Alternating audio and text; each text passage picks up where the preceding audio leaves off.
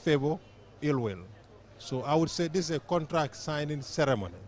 Of course, they will say inauguration, but it's a contract signing ceremony where he will take an oath presided over by the Chief Justice of this country. So it is very important, and it will always be in the political history of the country. Thank you.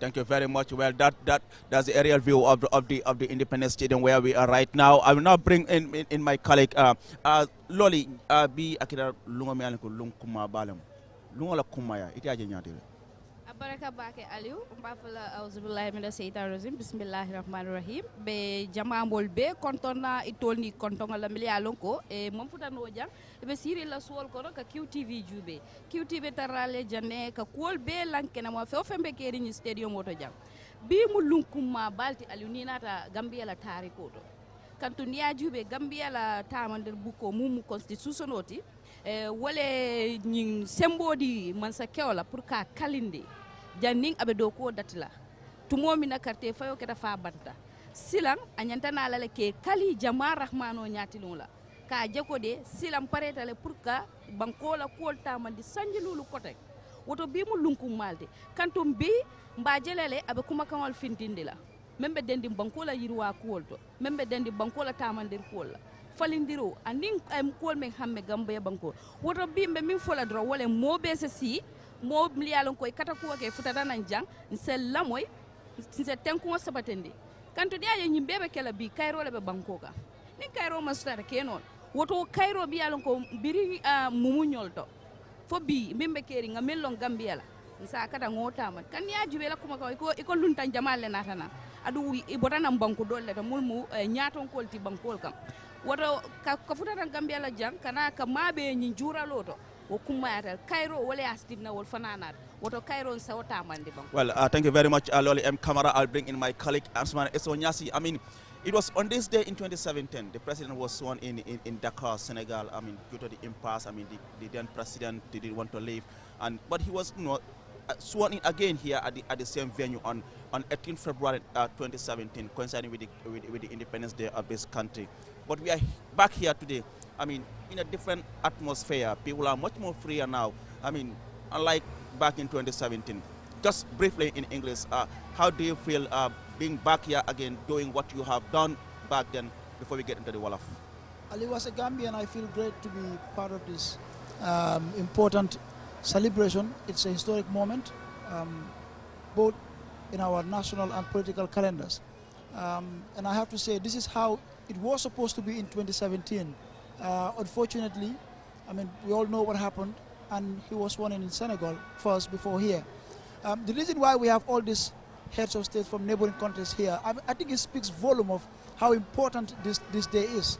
And it's a moment that all Gambians should release, because, I mean, like Sidi would always say, it's like a contract signing between the citizen and the president.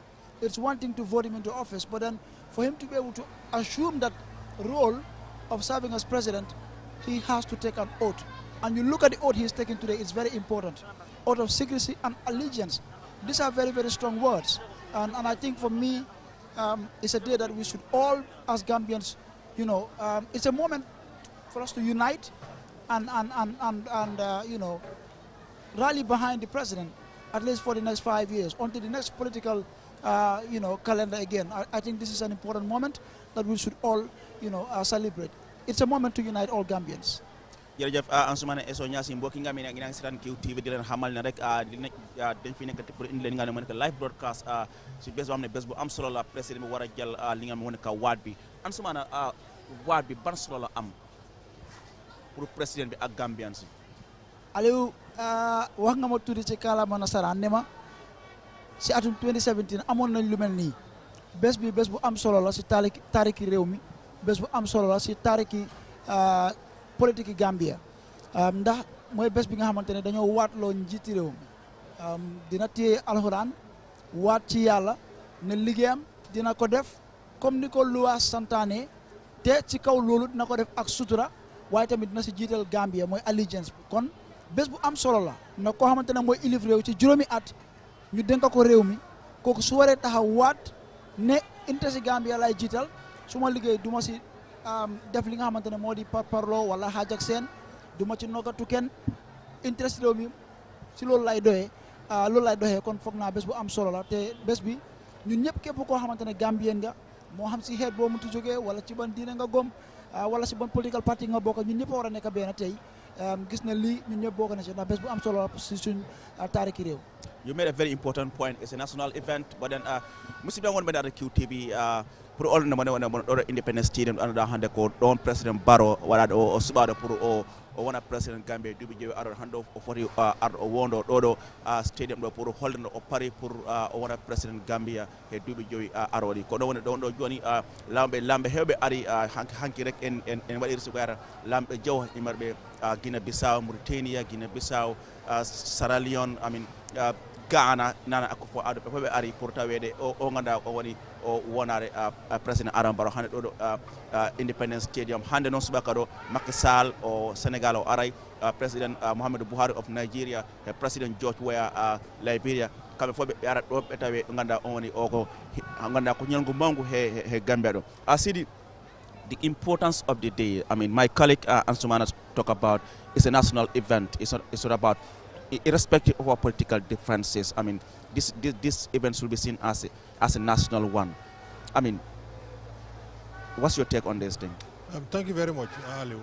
As so rightly said, it's a national event. Here we are not seeing party color. Here we are not seeing political parties. Adama Barrow is not taking an oath on the Constitution of the National People's Party or the manifesto of the National People's Party. He's taking an oath with the Constitution of the Republic of the Gambia. By the way, the National People's Party led Grand Coalition. Yeah, with the National People-led coalition. Yeah. He's not taking an oath with the Constitution of that particular party or the allies. He's taking an oath with the Constitution of the Republic of the Gambia, the 1997 Constitution. Earlier on, you talk about we have dignitaries, other heads of state, gracing this occasion. I'll just say one word in Mandinka. Signor Kubika, Signor Kare. When your neighbor's house is on fire, help him or her to put the house off. It may turn to be your house the next minute. So having other heads of states here, eight heads of states, that shows the unification of the sub-region bloc, the ECOWAS bloc, the love for peace, the love for that grand development that ECOWAS is pushing forward. So today, I would love to see all those who have contested this election with Adama Barrow under the pavilion. If anybody choose not to show up, and best reason known to them, I would be very disappointed. Because this is a Gambian event, it's a national event. I mean, we have seen similar events in the First Republic, in the Second Republic. That's where we are now. We have not changed the constitution yet. So we've seen it.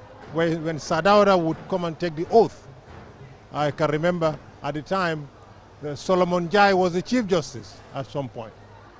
Other contestants like Sirif Mustafa Diba, Hassan Musa Kamara, you name them, would show up. And it will be a beautiful occasion. That day will be one Gambia, one people, one interest, and that's Gambia.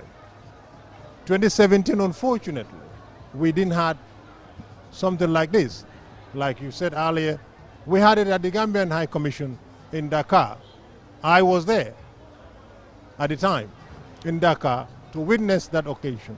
And it was an emotional one to see that the Gambians have gone out to exercise their fundamental right and they cannot grace that occasion. But thank God, when Adama Barrow came back 18th February 2017, a similar event took place. So it is important for us to bear that in mind, that this is a national event and is an event that every Gambian must grace it. And again, well, like you are saying on your screens, gradually, the city, like you are saying on your screen, the invited guests are gradually coming to absolutely. Like I said earlier, under that pavilion, I would love to see all those who run in the 4th December election to show to the Gambians that we are one people and we have one interest. And Adama Barrow is going to sign this contract to tell Gambians, I'm here to serve you, irrespective of race, irrespective of gender, irrespective of social orientation, irrespective of color, irrespective of political grouping, ethnicity, put that away. It's Gambia today. And again, we expect Adama Barrow to address this country, to unify this country in his address today. So the day is still early.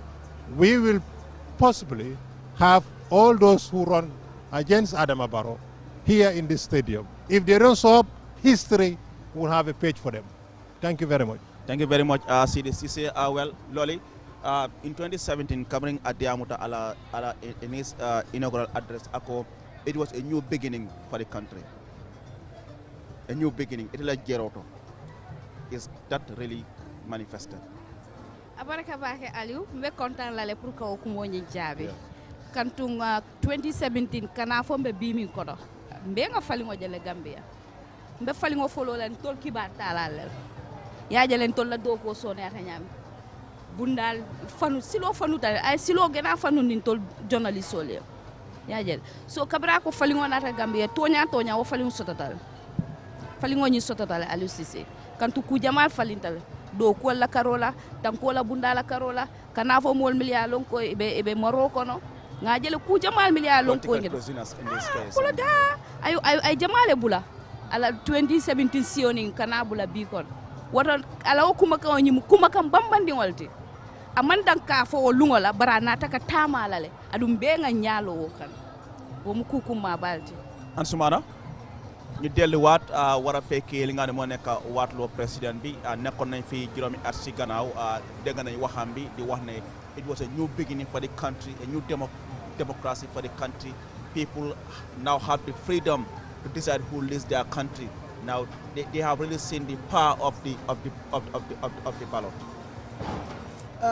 jërëjëf Aliou foog naa pour gën a dëggal rek lu loolu wax dëgg la soo gëstoo taariki Gambia dafa am fi ñu bàyyeekoo ci balaa jamono nguuri président Adama Barrow soo xoolee ñun suñ biir liggéey sax niñ daan liggéey ak léegi utee na kon dina la won ne wécceeku am na biir Gambia dafa des nag sa gis-gis ni waay ak i tamit ci ni nga càmbare lii xew waaye foog naa suñ ko waree wax rek wax dëgg ne yàlla Gambia wécceeku na tey bu ñu tasee kay xibaar yi bëri nañu di nga def sa liggéey doo ragal doo ci xalaat dara te lépp loo xamante ne moo nekk yow sax sa xel wala li nga xalaat ci li réew mi doxee di nga ko wax te kenn du la ci def naka su dul noonu ko fanaa loolu luñ jara sant yàlla la li ñu mën a def rek mooy dëgëral loolu foog ñu bennoo nekk benn jiital intérêt si réew mi buñ ko defee rek foog naa réew mi dinañ ci am li nga xamante ne moo di yokkute Gambia nag réew mu ndaw la te ñun ñëpp a bokka su ma bokkut ak yow sax xam naa sa mbokka wala xam naa ku la xam wala xam sa dëkkandoor loolu li moo wone mooy ñun dañ am loo xam ne dafa unique bëriwut Gambia rek ngaa dox ni ne la kaay añ fekk sax xamut la kon ñun dañu war a bennoo gis ne bés bi si di wax na fi tamit si yeneen jiite yi nga xamante ne ñoo bàyyeekoo ci yeneen réew yi ñëw pour fekkee bés bi lii moo wone mooy lii bés bu am solo la bés bu am solo la ndax dina taxaw waat wax tamit lenn lay sentu man mooy statement ni président bi ndax fii la moo waxee programme si nga xamante ne la amal doomi réew yi fii ba baraal juróomi at su fekkee ne nag da nga fal nit ki mu ñëw taxaw mu waat nga jiital ko kooku su waree taxaw pour wax la moom lim laa defal si juróomi at nga xamante ne loolu la ko loi bi may loolu kon foog naa kenn ku nekk kuy doomi réew war nga si am interest ndax li ëpp si ñu lu ñu wax mooy lan accountability whole government to account loolu mun loo ko def su fekkee ne bàyyiloo xel li ñi nga xamante ne nga jiital li ñoo wax ak li ñoo def te ni nga ko mën a defee mooy si bés yi mel ni tey nga xam ne bés si réew mi yëpp la nga bokk si noo see bokkee mooy nga am si interest gis ne daal bàyyi nga xel tamit lu président bi di wax ndax fii la moo waxee lim amal askanu Gambia waaye tamit ci bon anam la ko fas yéenee def te maa ngi seenu tamit ne si statement am comme niñ ko déggee si victory statement am bi dina wax lu jëm ci bennoo pour unite Gambians si kon foog naa bés bu am solo la Aliou. Well, as you are saying on your screen, I mean, one of the presidents is now arriving at the Banjul International Airport, and it seems that's the president of Nigeria. If I'm right, Mohamed Buhari, they are landing at the Banjul International Airport. at the moment. Well, so comme nako gisee Muhammadu Buhari dafa mel ni mooy egsi noonu ci ba pare Aliou dama gis fii lu ma yéem ci at bii ni mooy li fi wàcca tey ak diggante démb ak tey ci ay njiiti réew ci biir Afrique man fooguma mus nañ koo am bi about 8 foog na juróom-ñetti président yoo xamante ne ñu ngi bàyyi ko ci biir Afrique fii loolu foog naa lu ñu war a rafetlu la ñun Gambien si lii man foog ma mus naa koo gis su dee am na tamit xëj na Siri moom lañ ci jàppale waaye maa ngi ko doo gis for the first time. Well, for me, I think, I mean, this is the first time in many years that I saw how busy the airport was yesterday. I mean, the tarmac was fully packed with vehicles as 5 presidents had arrived. And then for me, City, it was historic, having 8 presidents coming to the country. It's historic, but we must go back to where we were. Back in 2017, when President Barrow took the oath, he did say in his statement, it's a win-win for the Gambian people, and it's a win for democracy. And we are not patronizing here. We've been frank with what we have seen. Like you guys have said earlier, the media freedom. And again, the Gambians also don't fold their arms together. They were also participatory in that process of democracy. And I think that is very clear. So what we have seen in the Gambia right now, our neighbors have seen a mature Gambia, a Gambia definitely that people are taking care of their own destination. We went to an election. Of course, there were some disputes where people actually, or political parties, choose to disagree with the election, with the process. They had the process to go to the court. They went to the court. And actually, the court did what it's supposed to do, went through the process, and here we are. So it's symbolic in the sub-region. We've seen post-election violence in Africa. Africa is known for that. But with Gambia, thank God, and we keep praying that peace, and unity and brotherhood that we have in this country continues. And definitely, Adama Barrow being the custodian of our constitution, and the Gambian people also were mature enough to actually take charge of their destiny. This cannot be done by Adama Barrow alone or political leaders. This is done by Gambian people. That's why you see all sorts of people here today.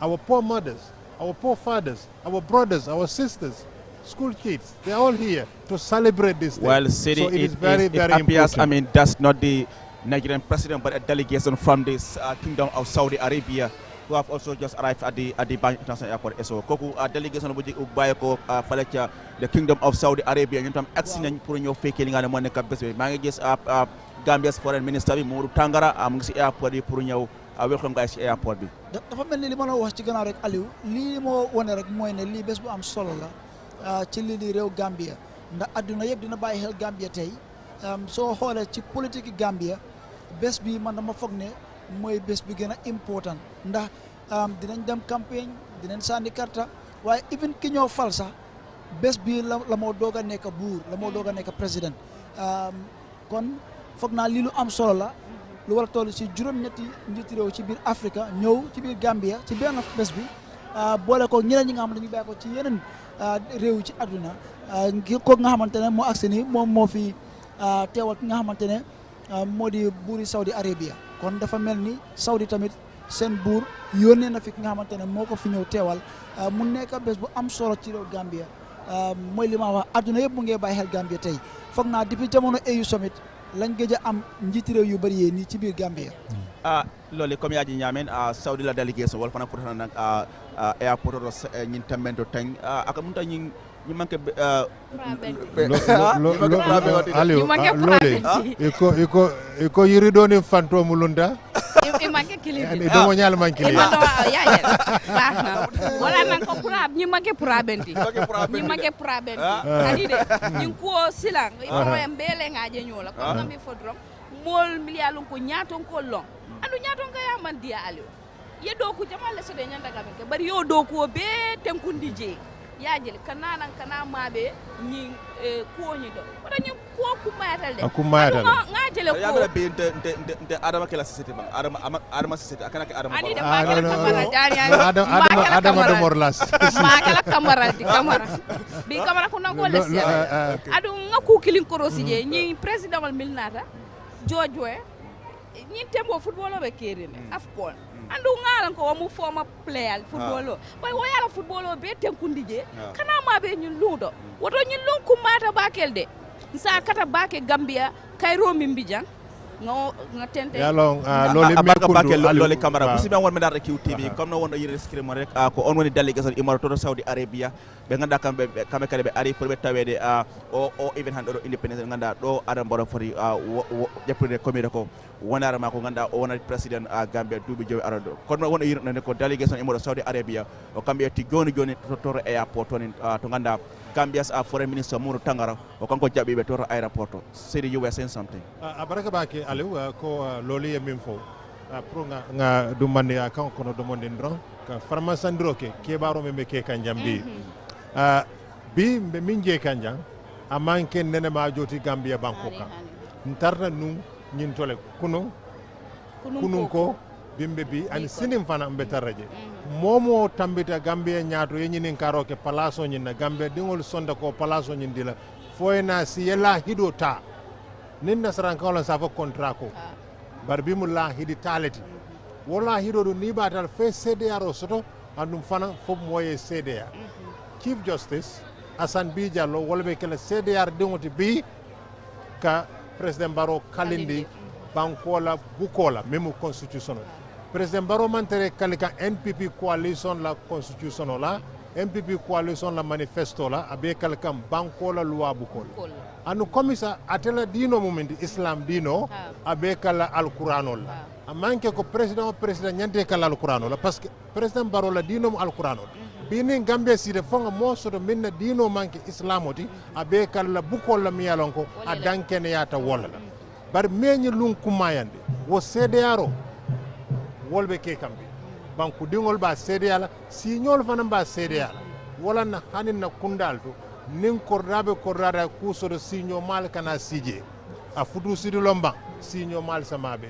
a sango lomba signo nyol samabe a kulli lomba signo mal samabe kayra tana signo mal samabe wala tin nabi ngani lundol min beje jang wolbe mun signo le di signo kendo lomidi kana mabe Gambia la ñu parce que Gambia be bankulo to banko mi yalon ko bi nte nsewo tan kere Gambia dingol miyo sabu Gambia dingole Gambia kango jamfandile ya jamfandi nyaadile mbe ya jele mama min kere jan 2017 2016 bar banko dingol la duwa ani la sada nyima e banko tankande fitinol bri adama fanan nata ay la hido minta ako is a win-win gagnolon pro Gambia banko gagnolon pro démocratie nga jele bimbe te momentu ñin sanji lulo kono mo mantara bunjola miyano ko ila miro ila jero wala dundije mum political prisoner woto mo CDR kibar talalu aliya foja ila do ko min baake akallanke ya woto bimu lunnet miyano ko politique parti mantara jang parti kola mantara jang Gambia dingo bele bijang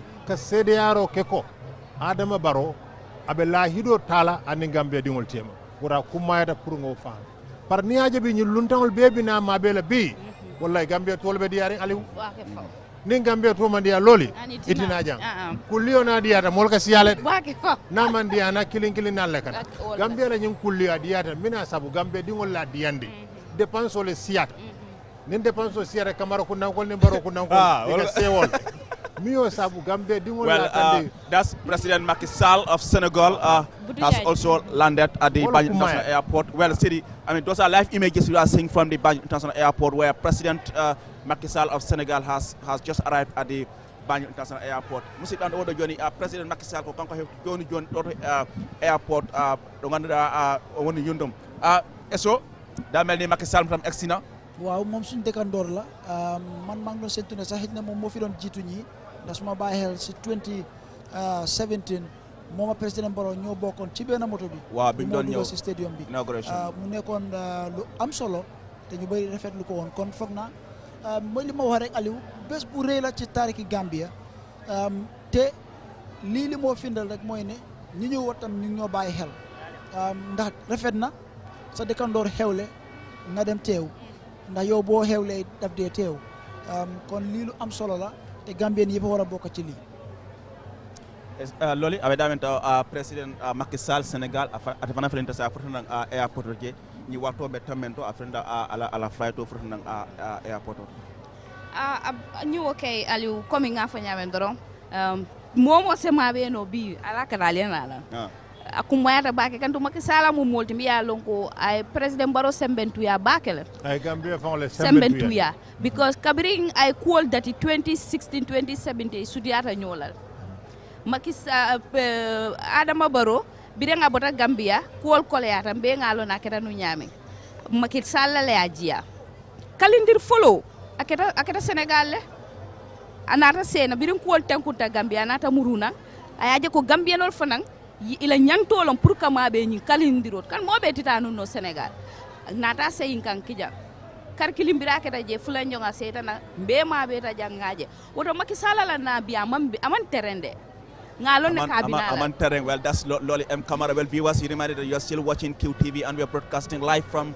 the Independence Stadium where the President-elect Adama Barrow will be taking his prescribed oath of office, secrecy and allegiance, but also we'll bring you live images from the airport as more leaders continue to arrive in the country for this all-important event. But also, we will also be bringing you live images from the State House where the President will be departing from to come to the Independence Stadium for this landmark inauguration here at the Independence Stadium. City. Aliou, you are right, like you rightly said, we are showing live images from the airport, State House, and inside the stadium.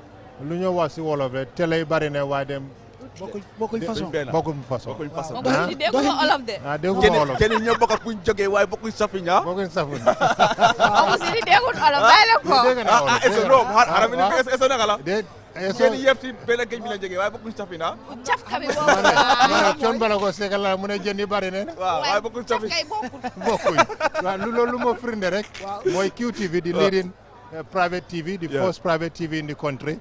Ibe do ko min ke kan asakayata. Atol mbe sirinjal be do ko min ke kan asakayata.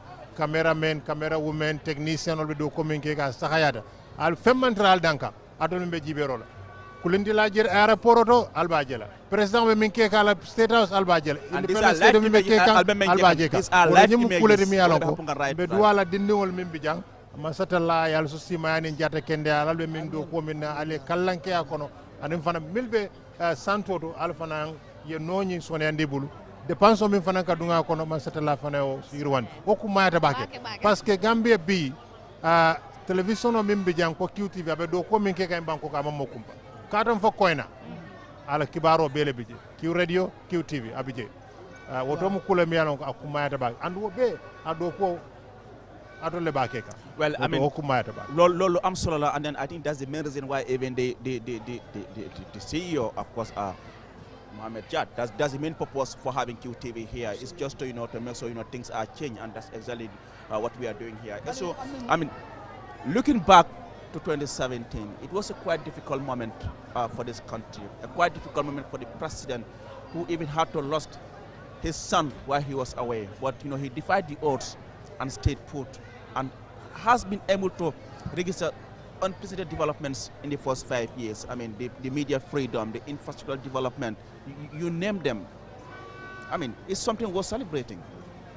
Ali, given our recent past, I think, it's obvious to everyone that this was not going to be an easy ride. Whoever, was elected president in 2017, be it was it Kande at the time or even Barrow himself, we knew this was going to be difficult, given our recent past, like I said. Having to transition from a dictatorship to democracy, of course it would take time.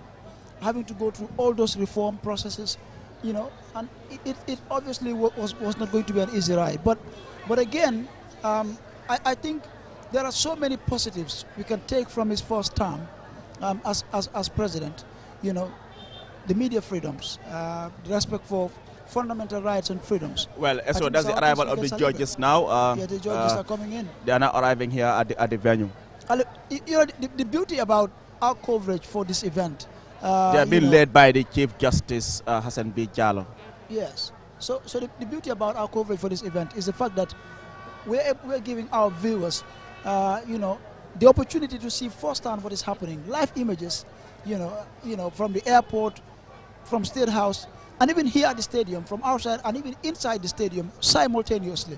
Well, that's the airport now. I'm seeing the amazing. Minister of Foreign Affairs, Mamadou Tangara, the Vice President, Her Excellency Dr. Aissatou Touré is also at the airport as we speak to receive President Macky Sall.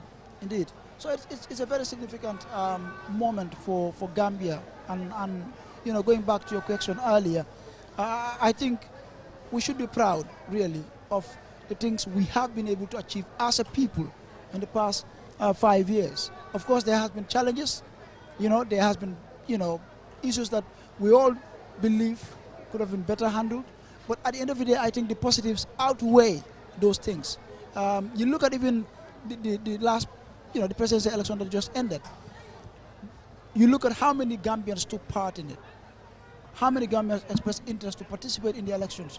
We had about how many candidates? 5 of them.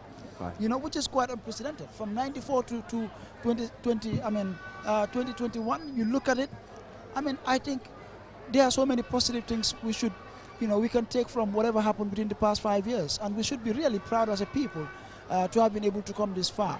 What we should do now is to work on consolidating those gains by uniting as a people, you know, by being honest to each other. When it comes to issues of national interest, we look at the collective interest, you know, and I think I want to believe that the next 5 years would be better for our country.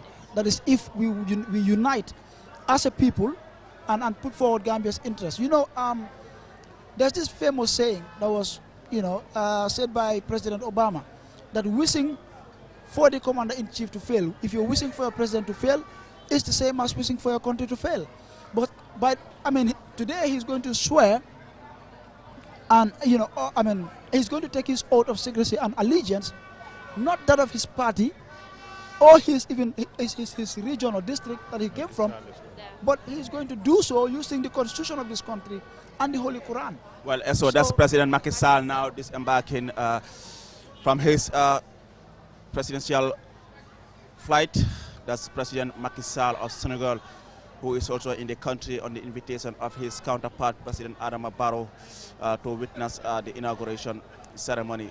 He is being received by the Vice President, Her Excellency Dr. Aissatou Touré. Well, as required by the COVID-19 protocols, I mean, they are now trying to test his temperature and also give him hand sanitizer. So it seems, I mean, COVID is a very how do I say? I'm struggling to find a proper word for it.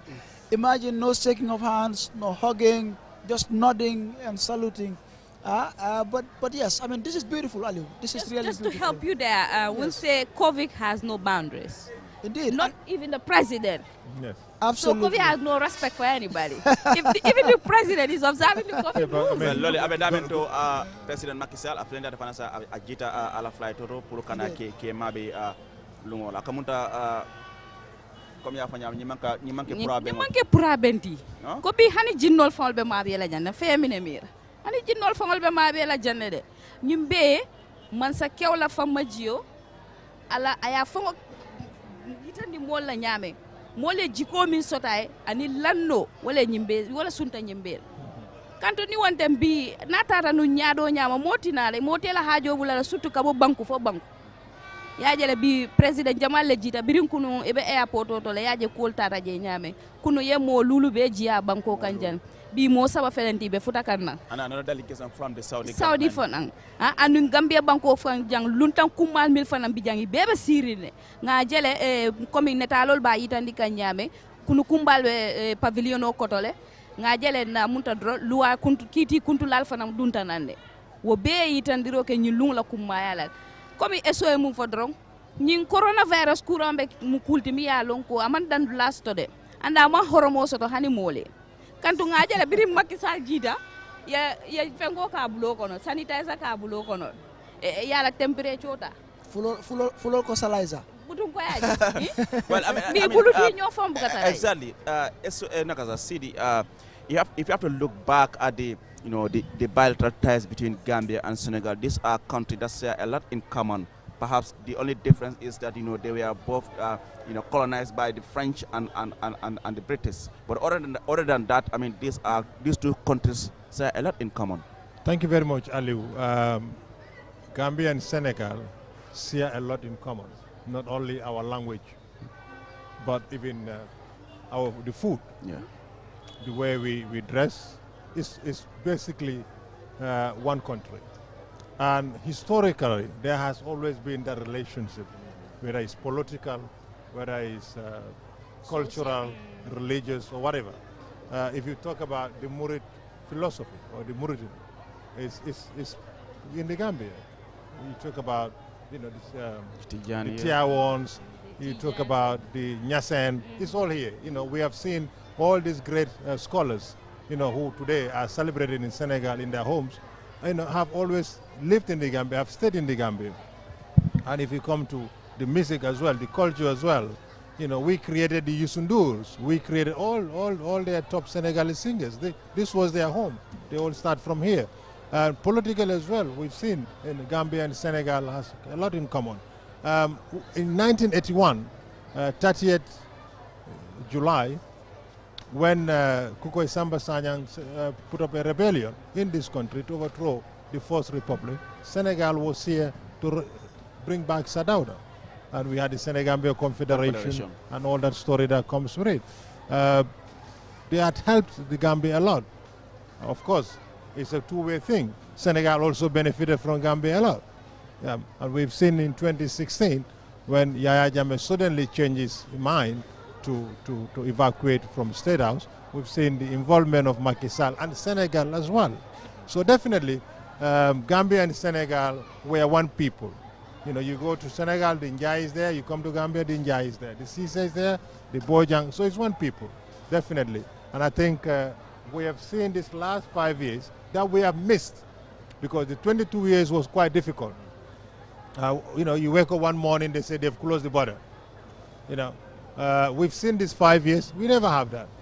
We've seen when Jawara was here, we never have closing the borders. So the relationship is actually moving, you know, closely. And definitely the two countries are benefiting from each other. We have seen the Trans-Gambia, the Senegambia bridge. You know, this definitely is good. And we have seen how many of our state guard officers have been into Senegal. That's the president. Macky Sall is now inspecting the guard of honor. I mean, the guard of honor by our fine men and women in uniform. And then I'm sure from there, then you know he'll drive either to the Independence Stadium or to his hotel first before coming to the. I want to say something. You see all these beautiful men and women in this all ceremonial dresses. Somebody who is a Gambian, who loves his country, who worked so hard to see these men and women look brilliant, is Malik Mendy. I must say this, Malik Mendy. For the last 3-4 weeks, he was the person behind the scenes doing everything. He saw all their dresses, all the ceremonial dresses, from the chief of defense staff right down to the last man. Siri is now doing advert for Malik. No, I'm not doing advert for Malik Mendy. I'm just saying, it's a Gambia. Before many years ago, when we have ceremonial dresses, they have to be sewn outside the Gambia. Yeah, I mean that. Outside, we order these things outside the Gambia. Now we have a Gambian who resides in the Gambia, who have employed Gambians, who is teaching Gambians, giving them skills. Definitely, Mr. Mendy, congratulations. I'm happy looking at this. Mendy, we'll bring our invoice because CD has already done the advert for you, by the way. So, digante Gambia ak Senegal. Nekk na digante yagala way so xolé ñaar rew yi xam nga dañ sé ko lu bari. Fogna liñu outel rek moy liñu lak français ñun ñuy lak anglais. ñu am seen nguuri boppa ñu am suñu nguuri boppa waaye gannaaw loolu du ci wàllum diina jullit ci fi nekk ak ñi nga xamante ne ñooy chrétien yi boo leen fekkee biir Sénégal nga fone fa lañ dëkka ñeneen seen yéen a feti jaamu yàlla yi nga xam ne la ñoo def sax fa lañ ko defee biir Sénégal ci mel ni màggal ak yeneen maas yeeg yu bëri nga ñëw ci wàllum aada ak cosaan bu yàggul rek gis nañ sax mbër yoo xamante ne Gambie fii lañ jógee dem Sénégal di fa bëri Sénégal tamit dañ naan ñëw fii di bëri nga ñëw si li nga xamante ne moo di wàllum musique si di wax na ko fi bëri na tey si artistes yoo xam ne ñu ngi coogaay biir Sénégal ñaari weer yu nekk ñu nga gis leen Gambie tamit na am suñu nit yoo xam ne ñoo jógee fii di dem Sénégal nga ñëw ci wàllum kaaraange am na nangutoo yu bëri yu dox suñu diggante tey yaa ngi am ay soldats ak police Sénégal yi nekk biir Gambie am Gambien tamit police soldat yi fay génn dem biir Sénégal ñee di fa jàngee ji sax di ñëwaat loolu li moo wone rek mooy ne ay dëkkandoor yu buggante leen ay dëkkandoor yoo xam ne dañ yàgga nga ñëw tam si wàllum history soo xoolee Gambie ak Sénégal diggante bi lu yàgga la du tey balaa tubaab bi say dugg suñ biir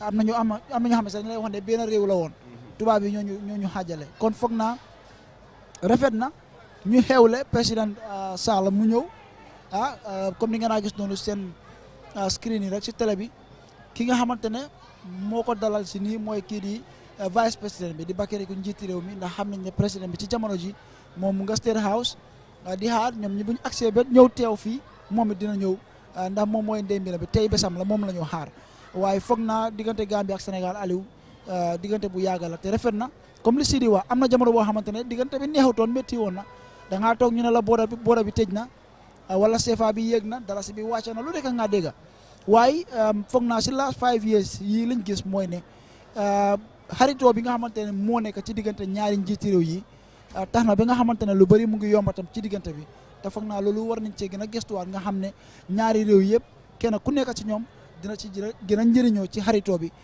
te ñu am li nga xamante ne moo di jëm kanam suñ nit ñi tamit njëriñoo ci tamit foog naa loolu am li nga wax ne lu am solo la parce que soo ko xoolee diggante Gambie ak Sénégal dafay yàgga because mun naa am ñu ñoo bokk benn frontière bokk nañ si lu bari waaye soo xoolee diggante Gambie ak yeneen réew itam seen diggante dafay yàgga par exemple soo xoolee diggante Gambie ak Sierra Leone xam nga am na ñu bari xam nga time boobu Sierra Leone dañ daan dem jàng ji ku mel ne suñ di chairman of the Keo groupe Mohamed Dia gis na right now mu ngi invest lu bari biir Sierra Leone lii rek mu ngi laa won ne diggante Gambie ak yeneen réew yi dafa yàggaarata gis nga Aliou balaa si di ñëw Afrique dañ toll si jamono boo xam ne ñu ngi am lu jëfewoon suñ biir mooy bennoo te dafa mel ni suñ jiiti ñeegari am léegi ñu ngi eew lu bëri si ñoom ñu ngi bàyyi xel loolu Gambie ak Sierra Leone soo gëstoo taarix sax ci jamono tubaab yi am na jamono boo xam ne benn nit bi moo amee woon ñaari réew yii soo ko bàyyi xel ci history dañ laa wane benn nit bi moo amee woon ñaari réew yi toogal fii Queen yi Angleterre nga ñëw xool tamit bëri na fi ñoo xamante ne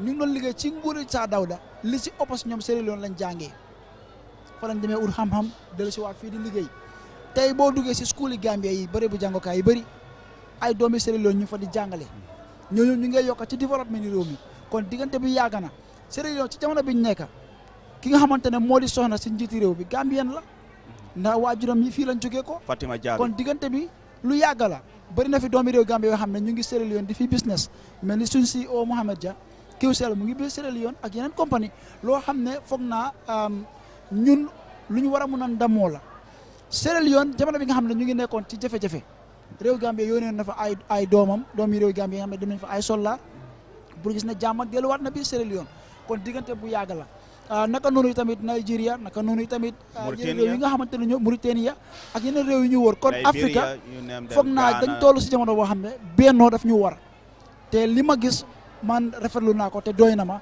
te foog naa li ñu war def rek mooy gën a gis ne ñu gën cee yokka daal ba gis ne diggante bi mu gën a ratax nii lañ mën a def indi unité biir Afrique looli mbe kacakan Gambia ni Sénégal temo bari Gambia ni banque dol fon la temo wolem Aliou comme nga diamu la folol jansa domandindoro ye ku jamal fo Gambia ni Sénégal temo la bari comme tamu musoldi adu ngami suudeje wala julayani safar wala kola del na jang mo jamal bi je ka boje kada Sénégal kata ka fengol sanje kana ke sayinka wafija Sénégalais jamal fanam bi jamil ya lon ko ibe nyinindiro la Gambia banko kanja ni aje o bebe kela munta dia min bentema nyomo yo min bentema wala yo no woto wonyanta kela kultimi ya lon ka nyanta bambanda ndo nyanta kela karandir bundalti pour ab banku kotol nga nyo lo nyo fe kon mbemu Afrika kilingolti adun tel be mu fata finki bin fi mo finki Macky Sall ababakana airport to kana ben dulato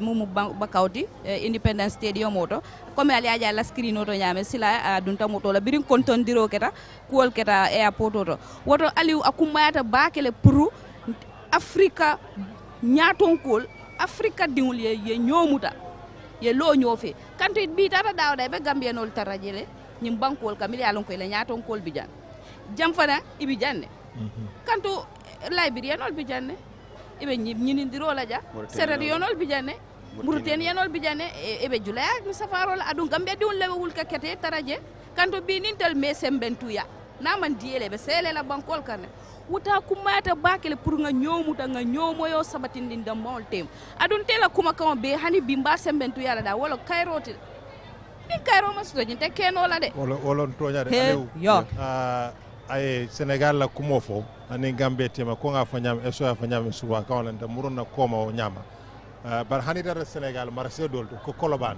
marché Gambie mum fa dula asalem marché Gambie mum fa moto ñimi du muy kule men ka CDR ke Gambie ni Sénégal la signoya ale Freetown fo yalong ndol wuluta jamano minna nka moy ko dunia sukuro ni kolebe dunia iko America wolom dunia la sukuro Gambia lon dunia la koti wolon ko Gambia bu bankuleti adoyata bari wotumo koku kete ñin dunia fo Gambia farmanse ne albaje la tarikoto Iraq ani Iran la wo Gulf wo Iraq ani Iran biri dunda ñola ayatollah be Iran ya wo wato la biri Iran ni Iraq dundo fitino la min keta sa Dawda Jawara alma ale nemanen kafar kala atelo tama singola sob regiono kono jang ñi nañu signol kono jang fitina mata jang sa Dawda la ka wuli. Well, Siri, from what we are saying on the screen, another president has arrived. I mean, we have to confirm it must be the president of Liberia or Nigeria, but we will confirm once we got to know who the president is. It perhaps could be Liberia. I mean, ngaji ko nabe kala Nigeria di la pleno asobe teresa farabala bar nyim pleno de nga lolo nin karole jeje askina be kala Liberia tata aske Liberia la karole aske jojo la karole so ngaji be janno be ko ngam fo Gambia la karole atolum koti dunia kon ita ku keno la nyum dunia kon tabiro la karole domoro la karole man ko keje horom si horom Gambia mo horom garam ñoy horom baax na yeen xalé yi xamé ko waaw ñun Gambia bu ñu judd woon dem fekk dëkk boo xam ne mooy Gambie bii foo dem si àdduna bi soo ne Gambien la ñëpp den laa xool den laa fekk si i kene le ye taraje fen dafa bankoo la diyaa bankoo la tenkuŋo bankoo la horomo ala buuñaa fitina maata ñun duniyaa kono Gambia diŋol le kataaje istimo biriŋ keloo ketaje fo be bankoo ñun loola Gambia diŋol le taata je la civil service ila dooku bundaal to ila police kundaal to ila dooku dinkira jama Gambia diŋol le karandi Gambia dingol manke ko malankode dunia bar woto ngaje ni sanji lulu wo farman seate le kote ke yalo mo janibe mo kanule ke fon le kanu wato sodode Gambia janga njikita ko hani kanobe janga a mankitale bar ni sanji lulu ngaje kano wuluta nyim bankunka uro kanyo nyi anyante kontinela Gambia dingol kana ke fanjawoti kana juti fanna ikana juti fon le kana ke fanjawodu waka fanjanil wala yirot akatala yiri foya ko he nyi yiro fele nyi ñaari ndimbay du ngala fa jani wodon kana kem fanjal bimbe temmo min to bi ye jojol la kumol fo jam birin jojol dun tan jam way sede yaro ko na institutional na do ku dinkral al ngi sembentu yandi. Well, that's George Weah. Well, yes. Viewers, if you're just watching, I mean, that's the president of Liberia, George Weah, has just landed at the Banjul International Airport. These are live images happening currently at the airport where the Vice President, Her Excellency Dr. Ezek Toure, is there deputizing the president to receive his counterparts who are arriving in the country. Earlier on, we received President Macky Sall and a delegation from the Saudi government, and now George Weah of Liberia has also landed at the airport, and I'm so shortly we will also be receiving the president of Nigeria, Muhammadu Buhari. Sidi Awedamento George Weah adefana fila furana. Wala Liberia la president George Weah woto mena be play ke ga Angleterre ay football no bake wala president ya amanke métier hani de Aliou president ya du métier ku nekk mun naa nekk president George Weah international player a seasonal player ton politician so politique la amanke métier ye kanu la sodele banko ye ñi hamol sodele banko ko lefte la banko bonde la be dame ka futande dinkira doto ko momo so keno. But even in the case of President Adama Barrow, yes, real estate, we had people who were here who were opposing the system for 20 years. They couldn't remove Jammeh. yàlla dem indi koo xam ne from nowhere kenn xamutoon Adama Barrow indi ko within 3 months mu ñëw change government. foog naa Sidi laal na fu am solo. fu am solo la. gis nga pour nekk njiit yàlla mooy tànn ku ko neex jiital ko.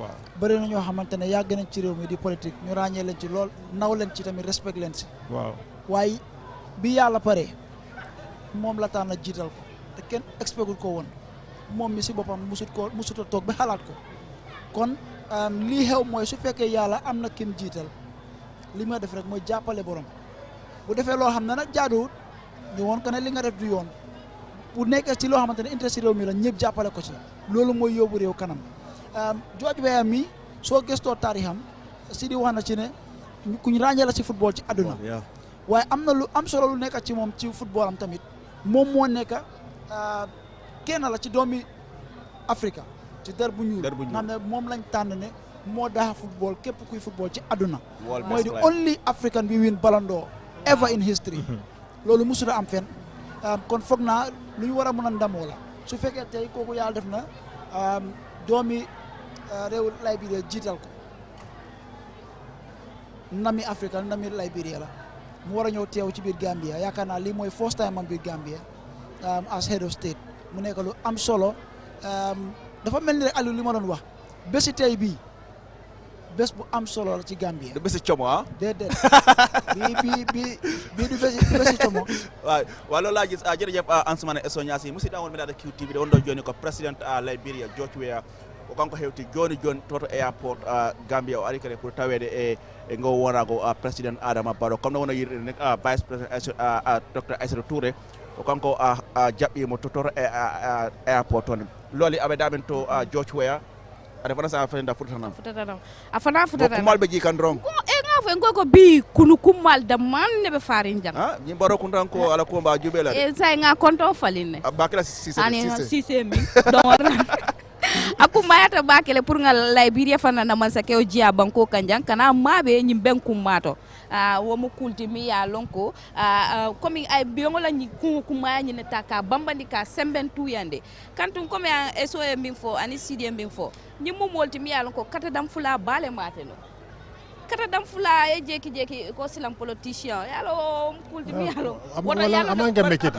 yo politiko mange mecheti kanolo mo bankola kanolo mo wala akumayata ba yalo ni yaje kuo jama ka siya diamo jama ka siya waliol ka siya mole politiko ke talent it's an entitlement to be a president of a particular country that is a no you have a passion for your country, you love this country and you want to take this country forward to the next level, okay? And if people choose to entrust you, well and good. If they choose not to entrust you, go on with your business, go on with whatever you're doing. It is not a trade. Do you have a plumber? Do you have an electrician? Do you have a avocat? When you don't go janga. Ay buka jindo kara. Dibi ka nyinkara. Dibi ka kara. No, ala ku fonde de. Jani ala ba dil, ala ko fa ma ko ay ma ko. Ay ma.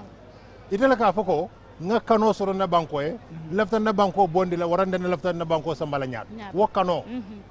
Banko dingol sina kano suteto ke tambindi. Nim banko dingol me wo kano suteto e me tambindi.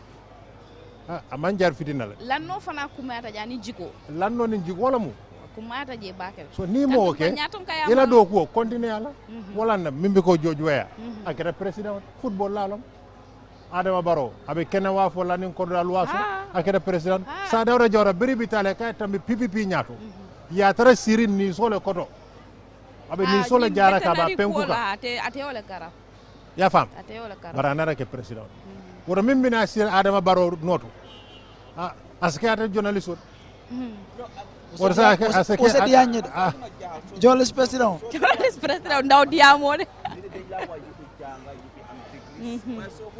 Gambia comme ça suñu def ñu ngi ta amagum le nepp nit ñoo xamne di nga ne am nañ ay masters Barrow tam ko de jàng waaye comme suñu la wante kona yalla mo day gis dara ci doomi Adama rek ñu jëm ko non bu la wa ba baax na yéen di wax affaire yi yàlla baax na yàlla baax na waaye dégg ne wante déet yàlla baax na yàlla mooy di waaye ay Gambien yi ñooy tànna ñaareel bi yow sa boppa yow yaay xëy nga ne dégg marché ba ñun bi su ma ku ma jiital fii ma nekk président dinaa ko sensé yow yaa am ene on so dafa important pour ñu understand kono kenn waruta door kenn si politique parce que du métier. waaye gis nga Aliou laal na fa am solo Sidi mooy affaire yi jànga waaw gis nga xam-xam soo bàyyi xel ci diine yëpp rawatina si islam dañ laa wane saaku xam-xam dafa war ku nekk. waaw kon dina rafet trop koo xamante ne yaa ngi nekk tam jiiti réew nga sa xam-xam màcc ci dara ci wàllum jàng soo jàngee daf laa dimbale ci sa liggéey daf laa dimbale ci ni ngaa jëflanteeg nit ñi fanaa loolu am na solo tamit waaye tamit li nga wax mu ngi fa foog nga bugga sa réew da nga koo bugga te nga taxaw wane ne man de bugga naa wala maa ngi sàkku réew mi bu ngeen ma ko joxee am naa éene bi te foog naa am naa xalaat beeg man-man bi pour yóbbu réew mi génne ko sukkali ko génne ko ci lu munti nekk foog naa loolu tamit lu am solo la te luñ jar a ràññee la Gambia nag loo wax it loolu la nit ñi ñooy tànn ku leen doy dëgg la yàlla ak ay mbiram baax na it nga jàng waaye bu la nit ñi buñ la sànnilu doomu sa falu kon li gën a am solo rek mooy na ñëpp jiital réew mi waaye jàng nag baax na pour ñu janaa gëstu ko baax na trop pour ñu jàng waaye knowledge and wisdom yàlla boobu mee la ñaari yooyu baax na de parce que mandinkol ko ka karang a kumayata ka londo sora kumayata bara ka fahamo fana sora kumayata ka si karamoto e ke karantale bari man fahamo soto a nafa doyata woto ni ala ben sola kela karannati ayen ke fahamu lal fananti karanna siyata bar faham laman siya anu ni fahamo soto woto le kela banko kanu ini mota ño sabal yaaje ko ntebe ñim palaso min do bi Gambia dingol la nafulo wala kanjo mbe fenne ke kanjen sini nimbota jang mol sa suute Aliou Cissé be siyo min to jang alma sol simani jata kendel bara kule ke mi alon ko bi hani sini na tada duniya karo dola mba fa Aliou Cissé sida janyi lungola January kara tiltani konondo 2022 ka senyin tebuloto kanyin kachake woto nimbe makamoto mobe palaso to isa kukeje sini ni boreje mol se darajandi annu fana ise faham yedo ko min keje bi mbe ajal min kerja ni sanji mo woni fuloto modolu wolta sonne nge nyaadaje jang ya jama bina jamba hanan adina askeno ko bare nana de ngamira mbare sindira din kira do min jam fatata woto dum alman nyaaton kol be kel kanta dinguti amin kanta di yabe riada anu gamben kol fanan isa lonko ikana mota ka falkul tentu ha lole be siring yalo na minno ama minno ni ke ba dundilado aba torala aba do fanan torala woto adama baro mbe duwala almad man satalla aya ke modi mi yalonko asabanko dingol moy ase faham ana asabanko kano min bato altala lafa nga fonun ko Marcel mimbe Sénégal e ka fo marché Gambie Colobane bire kama fane marché Grand Yoff sotole pour kana fo ko Gambia marché do be Sénégal bar Sénégal marché fana bi janni odo bire kama ko yalla tol mom futa baake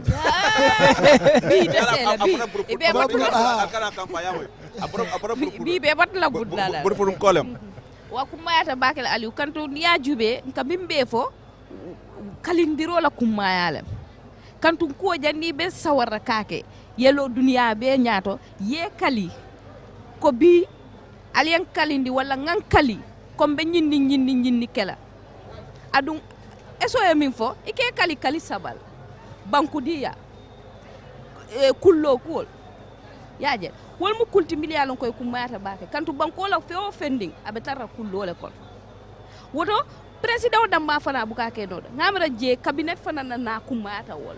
Exactly, because as discussion goes on, at some level, we will try to discuss about the way forward. I mean, Barrow's next government, what sort of a cabinet are we looking forward to? Because city is quite important.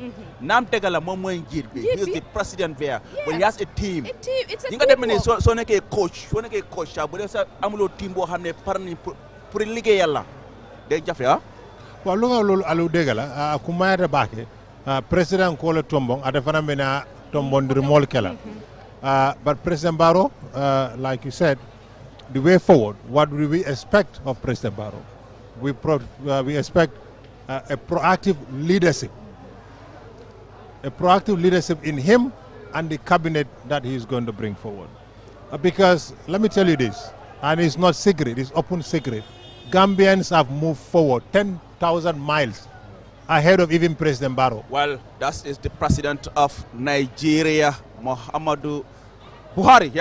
He's here with on board Nigerian Air Force. I mean, I said to you earlier, exactly. It must have that. Exactly. It's a superpower in Africa. If you're still watching QTV, we're broadcasting live from the Independence Stadium, but also bring you live images of from the airport and also at the State House, where the president is currently, standby, waiting just for his guests to arrive before he depart the State House to come to the Independence Stadium. But as you are seeing on your screens, that is the president of Nigeria, Muhammadu Buhari, who has just landed at the Banjul International Airport on board Nigerian Air Force One. I mean, Aliou, most of the... Nigeria. Wow, Aliou tey busy day la pour Gambia rawatina ñi nekk ci airport bi. Nigeria mooy li ma la wax ci gannaaw bokk na ci réew yoo xam ne diggante bee Gambia yàgg na jege na ratax na dëgër na lool na ñoom itamit ci lu bëri loo xamante ne Gambia dañ ci dee yëngu wala su ñoo sàkku ndimbal sax biir Afrique Nigeria bokk na ci réew yoo xam ne lañ di njëkkee moo tax ñu leen di ooyee Big Brother biir Afrique Nigeria du réew bu ndaw biir Afrique du réew bu ndaw ci àdduna bi kon rafet na ñu gis fii président Buhari xam nañ ne si atum 2017 di jamono impasse bi Nigeria bokk na ci réew yoo xam ne taxaw nañ pour gis ne Gambia jàmm delluwaat na ci réew mi te ñu continuer ci li nga xamante ne moo di bennoo président Buhari itam ñoom beetuma lu ma séntu la comme ni ma ko doon séntoo ci président Macky Sall ndax diggante bee Gambia diggante bu yàgg la te xam nañ ne li ëpp ci li nga xamante ne day xew ci Gambia su amee during important national events Nigeria president bi su ñëw sax waaye la day yónnee.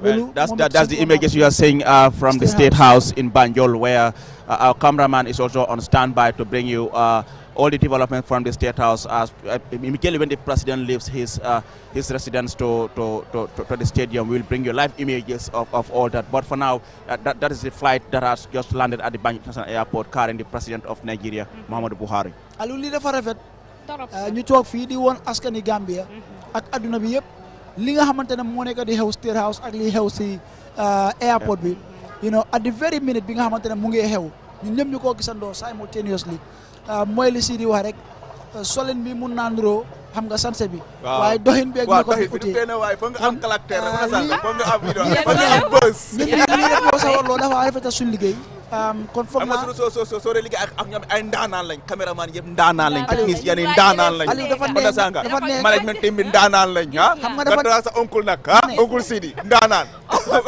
dafa neex Aliou ngay liggéey ñoo xamante ne dañoo yombal dañ laa yombalal sa liggéey management bi ñu ngi def everything possible pour suñu liggéey yomba nga xool caméraman yi ñu ngi ci jàppa technicien yi noonu bu leen fàtte suñu caméra jigéen yi tam caméraman yi jigéen ñoom Deres ñoom Marcé waaw ñu ngi yombal suñu liggéey te mu ngi rafet bi fo naa Abdou moo nekk State House Cheikh Tidiane nekkal ñu airport waaw ñoom ak Mamad di def liggéey bu rafet non foo naa QTV ay caméraman yi ay caméra wu mel ni jigéen jine leen am ay jine leen picc su ñoo ju yooni fii waaw waay dañ garaaw ba pare yéen kenn demul ngeen des danaa ci sanse ba mu nice waaw xamee ma leen waaw man ka xamee ma la tey sa eso xanaa yow ku jaar si lii nag bi Kara Creation moo si jaar man Alas Creation moo fi jaar yow nag man daal K Creation Kumba Dumbuya waaye defet la moom kenn jaaru si man maa ngi nii rek xam nga jaar si man man xam nga kan moo jaar si man nag man dinaa jaar si yow baax na diggee na fa sama diggee bi moom dama ko dem man dama la bëgg a wax sax gàcce nga la parce que am na loo ñu digoon te jot nañ si waaye bii tamit dama bëgg a balaa ñoo pare nga dig ñu dara waaw benn bi dem na si Aliou xam nga amul Sidi moom xam na ne maa Aliou siix leen te fu mu jaaree si Aliou dafa jaar si man waaw xam nga oku Sidi tey daal balaa nga fee jógee laa hiɗoya min duynu a timmanditale be nga jele ba fala ya baraka so bi fana janni bepp bare rek laa hiɗo walafta way siya on no waaw léegi laa hiɗo bi dinaa ko timba mooy du ngir bés bi de waaw kontante bu ma am ne gan yu fi teew ak Gambien yu njéene yéen yëpp dinaa leen solal Wow, bana bobu nee naa dégg well viewers you remember you're still watching. Waaye yow na sabot la kid la moo nekk. Waaw man dégg toog te su ma ñëw yow Obasanjo na Macky Sall. moom Obasanjo Joma Obasanjo. waaw Waaw neen ko jox Macky Sall. Wow, no problem. Wow, bana kon well viewers you're still watching QTV and we're broadcasting live from the Independence Stadium here in Bakau where Gambians are coming in their numbers to witness the inauguration of President Adama Barrow, who will be taking the free prescribed oath of office, secrecy and allegiance to be administered by the Chief Justice Hassan B. Jallow. Thousands of Gambians will be here to witness that occasion. But also we have seen the president will be joined by 8 other African heads of state who have all arrived in the country, and a delegation from the Kingdom of Saudi Arabia has also arrived in the country.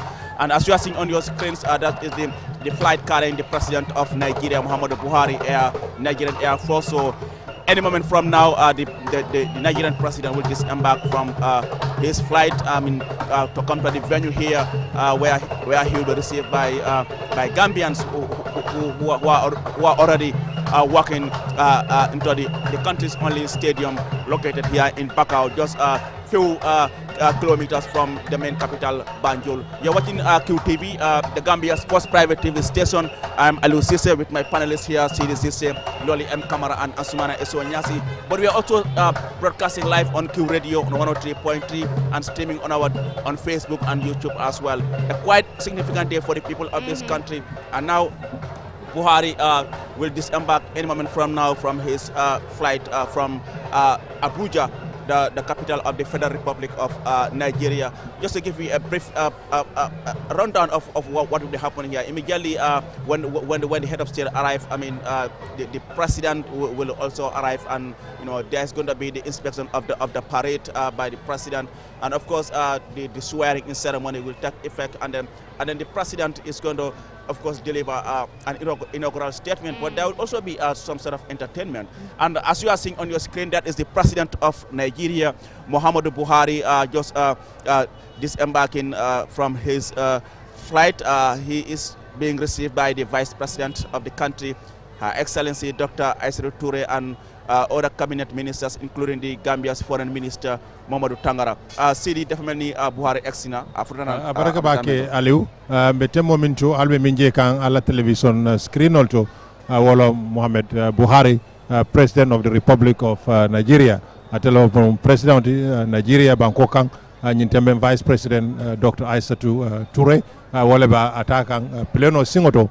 Ka tamandi kafuta ka alfal fanang kontong min keta Gambia alfalti aliu nyin kuma ya tabake ko lolu ya fa nyame ni manke probenti yiro do fantomulinda ido mo nyal manke leya bi nga min jang aketa ko Gambia ala ko atimadale parce que bi ngajele milika ke si ñol la dinkrato Gambia nadelo ko wulta rek aka faraman sale andu min fay me Gambia la fasa dia wolon ko Gambian ko le fan kanule kana nyina wala de idara dunia karo kare Gambia dingo je dawdara fu kilin to tano le bulu wala la fan kanot mbe ya jele min keta nyimban kunka sanje mo wanim fula marro keta ja min keta marro ta koleata nata bo ko ni sanji lulo fana ngaje Gambia dingo le kato menke ka sabatindro ke Cairo la bankoka nata jente ara karre fayo fanana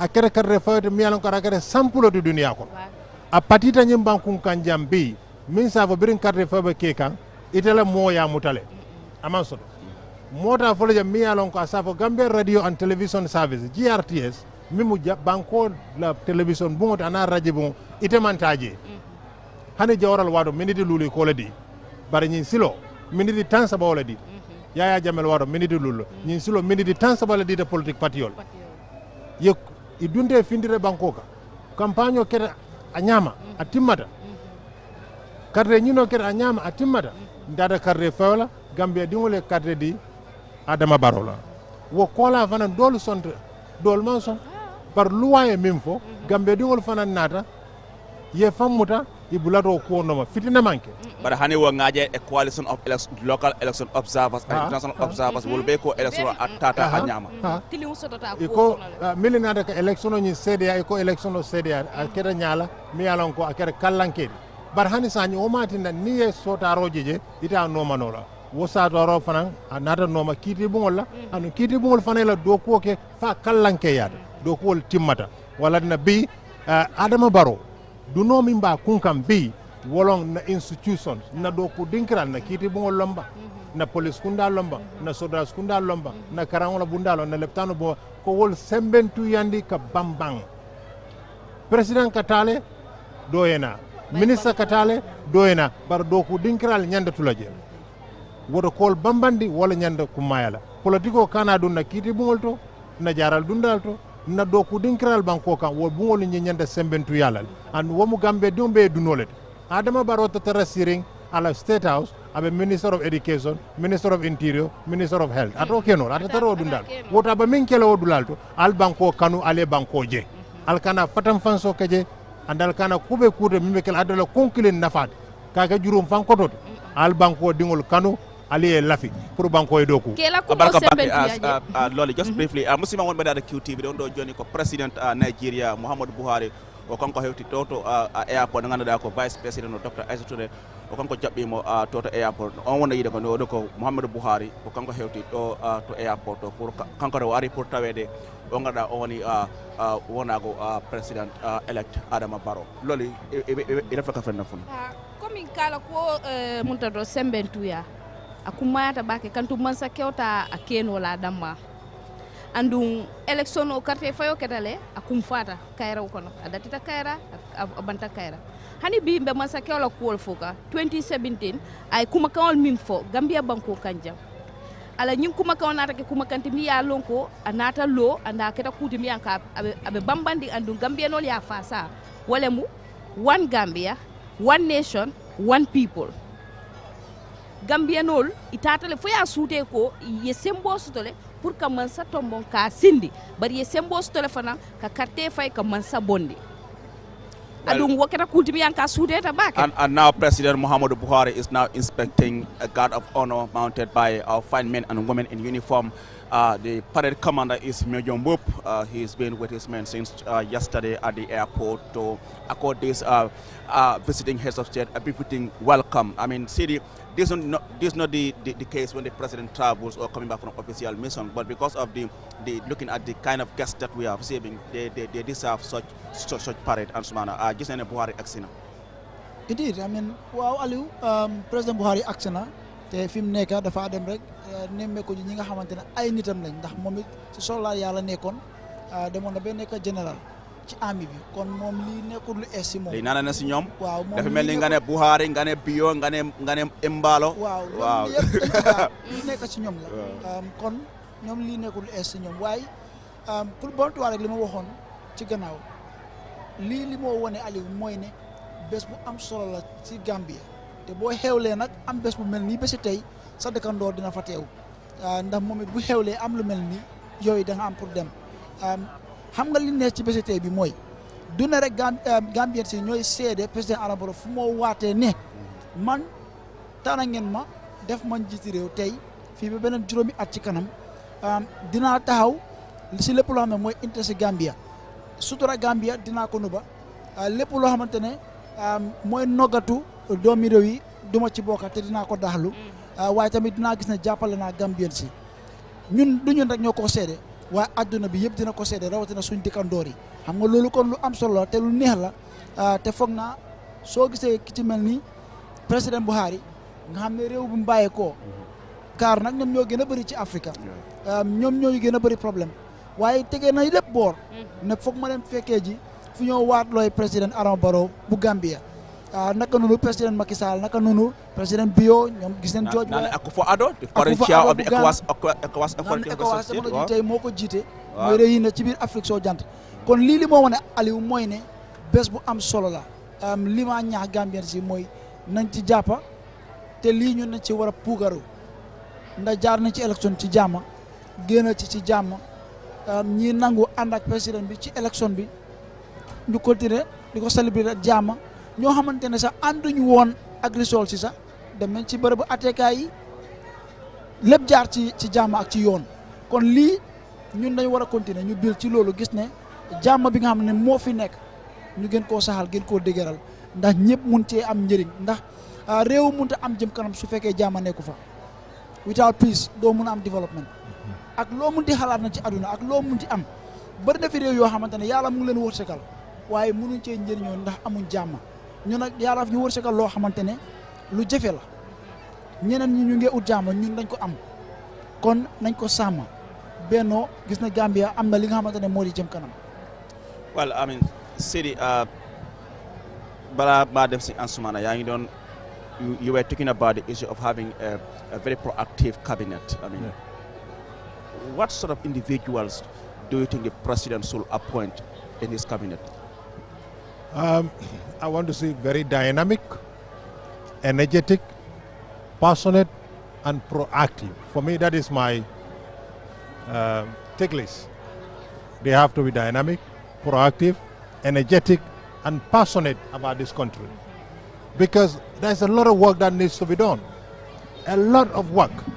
You know, I mean, we lost a colleague of ours, Pamodu Fall, due to Musandao road accident. Sad. May their soul rest in perfect peace. So we want to see those ministers who are coming into that cabinet to get on with their work. I want to see the works, infrastructure, transport, communication. You go out of here, even right here, would you see a single street traffic sign? There is no single traffic sign if you go out here. And we have a ministry responsible for that, for all these years. Most of these accidents could be avoided. Just yesterday by Senegambia, a woman was killed. And by the way, this is not to say the transport or the works ministry haven't done anything. They have done something. Of course. But what the city is saying, whoever is coming in the next cabinet, should really try to reinforce and do more. So that, you know, we reach the target. Yes. Yeah. Absolutely. By the way, he's not saying nothing has been done. Nothing Exactly. Yeah. Just but for what they say, Mandinka, Suwasa Borono Nyanya Fayala Fabuso. Lingambia Tarabi, Iko Dunia Bacon on Dolom. Dula nani njangol modombe Lagos amantara Gambia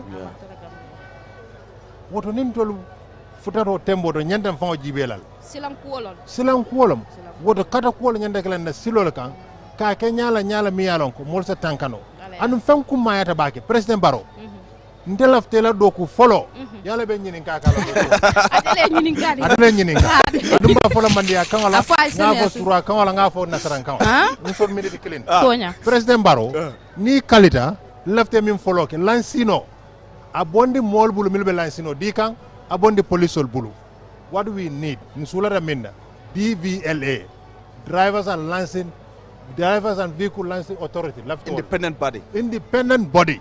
President Barrow ni mo woke mo fata nyin silo kan ikalita ko be gambe dingol tankala de ikalita ko be gambe dingol fasala wodo kube ke kan na silo kan ninga jibe roke atara fo atambira afutara lansin dulat parce que lansino fana ka di nyami anyanda jibel kunu me muso fa Senegal be silo kan bira jide mo do kono wallahi ni ko lansinol be nyimbulu. But okay, it's important, city. Come here for Nyamed, we try to have an independent body. But in the sometimes, I think it's about attitude. You see, you can have an independent body, make a lance, you know, but you more mail a daji ko falling. A camera burning Nyamed. But fana is something. No, yala near lancino bondi yake din kirada mi alon kala do kuba kala lancino. Kulu role betarraje. Bankol mi bijan speeding niya ke ka tampere kala lancino bala 3 point. Point di saba, point di woro, point di konondo. Point tangani fula ifoti la lansino nkaje Gambia je ka mola lansino busa bulu kiti bola ye mola lansino busa bulu kanifin code karfula lansin do bondi ay mofa nyimban kun kanja woto kula mantara kekan misa banku dingol tanka ya fam so nintara womanke ni accident ol tala ndol killing na bija ni sa accident ko bana ma bantu war ko moyne president Barrow su waate lije jelben lije luma buga mo def ko mooy ne mu gestu mbiri lansini Gambia ñu am bunta boo xam ne dafa nekk boo xam ne dafa mat sek mat si liggéeyam mu bugg a réewam képp koo xam ne teg nañ la fa nga def liggéey boo xam ne pour askan bi parce que gis ne lu nekk di xew fi ak barki dem boo njaay si la ñaaka suñ xarit suñ am di jàmm ñaari si ñoom ñetta loolu demba fii am na jigéen bu rey Sénégal bi kon lii dafa am solo we need an institution that is going to look after our license an authority we must do that we cannot be dishing out license like get the SAF. It's unacceptable. It is only Gambia in this 21st century where a license is being printed by a private institution that is out to make money. You sit here today, take out some money out, you get a license before you leave this studio. Sure.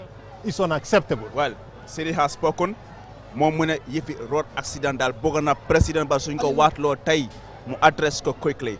Eso yow accident dafa bëri trop Gambia te lu ci nekk dëgg la war nañoo soppi jikko yi yow wax nga si waaye foog naa li si di wax lu am solo te lu jar a bàyyi xel la wax bi nag nañ ko dégloo ak xel su fekkee am nañ bunta boo xamante ne mooy gëstu ni ñoo joxee licence ci réew mi nga xam ne képp koo xamante ne joxe nañ la licence ne war ngaa mën a dawal moto dafa fekk ne matal nga sarte yëpp te gëstu nañ la ba xam ndax yow dëgg su la joxee moto di nga ko war a mën a yóbbu def ko comme ci anam biñ ko séntoo ci képp koo xam ne yaa ngi am licence parce que bëri na ñoo xamante ne tey ñu ngi dawal oto amuñ licence wala am nañ licence seen loxo setut wala seen jikko ak ni ñoo dawale si kaw tali bi doy na waar bëri na ñoo xamante ne ñàkk nañ fi seen bakkan wallaahi bu doon nit koo xamante ne jikkoom rafet na te mu ngi bàyyi xelam ci ni moo dawalee jox nañ ko licence te fekk daf ko yelloo am na ñoo xamante ne Aliou ñàkk nañ fi seen bakkan foog naa ne ñu mënoon a sowee la de kon lu ñu war a mën a bàyyi xel la foog naa li nga wax am na solo trop dëkk bi nag am na pressing issues bëri na yoo xamante ne foog naa njiit réew mi su waatee ba pare war na cee mën a bàyyi xelam ci yooyu waaye affaire yi accident bi nu mu bëri ci réew mi. doy na waar nekkul ne rek yoon yaa bon waaye nit ñi seen boppa suñ jikko ak ñoo doxalee ci kaw yoon yi la dafa doy waar. All right, thank you very much, Ansumana Isonyasi. Thank you very much, Siri Sise and Loli M. Camera viewers. You're still watching QTV, and we're broadcasting live from the Independence Stadium, where Gambians are coming in their numbers to witness the inauguration and swearing in of President-elect Adama Barrow. We are also bringing you live images from the airport and State House. But we will go for a short break, and then we'll be back soon.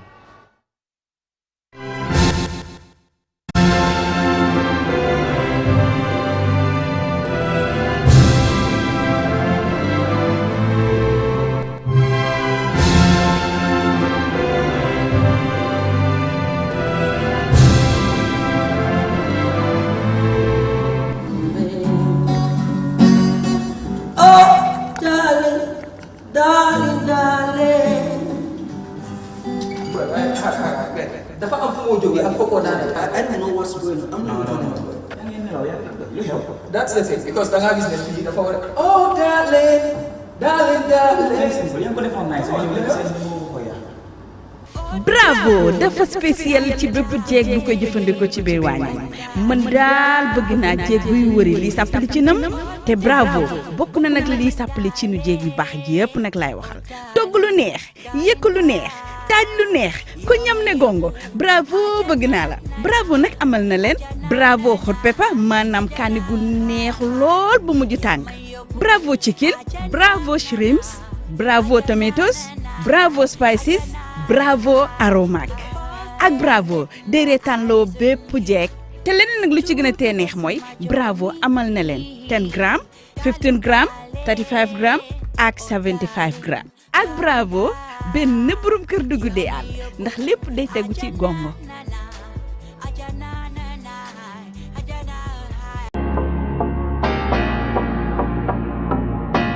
Fanyinte Ibrahima mfam banam kyo bare be siri fonti nyaade te be jilanding fanyinde me la kos bambang ngana kos ban lafta na do ko dati la bari baga sol be dabe ko leering foyte ma inko moy fune mu inkoti abulanno mangata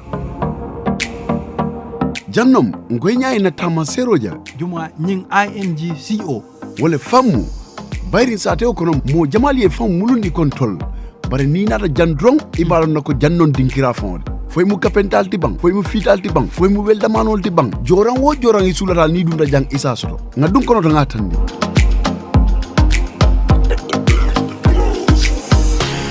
ke barense wotal de nga foyle jannom inkoti isulata joran o jorana ibasrola jannom na dinkira bati jimbex na dinkira do be sukuda traffic light aka munda ko sukuda traffic light dinkira do balbul hade sukuda traffic light na dinkira do biji ani inko dunia be bulo kono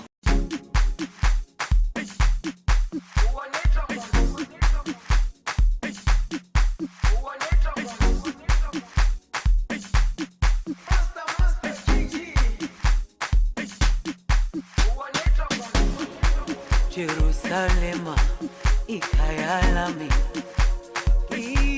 ilondoloze uhambe nami zungangishilana Jerusalema ikayalami ilondoloze uhambe nami zungangishilana dawo yami ayikholana buso wami awukholana ilondoloze zuhambe nami dawo yami ayikholana buso wami awukholana ilondoloze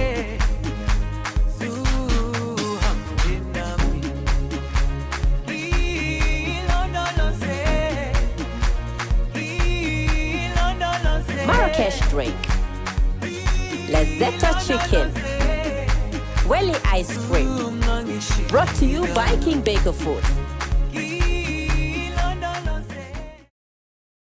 doomu aadama bu ne yelloo na ndox mu set te ndox mu set dafa bokk ci dunni doomu aadama te biir kat amul seetu waral na lépp lu fay dugg dafa war a doon li nga xamante ne ni lu indil doomu aadama bi loraange ci wàllu wérugu yaram One Stop Water Solution Limited ñu ngi fii ci biir réew taxaw temm fexe pour gis ne doomu aadama bu ne di nga naan ndox moo xamante ne ni ndex mu sell te wóor la ndax indil nañ leen ay xeetu filtres yi nga xamante ne ni mun ngeen koy jëfandikoo ci seeni pompe yi ci biir réew moo xam booxool ngay jëfandikoo wala pompe nawek yi ne bépp xeetu filtre bi nga xamante ne ni dina la indil wér gu yaram musal la ci loraange amal nañ leen ko ci biir réew am nañ 10-inch filter set of 3 bii nag ñett lay àndal bu ci ne ak li muy liggéey bokk na ci 5 micron pp sediment filter bii nag mooy segg ndox mi ba mu set génne fa lépp li nga xamante ne ni warta ànd ak ndox moomu bala nga koy jëfandikoo gat granule carbon filter bii nag mooy segg génne lépp lu xeetoog chemical ak organique yi nga xamante ne ñoom ñoo nekk ci biir ndox mi sellal ndox mi ba waral mu soppi li nga xamante ne moom la ndox mi di saf mu soppi cafin gi def ko ndox mu sell te óor CTO block carbon filter bii nag du yem rek ci segg ndox mi sellal ko ba mu sell waaye nag daf koy yokk ay ngéneel yi nga xamante ne ni day baax ci wér gu yaramu doomu aadama bi dëgëral waaye tamit yàggal lool sa yuur wi am nañ tamit 12-inch filter set of 3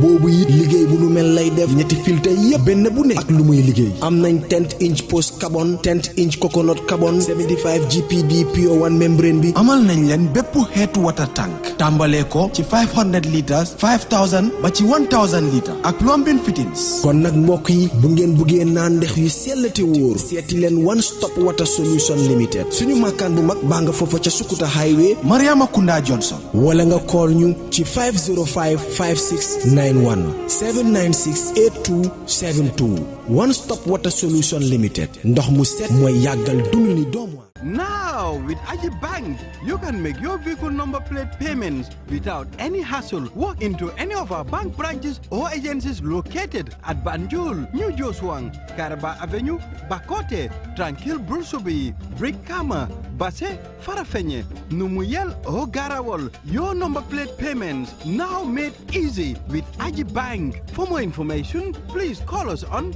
422-8405 or 377-5811. Aji Bank, your investment partner.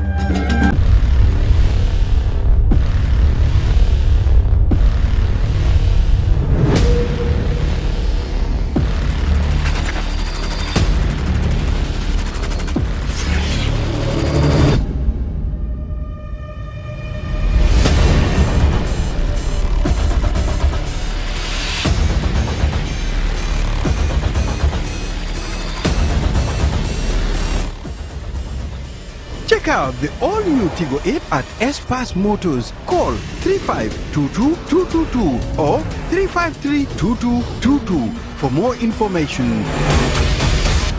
Cherry. One nation, 8 tribes. We are the smiling coast of Africa.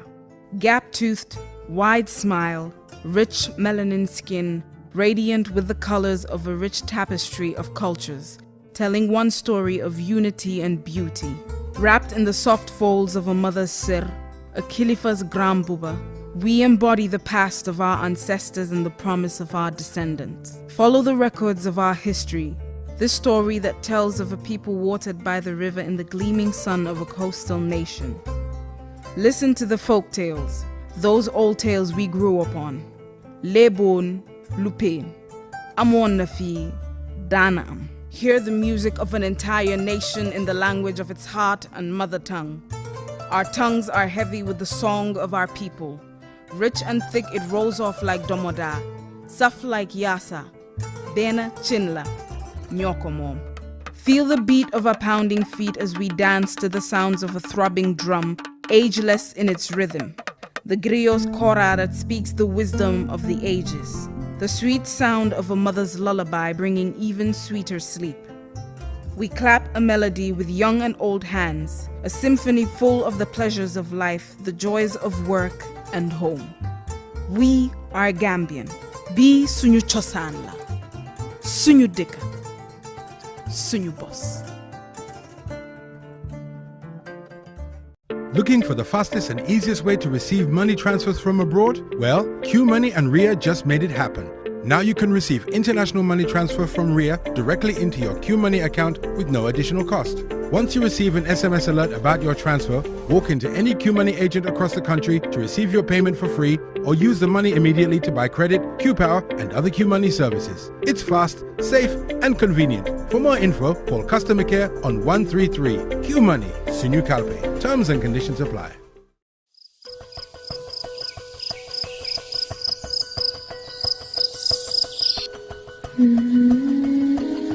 Light. From the beginning of time, light has been there. It is integral to our survival and to our way of living. We need light to work, To build. to grow things, and even to see our loved ones.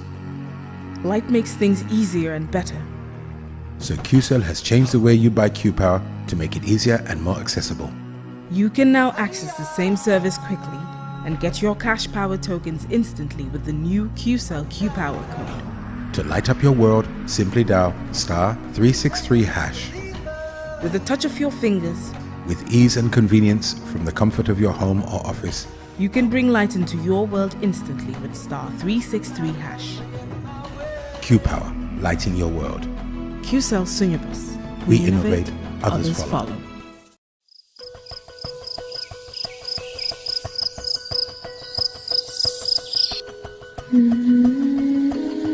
leer yàgg na fi depuis njëlbeen leer bokk na ci suñ dundin soxla nañ leer pour liggéey pour sampax pour béy suuf si te itam gisee suñ ànd jàmm yi leer dafa yombal affaire yi yépp moo tax QCell wecci nu ñoo jëndee QPower pour nga mun a jënd QPower si num gën a yombee léegi mun ngaa jënd QPower si saa si ak suñ QCell QPower code bu bees bii *363# pour nga leeral sa àddina mun nga koo jëfandikoo boo nekkee si sa liggéeykaay si kër gi ak bépp place *363# nga mun a jënd cash power si saa si nga jot sa cash power bi num gën a gaawee QPower leeral sa àddina QCell suñu bos ñoo xaali yoon bi ñeneen toppa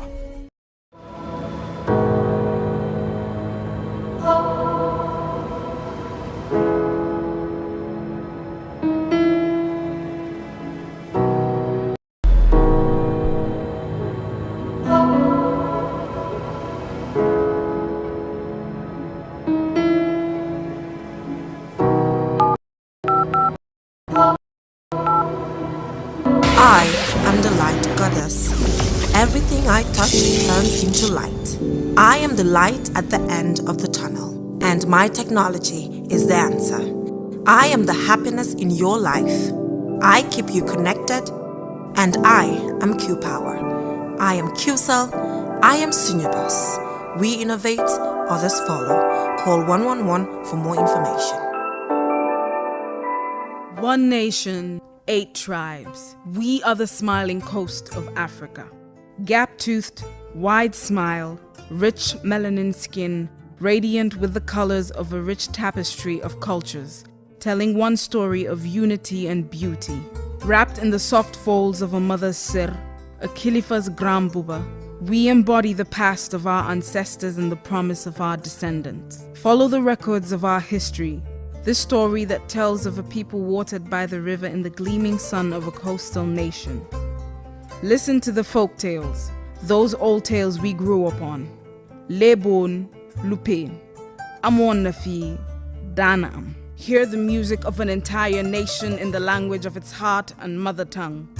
Our tongues are heavy with the song of our people.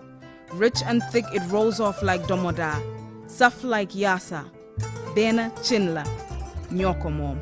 Feel the beat of our pounding feet as we dance to the sounds of a throbbing drum, ageless in its rhythm. The griot's kora that speaks the wisdom of the ages. The sweet sound of a mother's lullaby bringing even sweeter sleep. We clap a melody with young and old hands, a symphony full of the pleasures of life, the joys of work and home. We are Gambian. Bi suñu cosaan la, suñu dëkk, suñu bos.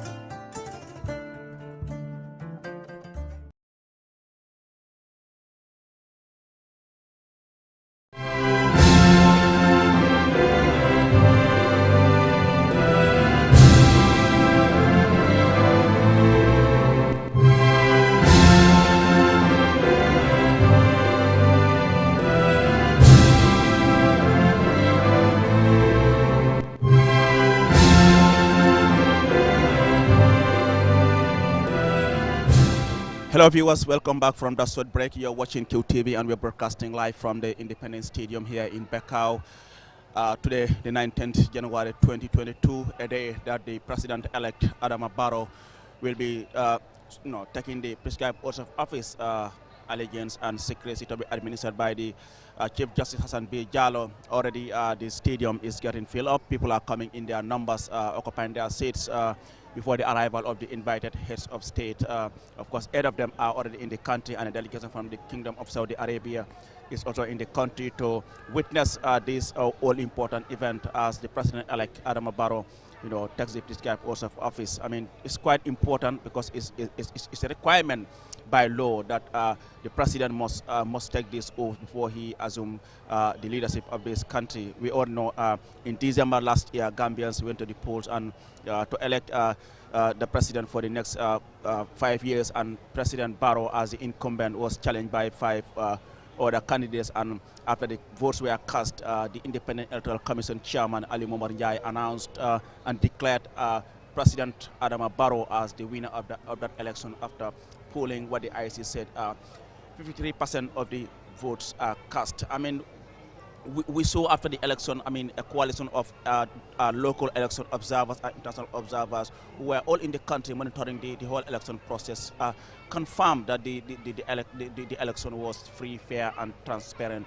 And today we are here at the Independence Stadium to witness the inauguration of President-elect Adama Barrow. Like I said already, 8 heads of state are in the country. I mean, we have the presidents of Guinea-Bissau, the presidents of Mauritania, the president of Sierra Leone, the president of Liberia, the president of Senegal, the presidents of Nigeria, the president of Togo are all in the country, and even the president of Ghana, Nana Akufo-Addo, who is also the current chair of the ECOWAS Authority of Heads of State and Government, are all in the country to join their counterpart, President Adama Barrow, for this important occasion in as he assumed the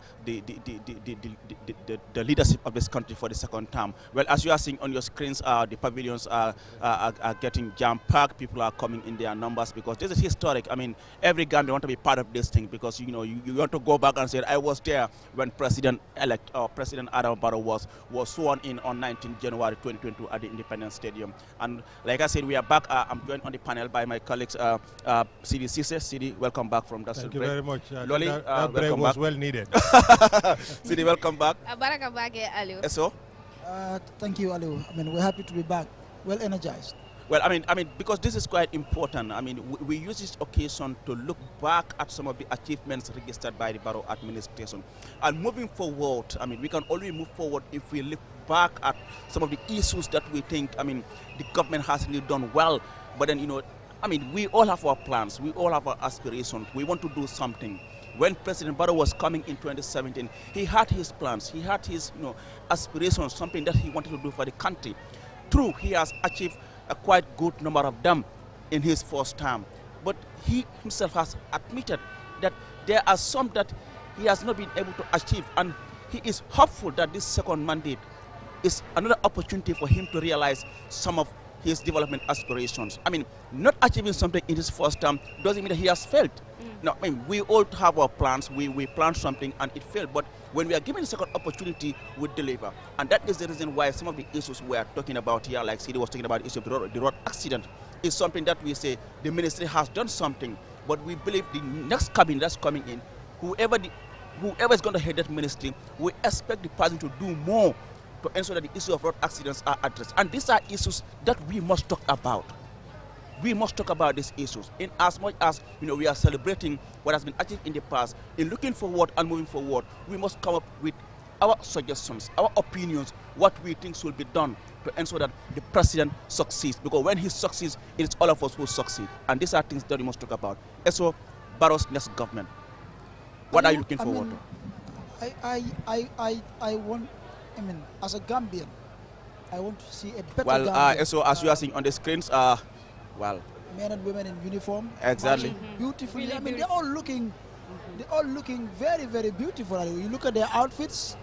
This is amazing. This is amazing. And I mean, they always add to the uniqueness of our national events. You know, they come out in their beautiful attires. You know, marching elegantly. It's part of it. It's all part of a celebration. And you know, they have been rehearsing for this thing for a couple of days, and so they are ready to give the audience here, I mean, a spectacular parade. I mean, they are known for that actually. So you know that much Africa. I'm telling you. Lol moy dega. Moy dega. Ni nata majola Gambia. Angale follow me Gambian kol karande majola. Tara fanan na majilal fanan singo diata. Yalo modo bije isa karande majo la nasi mandi ata majo keno dole sun kuliyata le dole sun feyata fatambita bari aliou nga fo jan nasaran kawla mantra publicité ke kam malik wa albe sedia ne nyim fondin kelije nyim fondi musuli nyi ye pare min keden eso anyi nyatale akallanke yatale abe derata Gambia janne mola kara jan Gambia dingol la kara. Woto Gambia, it's time, as we say, we are celebrating. Let's celebrate the success stories as well of our brothers and sisters, because all this work has been done in this country. None of these dresses have been shipped outside the Gambia. They were all done here by young Gambians. So, Mr. Mendy, congratulations. Gambian people, congratulations. Nyilla ila sitifano nyinyata, ala nyinya nying, miya sabu karan la fanake. Gambia dingolo, Gambia dingolo kara. Ndole ya kalamtale. Wato do sodo jan uniformol sodo solo en police e ka bonni nan bantan bar bi abe ka do ko jande hoto o mala tan tolti o mala tan to nyaala ko do men kataji abe ka tu jande ajibe ba mola kurdo ma wareti jang mola kurdo man do yati jang lolite olon ko ejibe ba e kanyanda momo natale mola kurdo be tek dene ko tek abe damento ani jola ni serel bi bebe ñaarim bi jola ni serel bebe ñaarim bi Aliou ñimbe mu lunga ñin na kumayalti polisol kanana ka kela majo yitandi wo fanamu kulti mi ya lonko adabe ni lungola kidi mando ni ko kantu tol fana mo wolle mi ya lonko tol le sementu yandiro ke ni lungola kumaya nyina janni president bi na tol fana bela kuol kelale ka yitandi molla kantu meta ni lungo ni parendi lalde imetale yela karandirol kele yela simfal tale fo fendi nyanda tala nyame ya ben kinne akoyte mo fer bibina ka yitandi molla woto bi mu jusula lungolti beben sewo bunne lung kantu amanke komi mansa kewla ko da mati bari gambia dia komi ya fo nyame gambia dia anika gambia ko janga yande bi mbe wo lungola kono andu niya jube mansa kew kana kalinga kumata bake kantu aka hakil bulando ke banku diwulla yemme ye yakaro mi soto mansa kewla sanji lulu nala woto mo kulti mi yalon ka akummayata bake kantum bi lafta mobe la moy ni hakilola ikane la moy ni jusola bi man sakebe kuma kan wala fintindi la mi yalon ko abe wala be tamandiro kala sanji lulnala adu mol nyanta kalsi ko ko le jubeato kantum abe simfalle tala abe kuma kan wala dida mi yalon ka aya hammo soto ana ya sembo soto pour kake bari wo be setti mandino nyaadi le molle be nala nyoka molle be bampula koma bi sonnale kaje ko de banku di yamanke man sa kew dammat banku di yamu mobele gambia mu kilinet be mu banku di mo woto momo nyanta minkeno la insake kantu man sa kew dammata keno la abarka bake loli camera so just bala maron ñu ci rek amna lu maron jëmal lacc rek moving forward, I mean, next 5 years, loolu naka de sentu si nguuri Adama Barrow ak si government am. Ali lu ñoo sentu mooy yokkute doomi réew yi gis seen boppa ba pare tamit Gambia am li nga xamante ne moo di jëm kanam bëgguñ dara lu développement moo xam la ci wàllum ndox la moo xam ci wàllum courant la moo xam ci wàllum liggéey pour ndaw ñi la dooleel jigéen ñi rawatina ñi nekk si naako yee garden ñi jàng bi tamit mu yomba am quality education nga ñëw si wàllum wér-gu-yaram bëgg nañ ci lopitaan di am garab Aliou ku dem si lopitaan nga xam ne doo ko soxla pour génn dem ay pharmacie nga am faj bu doy bëgg nañ daal lu nekk mu loo xamante ne luy yombal life la pour Gambien mu am xam nañ ne nag mënut a am si benn fan wala si benn at process la nguur process la waaye bëgg nañoo gis steps yoo xam ne nguur a koo def Gambien di teg si bët pour gis ne daal suñ dunda yomba na loolu lañ bëgg fi mu nekk politique passé na xam nañ ne président Barrow bi moo ñëw ci njël coalition moo ko indi woon te ci biir ñetti at yooyu noonu yi nga xamante ne lañ njëkkee woon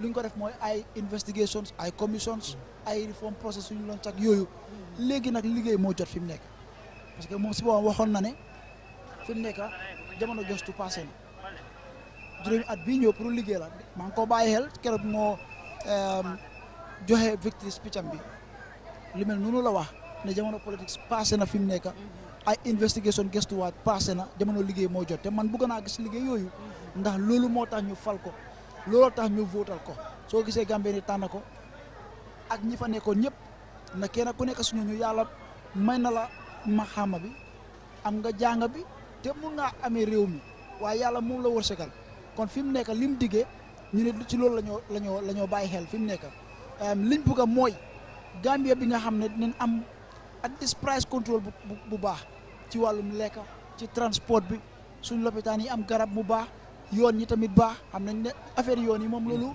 lu ko itteel la moom loolu si xolam la nekk waaye bëgg nañ mu gën see jàpp rawatina ci biir combo bi tamit ndaw ñi tamit ñu utal leen liggéey Aliou bëri na ñoo xam ne tey université bi at bu nekk ñu ngi graduate ay thousands si Gambien ci ay ndaw waaye liggéey problème la Gambia bëgg nañ nguur ubbi bunt yoo xamante ne dina yombal ndaw ñi pour ñu mën a am liggéey ñoo xam ne amuñ liggéey ñu ubbi leen buntu liggéeykaay nga xamante ne moo leen di jàngal métier tàggat leen na ñoom it ñu am ci luñ mën a sukkandiku mun cee njëriñ seen boppa dunda seeg seen njaboot ñi nga xamante ne ñoo suñ yaay yeeg suñ mag yeeg rakk yi nekk ci naako yi tamit ak jigéen ñi nga xamante ne sax ñu ngay yëngu ci yeneen mbir wala ñoo xam ne ñu ngay yëngu ci seen business si boppa nguur ubbi leen bunta boo xam ne moo leen di dooleel jàppale leen ñun lu mel noonu lañ bugg a ci Gambia façon Gambia boobu lañ bugg a gis waaye bugguñ Gambia boo xam ne bu ñu waree delluwaatee la see juróomi at ci kanam ñu war a demaat ci élection ñu toog ne ñun de suñu last 5 years bi de baaxutoon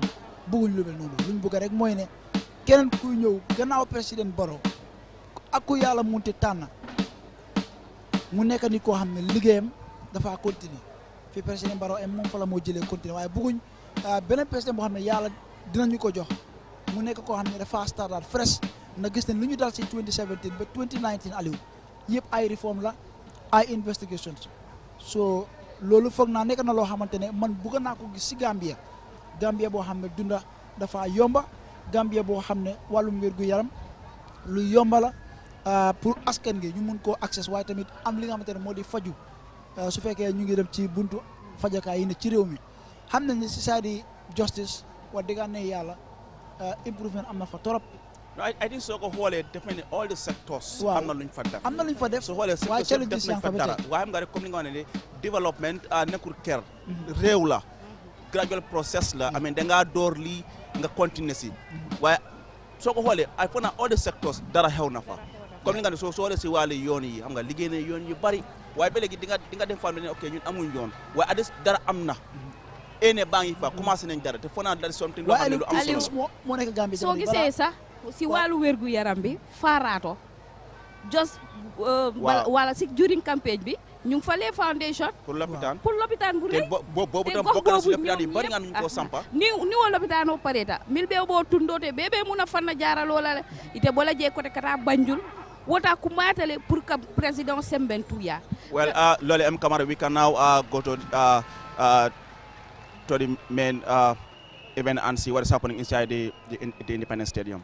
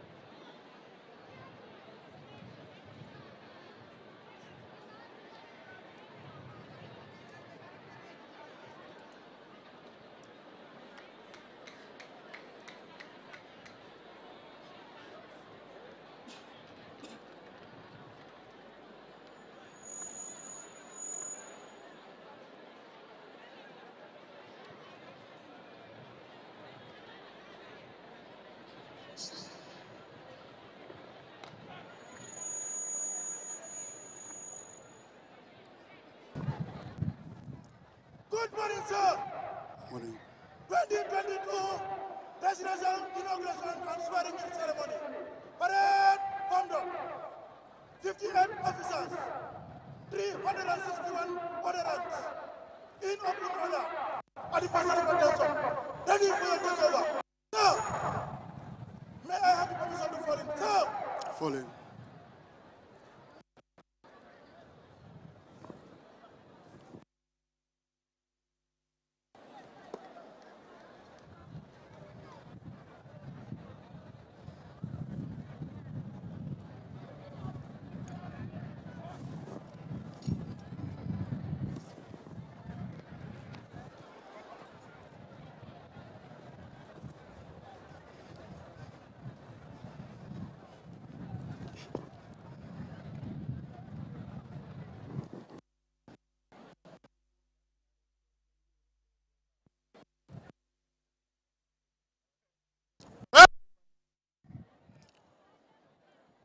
And sir.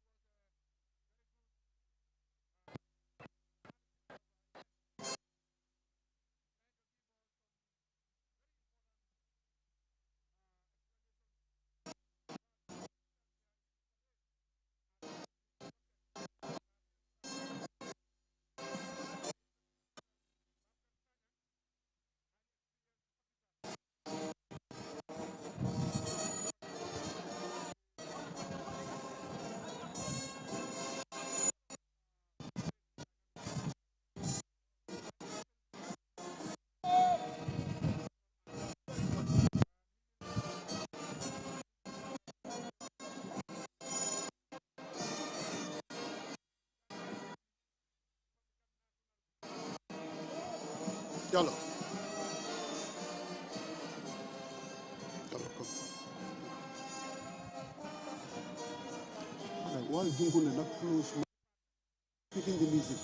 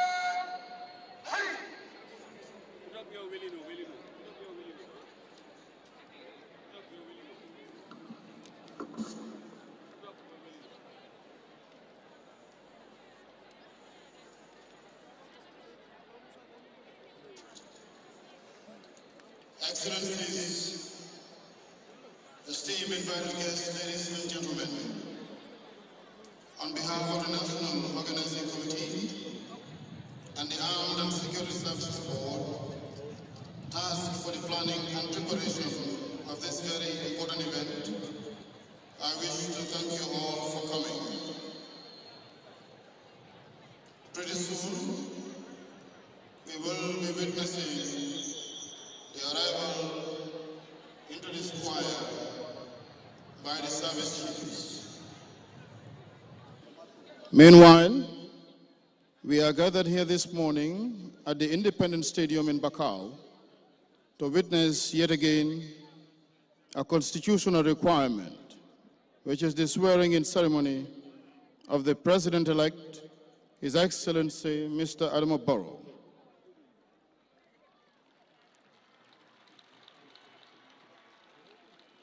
It was 5 years ago when we gathered here for the same event, and upon winning the 4th December 2021, ladies and gentlemen, the arrival of the service chiefs. You're welcome, chiefs.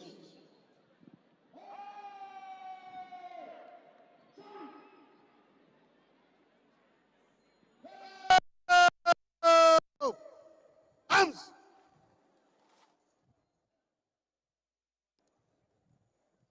General salute! Present! Arms!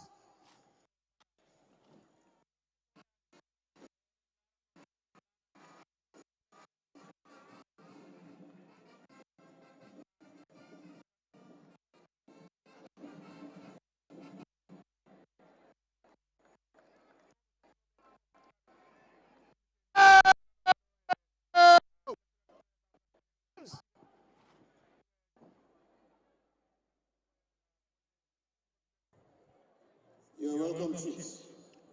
Show the arms!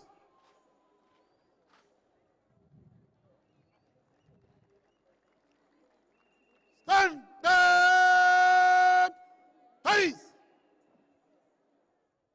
Your Excellencies, esteemed invited guests, ladies and gentlemen, it was 5 years ago when we gathered here for the same event, and upon winning the 4th December 2021 presidential election by His Excellency Mr. Adama Barrow and Commander-in-Chief of the Armed Forces, GMRG, we are honored to be here to witness such an august occasion.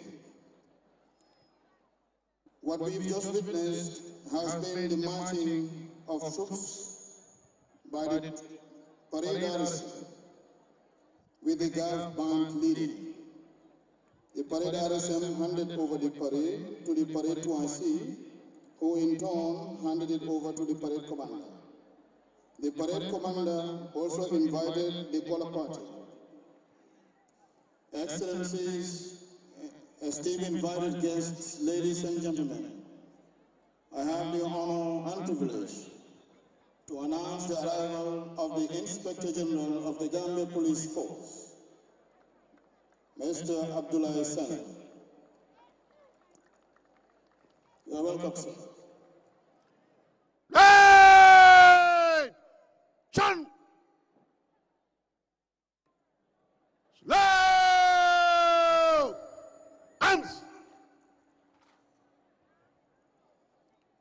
General salute! Present! Arms!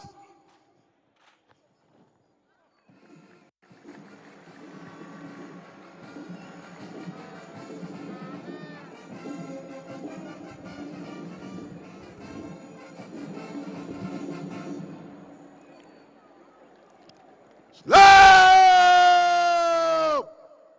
Arms!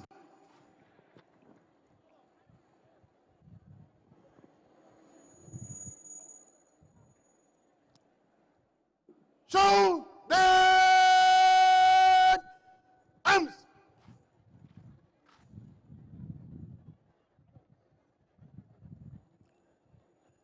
Stand that ice! You're welcome, sir. The Inspector General of the Gambia Police Force, Mr. Abdullah Sen.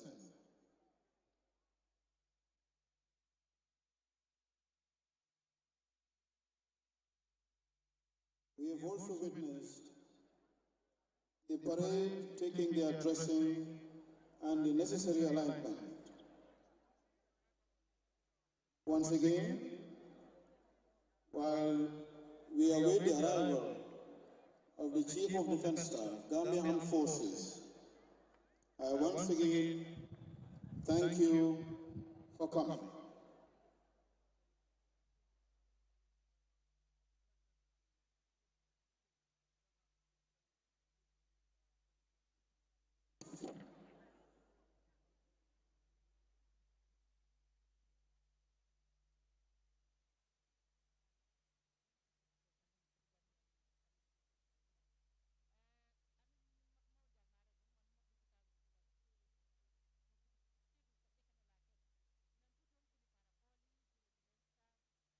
Your Excellencies, distinguished invited guests, ladies and gentlemen, I have the singular honor and privilege to announce the arrival of the Chief of Defense Staff of the Gambia Armed Forces, Lieutenant General Yakuba Edrana.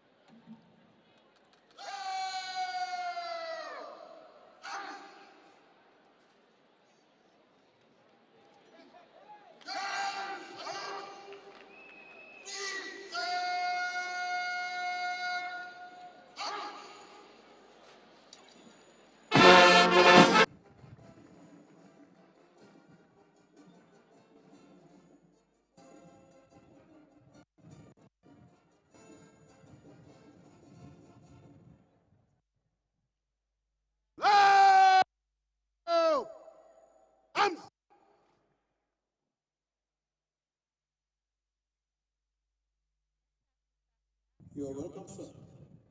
So, arms!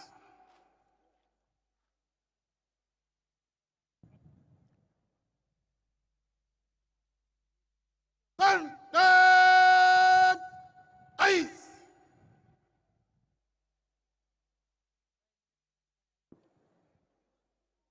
Your Excellencies, distinguished invited guests, ladies and gentlemen, while we await the arrival of Her Excellency, the Vice President of the Republic of the Gambia, I would like to recognize the presence in our midst of His Lordship, the Chief Justice of the Republic of the Gambia, Hassan B. Jallow, and the Honorable Speaker of the National Assembly, Mariam Jack Denton. Thank you.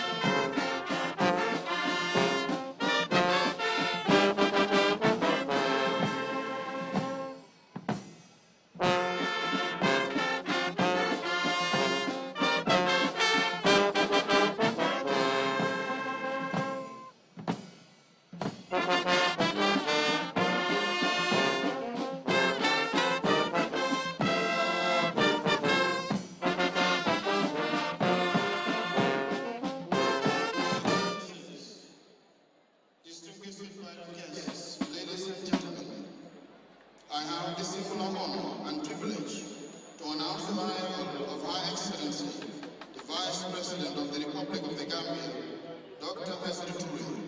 You're welcome, ma'am.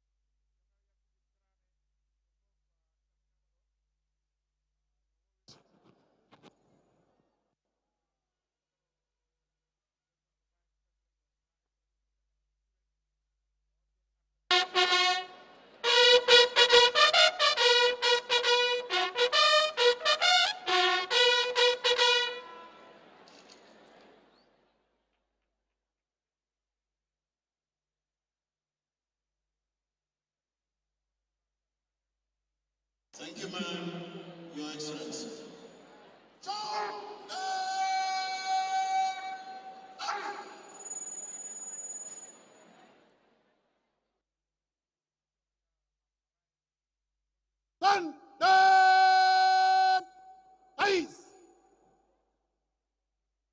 Your Excellencies, distinguished invited guests, ladies and gentlemen, may I do the honors of introducing the parade before us this morning.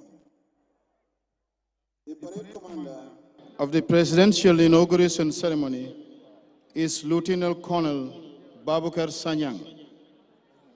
Lieutenant Colonel Babukar Sanyang was born on the 6th of March, 1966 in Busura Village, Combo Central District.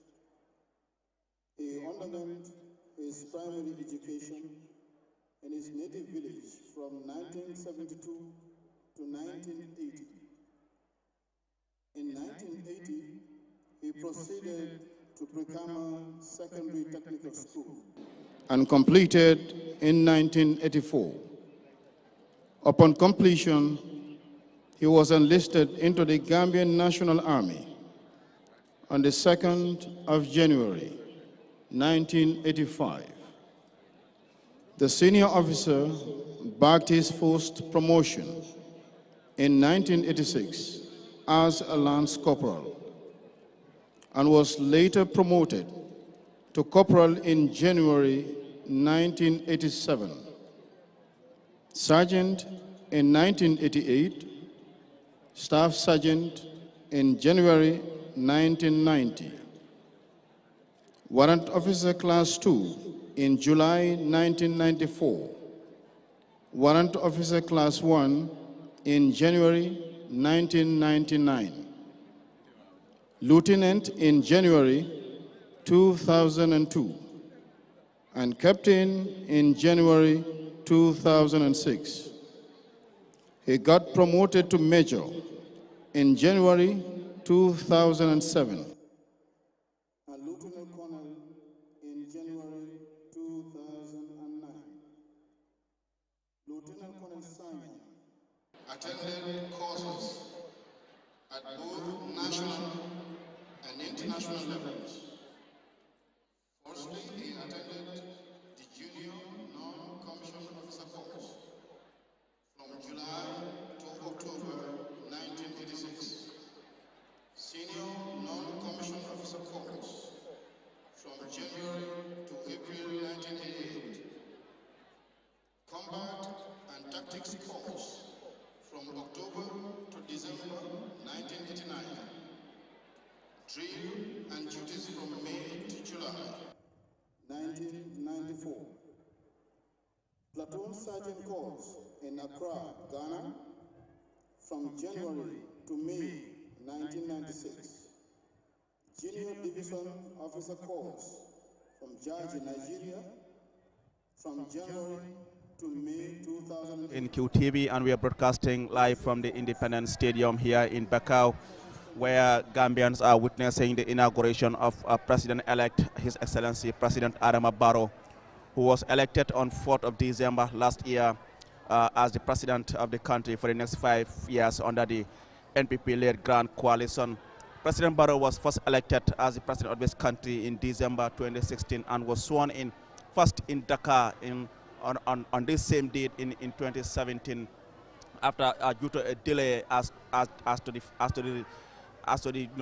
non-compliance of the former president, who had wanted to annul the results of that election. But then on 18 February of 2017, he was sworn in again here at this same venue here at the Independence Stadium in Bakau.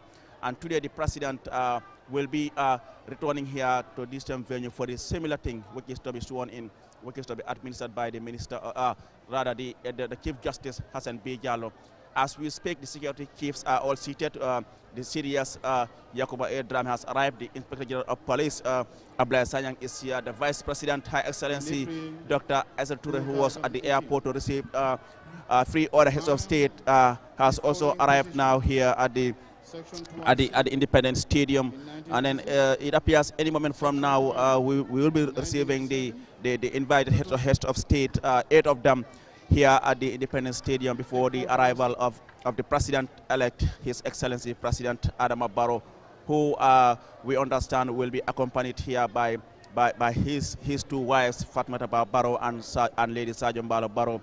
So it promises to be a quite interesting day here in this country. I mean, all attention is here at the Independence Stadium, and QTV, we are bringing you live images of whatever is going to happen here from the State House. Immediately the President is leaving the State House. We'll give you live images as to what is happening from the State House. As you have been following us since in the morning, we were also bringing you live images from the airport, where this morning we saw the arrival of the President of Senegal, Macky Sall, the President of Nigeria, Muhammadu Buhari, and George Weah of Liberia. We've also seen the arrival of a delegation from the Kingdom of Saudi Arabia. Yesterday, we received the presidents of Guinea-Bissau, the presidents of Mauritania, the president of Togo, the president of Sierra Leone, and the president of Ghana. They are all in this country just to join their counterpart, President-elect Adama Barrow, for this all-important event. Badingolo hande sang albe QTV le jube kang felente mbali stadium moto 25th of February 2015 molbina kane Alpha Jama sang ebe damdo ifutana Commandant CDS Gambia Armed Forces Defense Camp Inspector from General of March Police 2015 to 3rd July Vice President 2017. Her Excellency Dr. Aisha Toure wofana futana stadium moto jang comme al nyabala ala screen auto alkam getting walemu old book nyenti fengo nyi president ota aba to safela ja sign so akara ko mi anako akumata bakele bile abe alqur'ano taala ka kali ko abe kala abe gambia tamandina nin tonyala ate kala silangoti anin telingo bi wala be kering bayto jang Independence Stadium in Baka comme al nyabal nyamatem na marksmanship medal na long service medal, Distinguished Medal, General Service Medal. Okay, we will now hand over to the main MC of this event inside the Independence Stadium. In mission in Ethiopia and Eritrea Medal, United Nations Mission in Sierra Leone Medal, UNAMID Sudan Medal, and United Nations Mission in South Sudan Medal. He is married to Mrs. Fatou Sane Sanyang and blessed with 4 girls and 2 boys.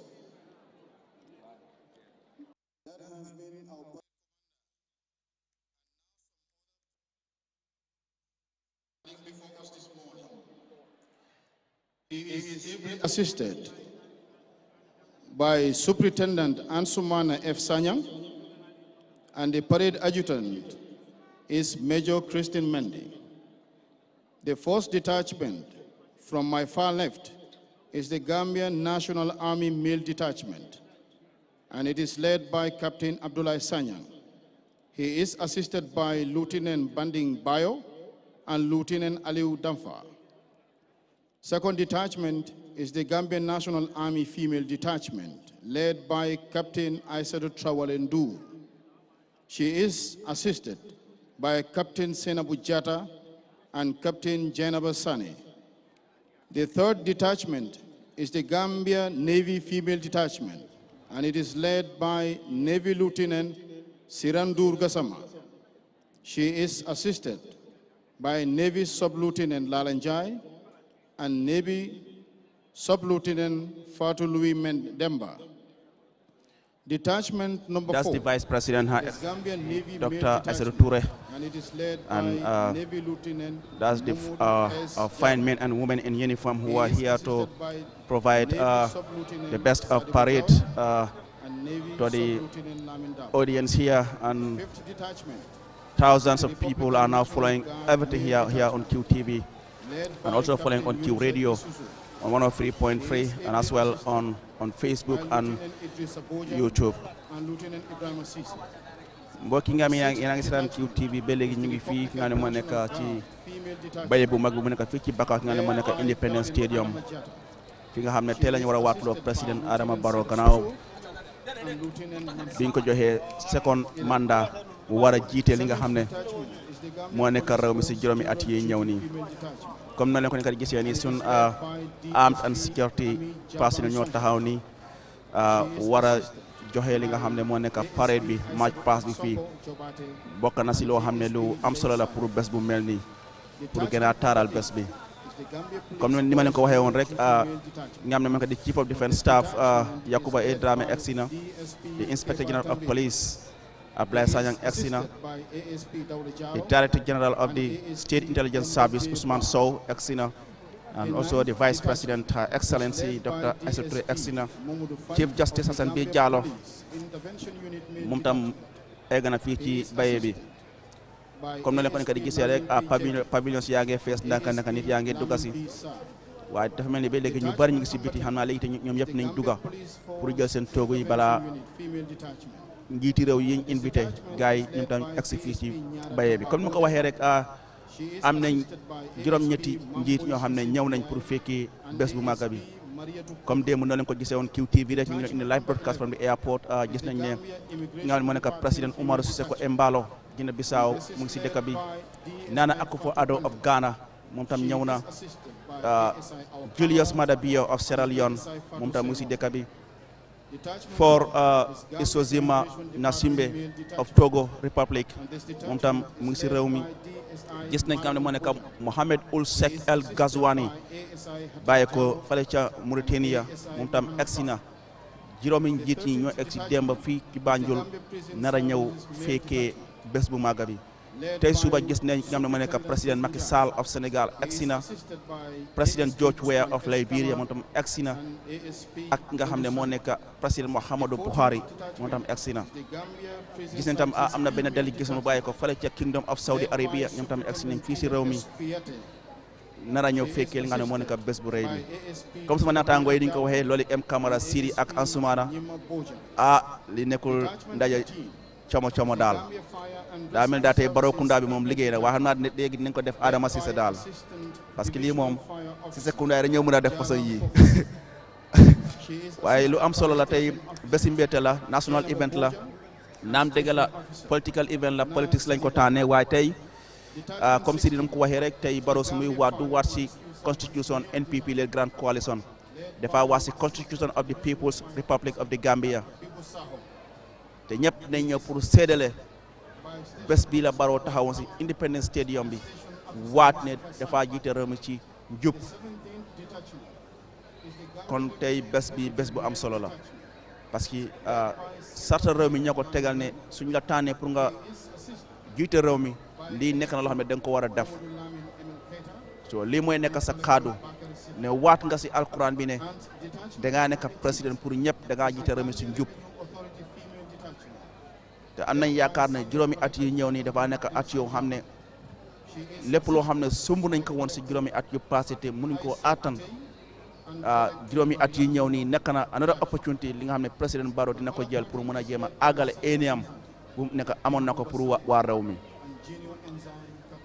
parce que gis nañ ne juróomi at yu passé nii nekkul loo xam ne dañ koo wax waaye lu fi nekk la ñëpp technicien bot in terms of infrastructure si wàllu yoon yi tey amul xanaa ko xam ne àgguloo base kooku rek mooy weedee waaye képp koo xam ne dem na base tey soo fa ay nga gis lu fa am di nga xam ne kon liggéey am na fa nga dem Kiyang musuñu xalaat ne dañu am courant tey am nañ courant. Warrant Officer Class 1 Pierre Libaski Gomez and the conducting warrant officer is Warrant Officer Class 2 Bojang Fansu, assisted by Warrant Officer Class 2 Kamara Buba. The guard of honor, however, mounted at the Banjul International Airport is being led by the commanding officer of the 1 Infantry Battalion, Major Abdullah Mbu. I thank you all for your kind attention. While we await the arrival of the heads of state and government, I now ask the Gambia Armed Forces Band and Drum to continue entertaining us with interlude of music. Bandmaster, sir.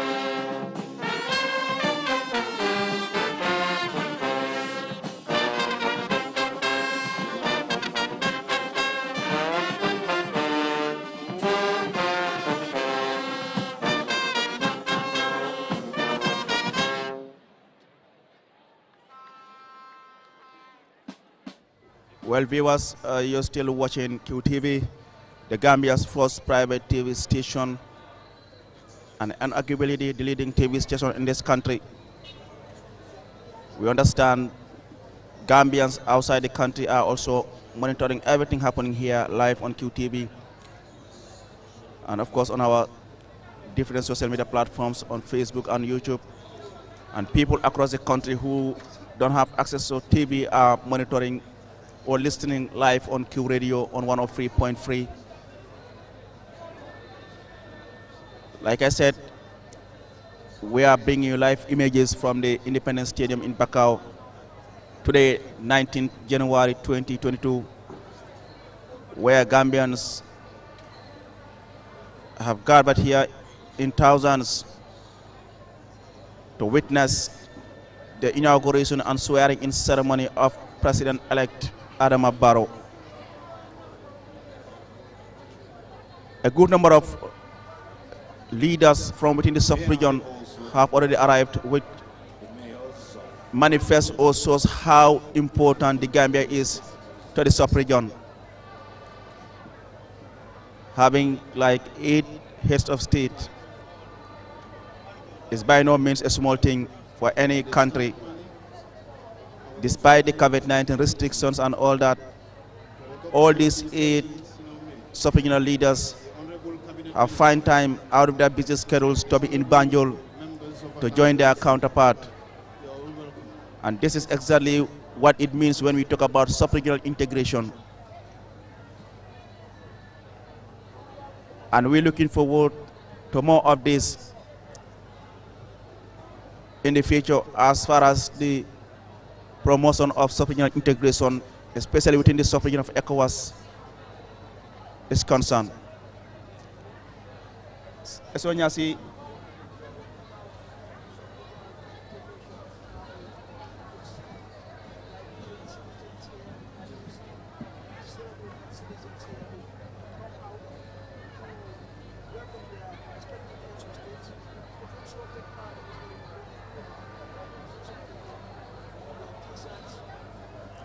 Well, I will get back to my colleague Esonyasi, but Siri Abedamento Hanisain, Mojama Frutanang Sain, Abedamento Chief Justice Hassan Bejala Frutanang, Vice President, Her Excellency Dr. Aisha Toure, and security chiefs will be Frutanang Sain, Abedamento Sain, Bayaning Abefakan, Molbe Duakanyama. Baraka bake aliu mbetembo mendu saje nsafu kunukumba jama bebengoto ka lole la ko wakalo kunukumba bengolo mbi oto bi kunukumba mbetembo mendu jama futata ko ya fanyami al falu membe sojar bunda nyentu CDS Yankuba Drame abe futata nyen tembe IGP Ablay Sanyang futata nyen tembe Minister Lunji Kitako, Jama Fanandunta in Tembento, Vice President Dr. Aisha Toure, Fanambe Bentu in Tembe, Bimbe Temomintu, Nimbentujan, Alpha Jama Bemabe Kanjang, Chief Justice Hassan B. Jallo, Fanambijang, Aneng George Kotongolu, Wolbebe Maberinjang, Ngaje, Mame, President Be Kalominkela. Al-Qur'ano ñi anabe signero menkela contrat ko ñinde la hido wo fanan kayto abede data ya be landi ñin tembe oto ñemin tandi ko ñi manke caahan benti amanke feya lungti to ñalon sewoni kontano sake bare momo be ñin la hido tala yaaji be Gambia bi mo million fula anen talante mo wol niyo ila tanko ila baluo ila jararo femfe natara abe nyimban kunkanja abe yan nomba a harmadin nomba bi Adama Barrow bine kalila kala hido di ko abe tankala wo kuma ya tabage woto Gambia bi imbe te momentu ndol be kere sede dingolti to momina ate President Barrow bine kalila ya fako regional integration na sinyo ya kolu manin kolu ko sinyo ya be ka sinyo kubika sinyo kar being a jele luntal min nada jang surtout nyaton kol min kat banku nyaton kolti ila mabe jang akuma ya tabake anu nga fana mandang jandorona na tundoto city that is more like the president of Guinea-Bissau, Umaru Sissoco Embalo, is now entering the Independence Stadium here in Bakau. Mbalo arrived in the country yesterday evening. He is the first to arrive at the airport, where he was received by his counterpart, President Adama Barrow, the Vice President, Her Excellency Dr. Aizatude, and cabinet ministers, including the Foreign Minister and Minister of Tourism, Hamad Nkeba, the Minister of Defense, were all at this airport to receive this head of state. And that is the President of Guinea-Bissau, Umaru Sissoco Embalo, now arriving here at the stadium. He's been escorted by the security. Very beautiful. Quite beautiful city. Quite and the energy the young men and women have, they can run faster than the vehicle. That tells you a lot. So the job that they are doing is a very noble job. And that's why it is important, city, that whoever comes here today, please bear with the security. Understand that they are doing their job. Absolutely. And be patient with them. Know that this is a quite important day, and where you have 8 heads of state. Yes. You know, you don't take any chance as far as security is concerned. And whoever comes here today should really bear with the security and allow them to do their job. There is a lot of people. It is about the Gambia. We are responsible for the security of these leaders, and our security, our fine men and women in uniform are here just to do that. They just want to ensure this event goes successfully. Absolutely. So people should really understand that the security are not right. Like I said earlier, they are running full of energy. There are a lot of people in the pavilion today. If they tell them to just take a few steps under their sun, they'll say, I better go home than doing that. But these young men and women are here sacrificing their lives for the Gambian people. We've rightly said 8 heads of states and other dignitaries are here. So please, for those of us who are here to grace this occasion, just give some respect to the security forces. Allow them to do their job. That's very important. Aliu nga funding kel yanim funding musulu minke da kantar lalti ibe manya minke ke be boro minke kan ka ni alpha minke da jine bisala president ka bisimlay jangin tembe way min tande bi funding kel ni funding musulu minke na kantar lalti police kundala suras kundala bunda kotonglu min mu kantar lalti ibe do ko minke kanje wokallanke yada bake wotum be tentulambe jeyla momo na je hormo nim bunya tilila wotum kula dum yalon ka kuma yada bake eso gisne sundawi Well, that is the president of Guinea-Bissau, Umaru Sissoco Embalo. You know, I like him, man. He is that free man. Guinea-Bissau is our closest neighbor. No, let like some mom. They want to come mom. They were free. Yeah, in during the last summit in Abuja, being to celebrate birthday Macky Sall. Mama don't do cake because your guy. So, Mom, Sissoco Embalo, more person need Bobula. He is that. I think he's the youngest as well. Exactly. So, Guinea-Bissau. A big transformation. Let's now say. Let's now go to this the main parade.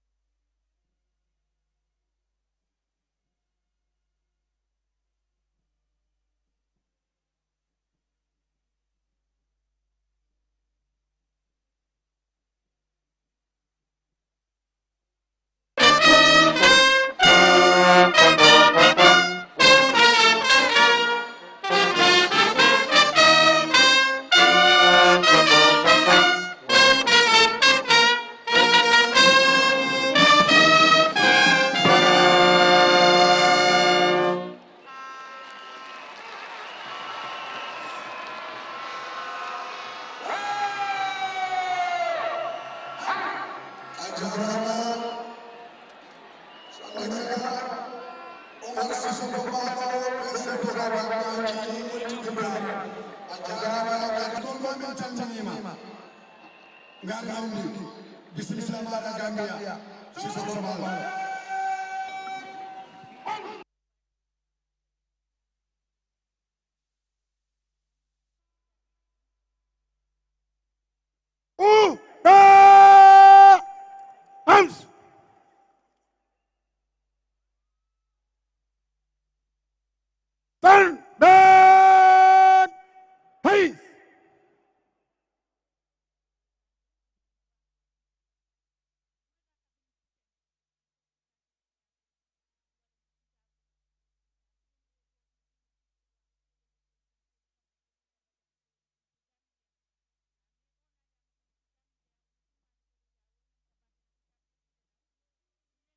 him, he's very pragmatic, very dynamic, very, very pragmatic.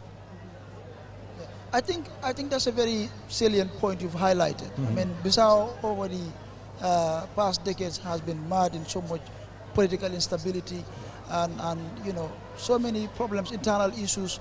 But since he took over, honestly, I mean, the country is stable, and we're seeing a lot of transformation as well, especially in terms of infrastructure, and I think he's doing quite well. And he's one of those very young leaders within the continent who are outspoken when it comes to issues that are also destabilizing our continent, especially when it comes to issues of term limit. He stresses that a lot, almost in every international platform. So he's one of those, I mean, young leaders on the continent who I think we can all look up to. He's indeed one of those we can be proud of. I always say to Aliu, I'm a Kabunka, so that tells you I'm from Bissau originally. So I will invite you on a vacation to Bissau. Well, I have to. I think I've visited Bissau twice in 2010 and 2015 on journalistic on reporting assignments. But like my colleague Ansumana said, I think we've really seen so much transformation in Bissau as far as the stability is concerned, because the country over the years has not been stable, and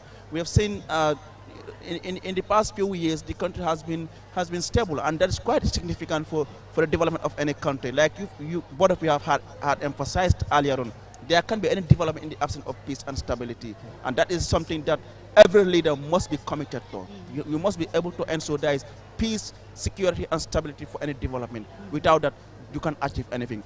Loli abedamento Guinea Bissau nyaton ko afenda putanang bayeto jang. Abaraka bake Aliou hani bi mba jiber lal kala mutandela ko eni QTV le bitakan ka kol lankene mambi yalon ko wole be kering bi mutadro bakaw sate ko no mumuna Independence Stadium modol nyimu lunku malti mi yalon ko bi mutadro tari ko bukol ba safele la bukol konole ko January karotil tanding kononto be nyi sango min kono mumu 2022 walun non banko be ma beta kalindiro lo mi yalon ko wole mu Adama Barrow yek ba kalindila tumomi na mbota carte fayo kono nyin December tambilala andong ay ganyos to mi yalon ko atata le fo sidula talulu anin saba komi IEC ya fintindi nyame akumata bakele silambe min fola dro wala liro suti ata tongolale kanto niya jube luntangol binaka ne kunu kumbal futata nanne mi yalon ko wala nyanta mabe la nyim bengoto ibe jita nanne ngajele birin somanda kulinti la saba jita nan kunun lulu dunta nanne adum Aliou ya min fo wala mu siso embalo mi yalon ka telo Guinea Bissau la masa kewti kunun afolo le futata nan bankoka bi afana folo le dunta nan baye kono jam yalon ko mbe wo dinkiral to mum Independence Stadium mote woto hani bi be min fo kan dro wala mu Guinea Bissau ni Gambia munta dro sutiya min ben tema hani bi am kulti mi yalon ka bambantal anda kumayata ya jube kabri siso embalo sita mansa yala ay kol faline mi yalon ko be dandi dendi tenkol munta dro tankola fanala Guinea Bissau bankoka sidi ko falimu sototale kantu niya jube nung Guinea Bissau ay to bota kula mi yalon ko be den fitino ni tenkumbalia bari alhamdulillah birin ni mansa kew sita falindir jamal sotota membe den tankola Cairo sabatindo wo bankoka jang bi nga jele mo sifa bele be bendin jang Guinea Bissau kol bi jane Liberian ol bi jane Sierra ol bi jane mo bele bi jam woto nyenyi lungla kuma yitandile ko di am kultimi yalon ko mobele lafta ka mabe kaje ko sini ni asata robe keri sabo fana mabe ta lungtol woto am kultimi yalon ka kuma yata bakele Aliou hani bimbe stadium auto janne al se munyandinke ngalo ne sambi masakol be datila bari follow duntanane ate mela kalindirobe kala bari ngaje vice president fana yalon ko wala mu Aissatou Touré ti afana duntanam baye konole bunta dron jojo la karola menyanta kalindiro kele yedulabe parende mansa kew nyanta lola dame pour ka kalioke ka signeri ke contrat ko la mi yalon ko abe wala tamandi la nyi sanji lulu na la nyi kono membe dandi bankola na fa kola bankola yirwa kola wo be kenale ngajele ko bi naskirino to albaje ka nyamen munta mu kulti mi yalo ko hani bimbe tenten kam bengo nyintol be mansa ke ko tamol batale ka dunna stadium to ali baraka bake lole em camera musidɓe on wonɓe dara QTV he wonɓe jettinade Q radio so hajiri mon oɗo stadium ɗo ganduɗa wondo joni président Oumar Sissoko Embalo lamɗo Guinea Bissau yottima ɗo ɗo stade Bakawɗo stadium ɗo ɗo makko hewtano jaako heewen hewtima ko wani no chief justice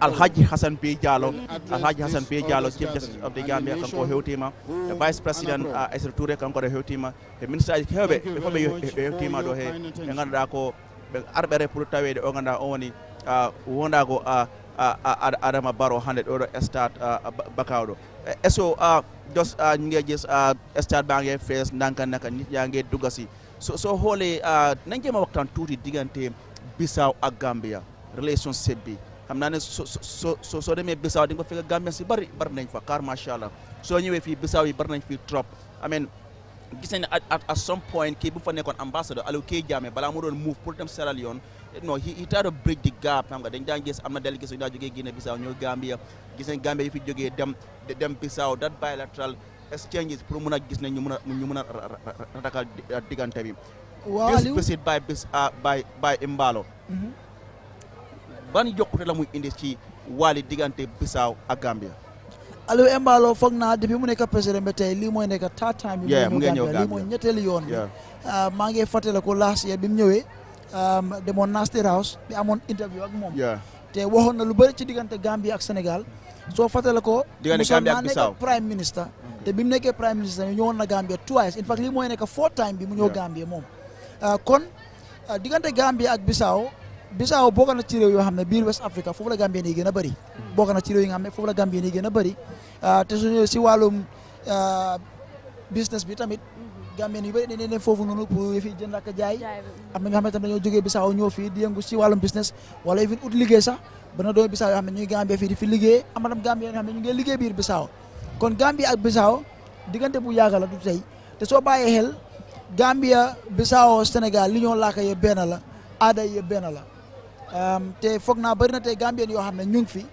ñoo xam ne dañoo laaka soose ñii manjaago ñii joola ñu ngi cosaanoo Bissau kon dafa mel ni ñaari réew yi tamit diggante bu yàgg la am na la ñu boole ci taarik te foog naa ne war nañoo mën a pugaru liñ seexoo ak ñoom rawatina si anam bi nga xamante ne la gis nga seen président bi démb moom moo njëkk ak ci Gambia kon mu ngi laa wane moom it fulal na diggante Gambia ak Bissau te wane na ne fii këram lay tamit ndax maa ngi fàttale ko bi mu ñëwee last year bi ma ko laaj ci diggante Gambia ak Bissau li mu njëkk a wax mooy Gambia is my second home Gambia mooy suma ñaareelu kër man du ma wax feneen fudul Gambia gannaaw Bissau kon xam nga kooku li mu def nii tamit démb ak tey gën naa dëgëral li moo wax. Well, viewers, those are the aerial images of where we are right now, the Independence Stadium. Xoolal lii nice na rafet na lii moo nekk di xew fi nga ne moo nekk di country's only Independence Stadium fii ci Bakau built in the early 1980s. I mean delluwaat nañ fii nii di dafa yàgg a dalal event yu mel nii stade bi yàgg na waaye yàgg na di dalal bés am solo bu mel ni bés tey bi sama min na Chinese sole ni Independence Stadium lo o suuta folo ni fraja ye lampoli je kamere dunia banku dole labe ñi ñaare rafet na wala rek be botana ne na rajane pour kana lampoli malam ko fulo borda bari allo min fo kam Bissau ni Gambia tema jëndañ jaay bi foofu daal bëgg na indi if business investment wa bala ñu des am nga si lu bari bala ñu des investment waaw ne wa nga tare ko ñim fo Gambia ni Bissau e kañoo fasal ni Sénégal ni mbanku ko don bebe laare ñoka par Gambia ni Bissau kañoo fasa ñame andena man sodo birim Bissau ko ni portugis solbe kelola kelo min da fo sanji mu wandi feng Gambia di ngol le wura kata Bissau ka kelo keje ka portugis sol kele Bissau ko ni wotole wotole let's now go to the main MC as they give biography of the guest. He hails from a small village called Mankamankunda in the upper river region of the Gambia. He studied at Crab Island Secondary and Muslim high schools, respectively, in the capital city, Banjul. Having completed his high school education in 1988, Adama Barrow ventured into business until in 2002 when he left for the United Kingdom. In 2006, Barrow returned to the Gambia, established a real estate agency called Majum Estate and became the chief executive. Mr. Barrow is married with 2 wives and 4 living children. He comes from a multi-ethnic background and speaks Mandinka, Fula, Sarahule, and Wolof fluently. Since his accession to the presidency in 2017, Barrow has broken barriers with unprecedented public sector reforms and development projects in a democratic atmosphere that was preceded by 22 years of dictatorship. Since then, the Gambia reconnected with a concert of nations building, including the Commonwealth. The Gambia, under his leadership, has witnessed unprecedented infrastructural development, peace, democracy, and the rule of law. In 2019, President Barrow responded to the call of the citizens to form his own political party. And on the 30th January 2021, the National People's Party was launched.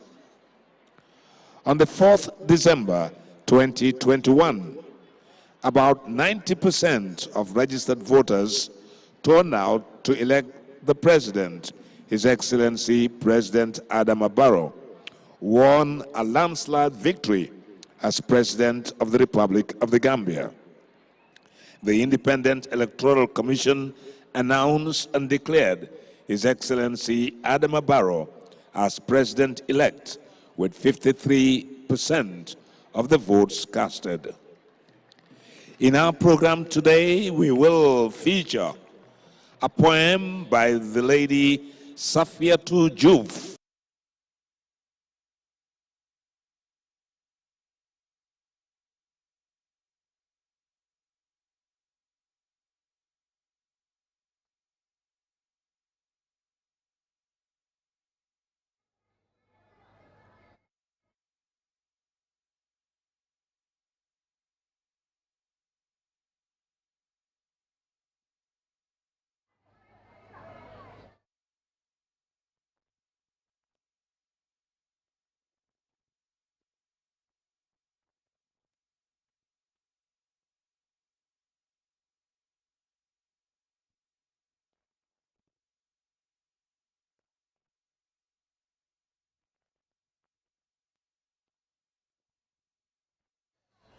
We're bringing you live coverage of the swearing-in ceremony and formal inauguration of President-elect Adama Barrow, who was re-elected for a second mandate on 4th of December last year by Gambians. Well, that is the chorus symphony led by Kora Maestro Jaleba Kuyate. It comprises of 21 kora players, and they will be here to give the crowd a befitting entertainment as far as today's event is concerned. There will also be performance by the different cultural groups that have been rehearsing together to come up with a single song or music that entails the diverse cultures in the country. Mbadi ngol hande sang albe QTV le jube kang an flenti bale independence cinema to Bakau dula me alaka bedamen to banko nyatan ko lo flenti bina kan killing abedamen to Umaru Seko Embalo Guinea Bissau wala furana jam follow ngala atemele fanan dole fanan binala comme ngal fa nyamen mo sey wala nata pour que kafu ila terima wala mo president Aram Baroti momi an ko biile nyata kalin la jang a stadium moto jang musidam hajiri mon do Independence Stadium Bakau do anduda wonda joni yimbe be ari heewi no bete president Umar Seko Embalo imordo Guinea Bissau o hewtima do stade do nganda boyata gobbe kara arat ko yata yimbe lambe be jetato fof ari do Gambia hande pour tawede o ganda on woni wonda gam ganda ko on aran baro fori wadde hande do stadium Bakaw comme do wono yirɗoni rek yimɓe heɓe waɗɓe solo ɓe yettima ɗo stadium ɗo vice president Aissatou Touré o hewtima e kadi mo ganduɗa ko woni chief justice of the Gambia Alhaji Hassan B Diallo kanko kadi o hewtima ɗo stade ɗo cabinet ministers woyɓe new minister Hamad Inkeba, minister of tourism and culture Ibrahima Silla, minister of communication Papa Sanyang, among other ministers are all here now, and of course religious and traditional leaders are all here to witness this all important event of the country. President Barrow was challenged by 5 other candidates and he pulled 53% of the votes cast and was duly declared as the winner of the presidential election by the chairman of the Independent Electoral Commission, Aliou Momar Njie. So nit yaa ngi dugg si dafa mel ni VIP bi mu ne daanaka léegi fees na lu fa des xanaa moo nekk tout yi nga xam ne dañ ko bàyyee pour njiiti réew yi access security details yi dafa mel ni fu mu nekk loolu rek moo des pavilions yaa ngi fees nit yaa ngi dugg si our fine men and women in uniform ñi nga xam ne ñoo war a perform parade bi fii ñëpp ñu ngi taxaw léegi di xaar rek pour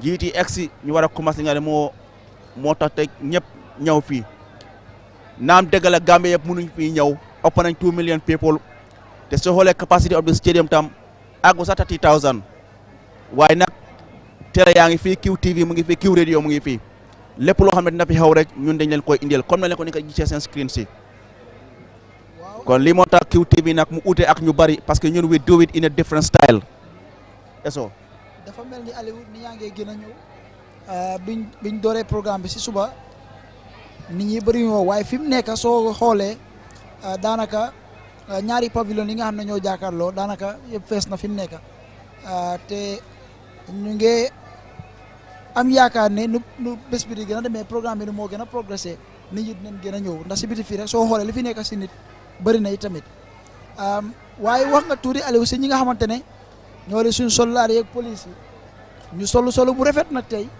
koo si gis mu ngi sol lu ees mu rafet ba nag boole koog maaj bu rafet comme niñ leen ko xamee na Gambia waxoon naa ko fi ci gannaaw fu ñu neex fu ñu dem ekkati suñ loxo soo ne maaj biir Afrique fii yaakaaruma am na benn réew boo xamante ne ñoo ñu gën a rafet la maaj wala daxañu ko kon ñi nga xamante ne ñoo di suñ mag yeeg rakka yeeg suñ papa yeeg suñ yaay yi nekk ci service bi ñu ngi leen a wax gàcci ngaaraama seen liggéey rafet na.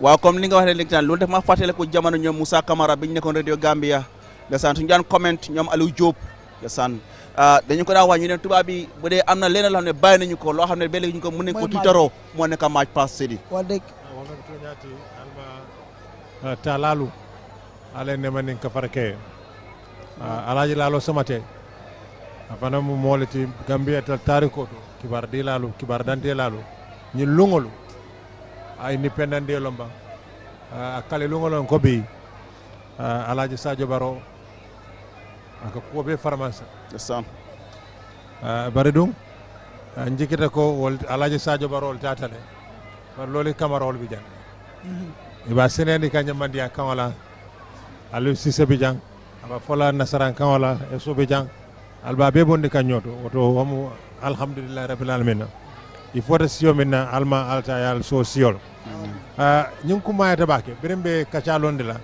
nga fo Gambia ni Guinée Bissau la tariko ila ño fasa nga fo produisol ni Bissau be kelo la wato mina Gambia dingol le tata Bissau ka keloke Bissau dingol wo jamano to nal haccilo baka an sumana mane memo Gambia dingoti sabe jinko akira generalti Bissau bankoka anyong siata je memo Gambia dingol de ka keloke ka Bissau kol fasa tuma mena produisol be kelola hani fo ni nata Gambia fana kombon kolu tumo mina nim baynun kolbe kelola kabun kolle nata ke bondi baynun kolbu kombon koldu wala nin kabun kol mu sana wolle ni ajo sana ya dunte tema tumo mina nim baynun kol dunda nyola kabun kolle nata ko kelofa woto katar ko sutiande dron Bissau anin Gambia ibe kili wala na eka modol moy eka bari 3 bis nyim bisa bolu wala Banjunti Bissau anin Bignona ñono ñi sabon ñil be killing na tare ko ku keñato ani ado to sifalu andun silangaje ko na ñin tundo to jang be ñaton ko soto kan na ñaton ko folole xammo min soto no amanti mano amanta ko ñin dindingol nin ko dindingol ma fa dindingol mu comme ça ñi jamano min bina kan wol ko because ñaajube the current generation of leaders yaa ngi am ku melni ñom Barrow ñom Madabio yaa ngi am ñom Sisoko Embalo ñom Macky Sall I mean generation of the leaders bi ñëkk di am de ku melni the president of the Togo Republic moom tam ku ndaw la for that wa lu ma wax si soosano ma agale ko rek mooy ndaw yi ñu am léegi société bu yàggu ni OMVG project waaw signé nañ ko mu ngi dox soo xalaatee si jamono Senghor jamono Sadawda loolu xalaate la woon boo xam ne bëggoon na mu tàmbali si jamono boobu waaye yàlla mu talu ko woon waaye léegi gis ne ne ñii nekk si generation of leadership ñu ngi doxal loolu ñu ngi gis ne ECOWAS bloc bi free movement of goods and services mooy marchandise ak nit yi di dem nii loolu nekk loo xam ne xalaatoon nañ ko te bëggoon nañ si taxaw waaye yàlla mu talu ko waaye léegi mu talu nga dem si ID card si nga dem si passeport yi so loolu yëpp dafa nekk loo xam ne ene la woon ndax dafa continuer ko loolu moo tax loolu a batiyata nantra moɓe ganiyo soto e ganiye ñima soto ganiye ñima niyo soto wo ganiyo ñing ni mooliyamuta akkatale hani tati jang asata OMV projet o ñing molle o mirano sa dawdana ñolnu pour woy ke fendi min santol nafano bar alama timmandi no bar bi nga ñatonkol min soto jang ya timmandi tanin na ay sonoya safaro nin jula ay sonoya ya xambe nu nga man soto no bar bi abe ke kan passeport la karola ECOWAS passeport wo fana miro le deno wol fana amanti manu bar ñene abe timaka ngaje katol be ke ka kodi bu ma fawlo mimbe ke la ECOWAS la kodi bu ngoti ani ku kotongolo ka sembo soto nañin tundo do pour safaro nin julaya ay ke fendi me asa balu banko kan ñim bankol be kan ay ke kilindi woto lo ngani ye ñimati putung abetiata ñaaton kol min fana be siring ane mil fana lafte la palaso la ika ngani ye ñima soto amanke la banko doronti mbelo because sinyo kube ka sinyo kar loli wo kuma yata bakele sidi komi ngafa du nyamen dro man sa kew ka ferol le lande itol ka ngani ya ko la soto pour ka ke banko ye bari fonse la nyoka ka je ko wo ferol ni ye tamande e itani ñi fere do e nante ni ñi fere do e ngani yo la nyoka ngan hakilo la nyoka ay ta nyaato wala mu kuti mi yano ko wala ka banko samba wala ka banko yiruwande fere kilinte fereti woton se kata ko ke wato wati banku diwul ka laño ka comme yafo ñame nga jiko sto ko minul ya lon ko wala ni man sa ko ye ni siran sabaño tema alama ne ke gagné lati ye mabe ñi bewto ka kidimandi ka jura ko banko be la lungulon kata ku mata pour yena ye ferol so bi yalon ko a ñiñata bakere kantu momo be nun campagne wala ye ferol le landi ko ni gagneta be ñi nit ñi ne kela hani bi ndefi amon tambide hani bi amon tabi ka saferi na balare woto sila bari ale Adama Barrow le tambindi banko le fon banku diwle a tombo kantu carte ole fayta amanke dre wultale a tombo bakay carte ole fayta anda fayta la nyamale bari mo jamale bodana banku kote on kana ka sede adu ye sede andiro ko ka tata ni tinulla tata ni silola kantu mansake kote on fon nata janne melia sede adi kake da nyafa kulji miyal ko giyajel Gambia e ka mufa ko smiling coast amandan foroto bari kero fananta bijel because ya jele ko kobe tata kule fitita man soto ndel mo kibar talalet nka fintilen ka dundulal to nimmo jamalle ka kacca adum carte fayo bira ala wuccio datila Gambia banko kaja biri ko carte fayo be datila nyin karol dolmansi wati o wati na kebal ben kila dinkiral to kalta kibarol ta albanku diwul nyinin ka ko la melbe keri ninni ni kaccade kamin fo wala goy contanta carte fayo la ko la i contanta le ko bita ka nyame wala hani bi o contant kilum so tentendi ngamal ngala man sa kew ka men gagneta nga semben tuya kantu 2017 ay kuma jamal la fo melialon koy ketale bi mbeɓe jan 2017 ya kalindiro folo kala Sénégal banko le ka January komin koltata ñame a setanam banko ka alata ko la kayro la tenku anata kol seyin kanta because ko ni be kalindi le ñante kalindi la dinkiral to dam ya lon ko jamabe ma be la je pour que cede andal wala sababoti ye stadium otata ka tombo kantu jikita ko jammu place te dam ya ka se hadama din jamale tano wota kumayata bakere bi loolu maa ngi gis Sidi maa ngi gis koo xam ne nii moom moo toogal UN Secretary General bi si West Africa moom itamit mu ngi fa mu ngi nii teew na ñëw na te foog naa keroog si bési élection bi sax Gambia la fanaan ndax gis naa ko fi si guddi boobu kon lii bés bu am solo la pour Gambia. waaw maanaam mooy Mohamed Saleh Chadian la su nekk foreign affairs minister Chad moom moo replace nga ne moo nekk Mohamed Ibn Chambers léegi moom moo nekk di represent the UN Secretary General for West Africa and the Sahel. loolu pour rafetal la diggante Gambia ak aduna si parce que Gambia lu ma lay wax rek mooy xorom Gambia mii neex na de wax dëgg yàlla yokku ne xay ani bi Sidi comme nga moy rek for la ba fo kadu ñame konoto abe man sa kewla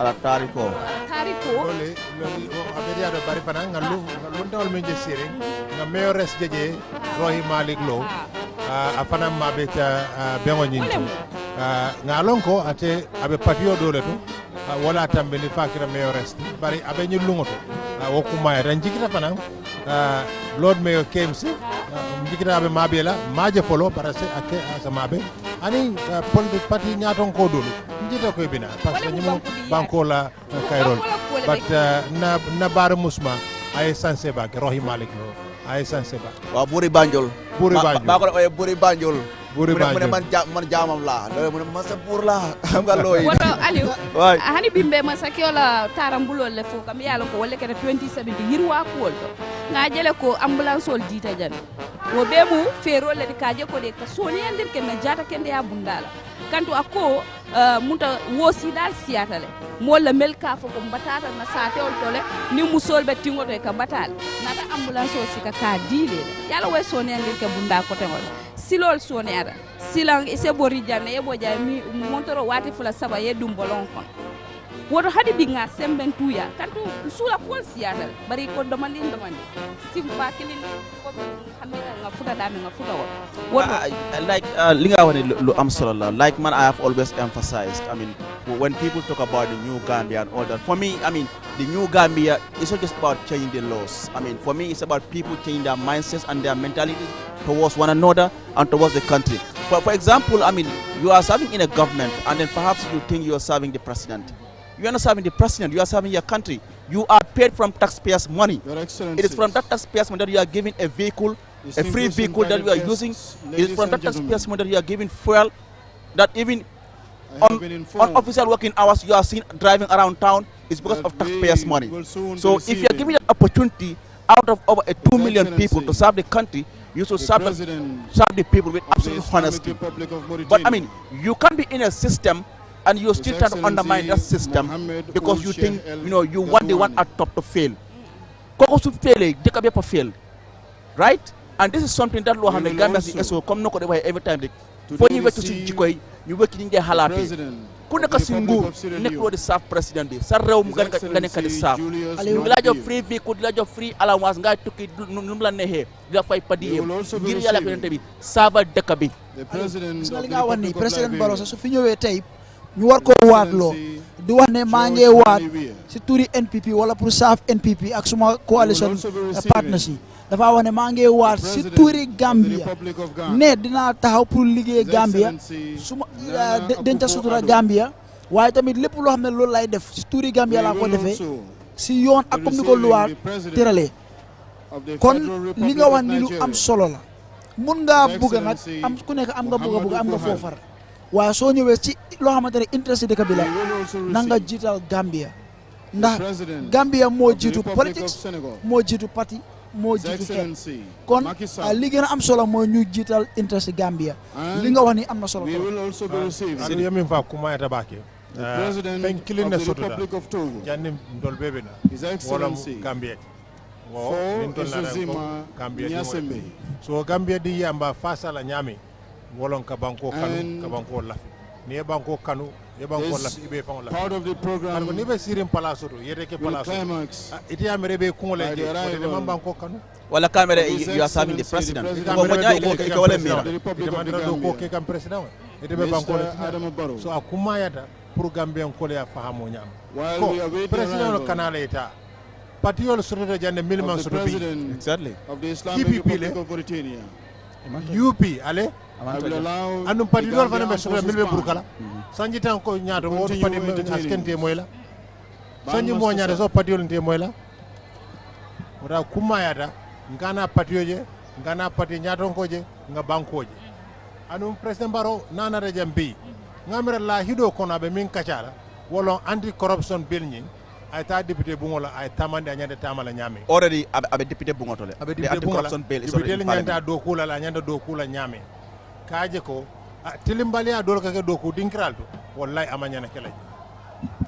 Ni doko dil nita nono la dukare. Boje, ni ka mindi la me wasa dukare boje. Goku maya taba. Anim fulanyam fananjikere ko luwa minyanda la Deputy Bungola. Wala mu luwa de mimbe bunda lola mimbe mara drive on ni lansino la ni motol maranya. An act of parliament ida fo asa dunno janimbiri adi bide karre fala ba warande number di bide karre fala wa follow min nyande dunna wolom vehicle licensing authority act. I'm saying this here and I'm sure President Barrow will watch this program either right now or a repeat program and people closer will watch. We need it because we want to save life. It's a multi harmony will new tankanyami wolom fo mararoy ke adi yefe mela kumeta bakele nyata ike jomen amesi wote plaso bula and we have to welcome the idea of the government to to introduce to review the pay scale. We have seen a press release from PMO announcing that effective July, I mean, we're going to see a change in the pay scale, which is very important because for me, I mean, I have always emphasized, I mean, you can increase 50%, but that's not enough. The current pay scale of government needs a total overhaul. You have to review it, and we are happy that a promise that he had made in 2017 is something that his government is now about to actualize.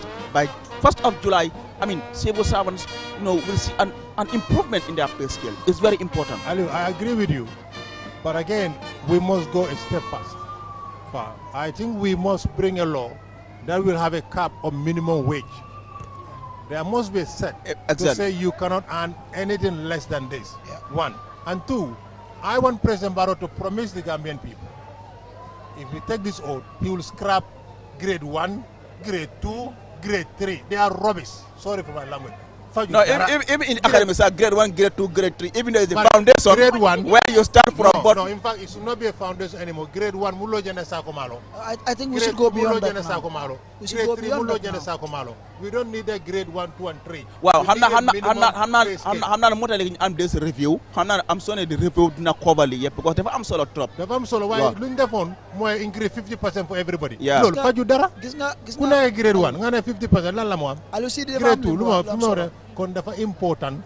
You scrap that grade 1, 2, and 3. You have a minimum wage for Gambian workers. Sundeve lolu.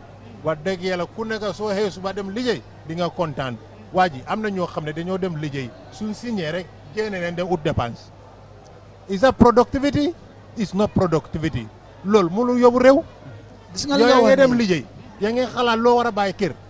Motax so démé ci office yi diw dafa jéna diw ñëwut tay dafa from our screens another president is coming in. Is the president of Mauritania Mohamed Ould Sek El Ghazouani from Mauritania is the one who is now arriving here at the Independence Stadium in Bakau.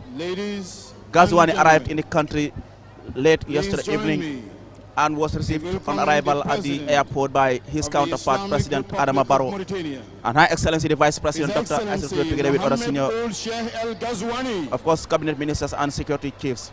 Now Ghazouani is arriving here at the Independence Stadium. So, President of Mauritania, President Ghazouani Dugasino.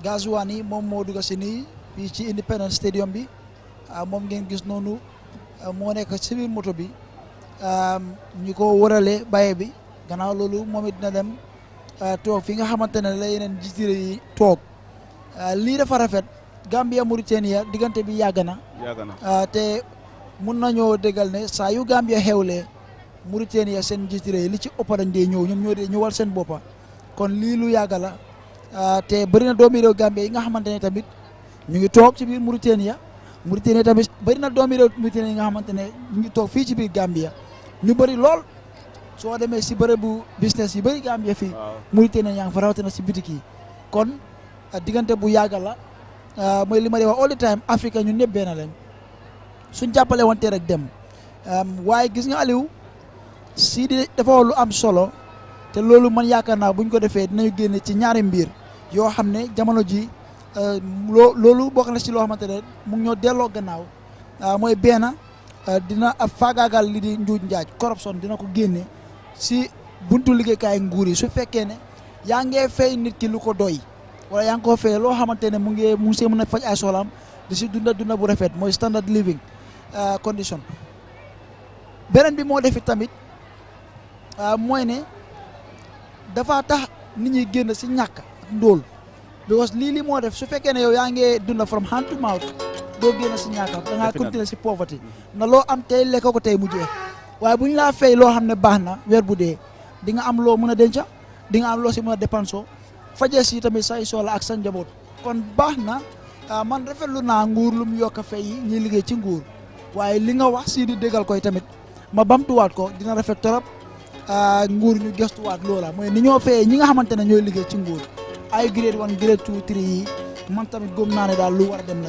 war nañoo passé foofu fi mu nekk waaye pour waxaat rek ci ki nga xamante ne moo di président bu Mauritania Aliou lii dafa rafet maa ngi ko wax depuis suba nga xewle sa dëkkandoor ñëw teew lu rafet loola ñëpp di ñaan ci àdduna Gambia nag tey am na loo xam ne suñ loxo si kaw mun nañ koo ndamoo fi nekk bëri na président yoo xamante ne waatloo nañ leen fii ci biir Afrique amuñ li Gambia am ni tey lu toll si juróom-ñetti président mu mel ni tey juróom-ñetti réew ci biir Afrique seen président yaa ngi fi bu leen fàtte tamit ne ñi nga xamante ne ñoo fi toogal réew tugal yeeg réew Amérique ak yeneen réew yi ne ci àdduna ñoom itamit am nañ ay ambassadeur ci leen fi nekkal ay diplomates ñu ngi fi ñun fiñ toog ni si kanam na le rek yaa ngi am moto yi nga xamante ne moo fi toogal moo fi ne moto yi nga xamante ne ñi toogal seen réew ñoo leen indi maa ngi gis flag yi Amérique maa ngi gis that is the president of Mauritania Mohamed Ould Seck El Ghazouani moom moo egg ci fii si stade bi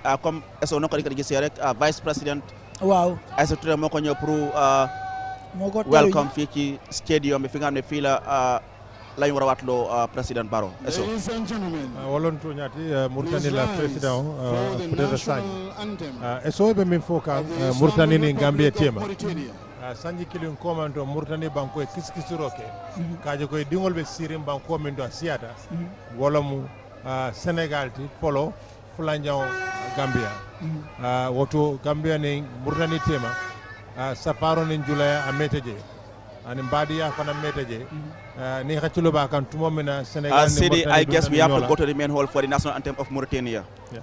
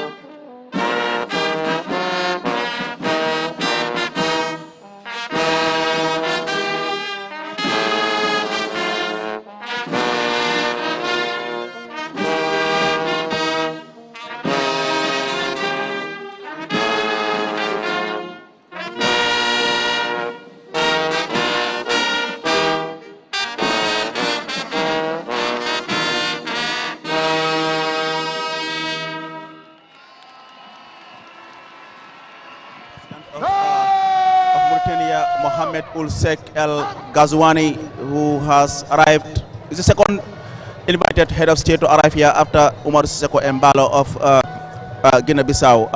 Sidi eso amalon no jema wax rek digante Mauritania ak Excellencies, we welcome once again the President of the Islamic Republic.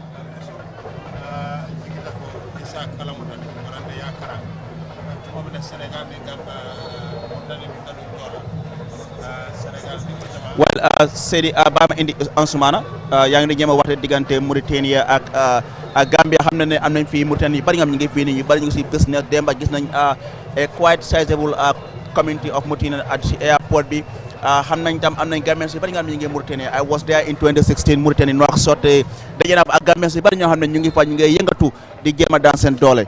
Nan nga gisee ñëw li nga xam ne moo nekk Mohamed Ulsek El Ghazouani ñëw fekkee li nga xam ne moo nekk bés bu ñuy waatloo président Barrow naka la mën a rataxale diggante Banjul ak Nouakchott.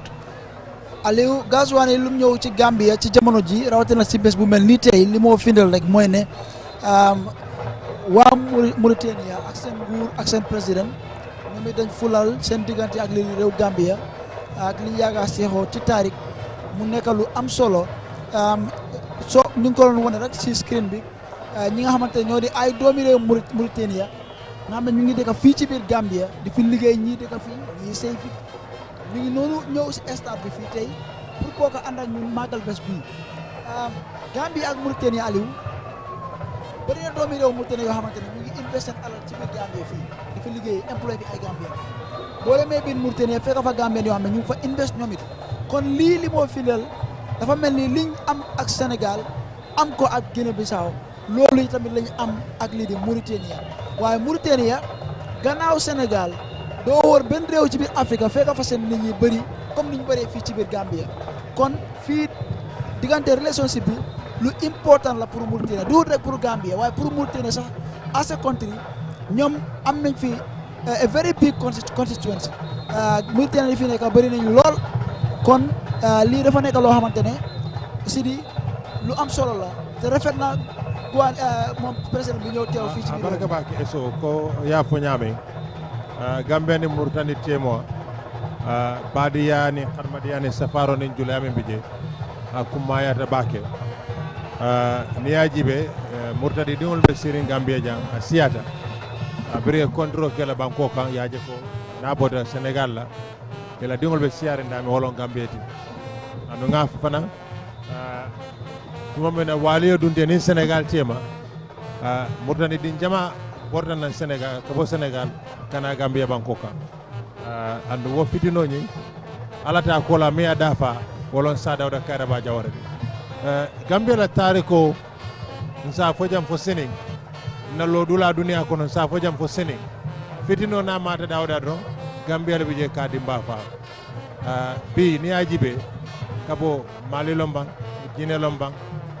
Bissau lombang Freetown lombang Liberia lombang an fo Nigeria fitino fitina na mata je Gambia la ke sate de men ke jiya Gambia la ke sate de mialo ke kala sama do dum kata ko badiya ka sunkuru ida maltema awon safa Gambia tonya ala taala en so fennela jikita ko ngalon ne sañi nin Gambia nada dafa candidat jisuma bala ka bonje sa sarin sa wuru bari dañoo mo dala wolom badi yadi bi eso ni findire jang mo kilimo fule na kacata ale ñomani fo kafu ñoo yalomba fo badi yalomba fo si ñoo yalom woto kumata ba woto bi lumu bi le luneti mi yalon ko bebe sedi yarol tumo mena president Barrow Gambia dingul ko lavira ye tammi ñim makamoto fo sanji lulu bari de jani be tambila lafte na yela hidota wala hidita boleto e sola ka vanga sirati tele bari say sirati tele sira la hidol be kerin silan kodi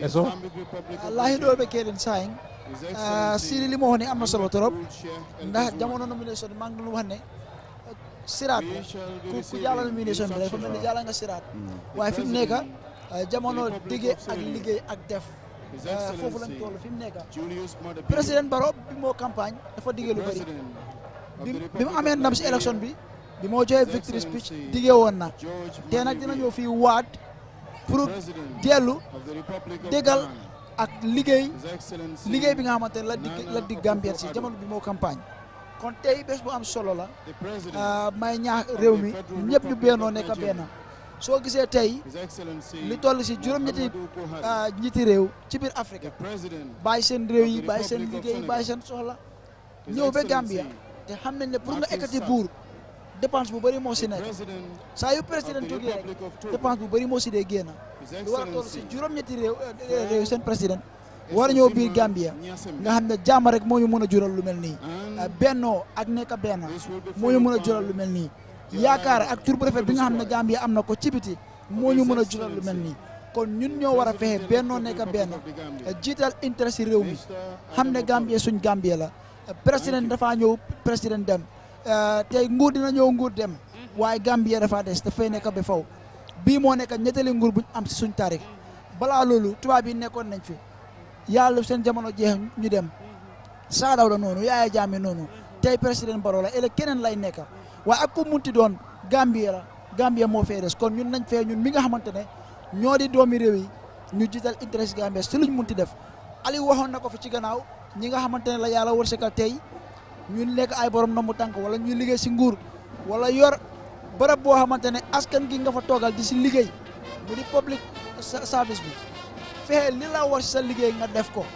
nga kenn ku nekk si ñoom jamono bi ñu laa jox liggéey dañ la waat loo nga waat ci yàlla waat ci li nga gëm waat ci sa réew ne doo or sa réew di nga liggéey pour sa réew joxe lépp loo xamante ne yàlla mun loon na la ko pour gis ne sa réew am na lii jëm kanam kon na nga fexe sàmm loola Gambia suñ Gambia la su baaxee ñun la baaxal waaye tamit nag bu si amee ay naka su dul noonu ñun ñun ñoo njëkk a coono kon nañ fexe bennoo jàppale ki nga xamante ne la yàlla wërsëgal mu jiitu ci élection bi muy président Barrow fii bi balaa juróomi at mooy li ñoo wax auto politique jeex na fi mu nekk soo xoolee tey fii doo fi gis benn political party color ñi fi ñëw sax xëj na ñoo xamante ne dañoo support wala ñu ànd ak kii di président bi niñ solo sax du la wan ne diw fii la far kon loolu dafa rafet xanaa ñoo xamante ne ñooy borom aso bi gannaaw ñooñu keneen ko fi munti gis dafa sol lu différent lu unique te foog naa lii mooy Gambia ñun ñëpp benn lañ fi mu nekk tey doo fi dégg waxtaani parti président Barrow du fi waxtee ba tudda parti waaye Gambia suñ ko waat loolu du waat si turi parti dafa waat si turi réew mi ak ci digganteem ak yàlla kon nañ fexe daal gën a rafetal diggante bi te ñuy ñaan suñ diggante réew yi nga xamante ne ñoo ñu wóor ak yeneen réew yi ci biti mu gën a rafet doomi réew Gambia yi tamit gis seen boppa ci juróomi at bii nga xamante ne la ñëw dugga nii ñu gis seen boppa ci développement gis seen boppa ci lépp loo xamante ne daal moo di seen dunda mu mun a yomba comme liñ doon wax ci wàllum accident ci wàllum lansin yeeg ci wàllum wér-gu-yaram ci wàllum mbay meeg wàllum jur ak lépp loo xamante ne nit dina ko soxla pour yombal sa dunda ak am li nga xamante ne moo di jëm well so another heads of state is now arriving here at the Independence Stadium, while this is the president of Sierra Leone, Julius Maada Bio, who is accompanied to the Gambia by his wife Fatima Jabi Bio.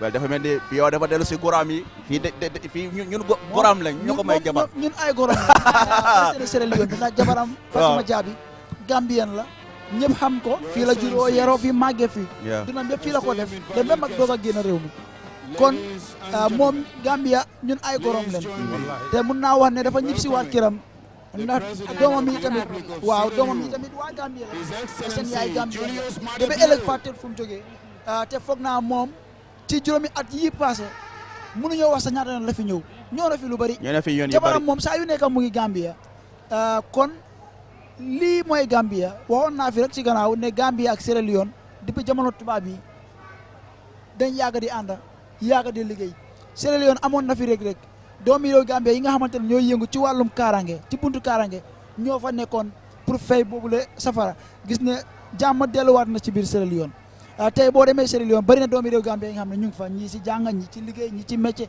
nga ñëw si business Qcell mu ngi biir Sierra Leone ak yeneen compagnie nga xamante ne ay doomi réew Gambia ñoo ko moom kon Gambia ak Sierra Leone dafa mel ni benn bopp la comme li ñoo wax ci Gambie ak Sénégal ñun suñ édito nga xam ne mooy suñ boss di Mr Ade Dramé moom doomi waa Sierra Leone la waaye boo ko la xam nga lu mu la dee wax Sierra Leone yeen Gambien la kon loolu dafa rafet li moo woon rek mooy ne ñaari réew yi dafa am luñ seexa lu ci tarik du ci wàllum liggéey du ci wàllum business loo munti xalaat ci loo xamante ne ni ngi cee jëflante Gambia ak Sierra Leone seexoon nañ ko te foog naa lii mooy àdduna li ñoo laaka ci biir Sénégal ak Gambia di ko laaka biir Guinée Bissau loolu la ñoo laaka ci biir Sierra Leone boo fa demee fekk fa soose yeeg Pël yaa ngi fa sant yi sax daanaka benn la comme niñ mel ñun ak Sierra Leone ak Sénégal ak niñ ko waxatee Guinée Bissau noonu lañ ko amee tamit ak ñoom Camara fa Fofana fa Cissé yaa fa Dramé mu ngi fa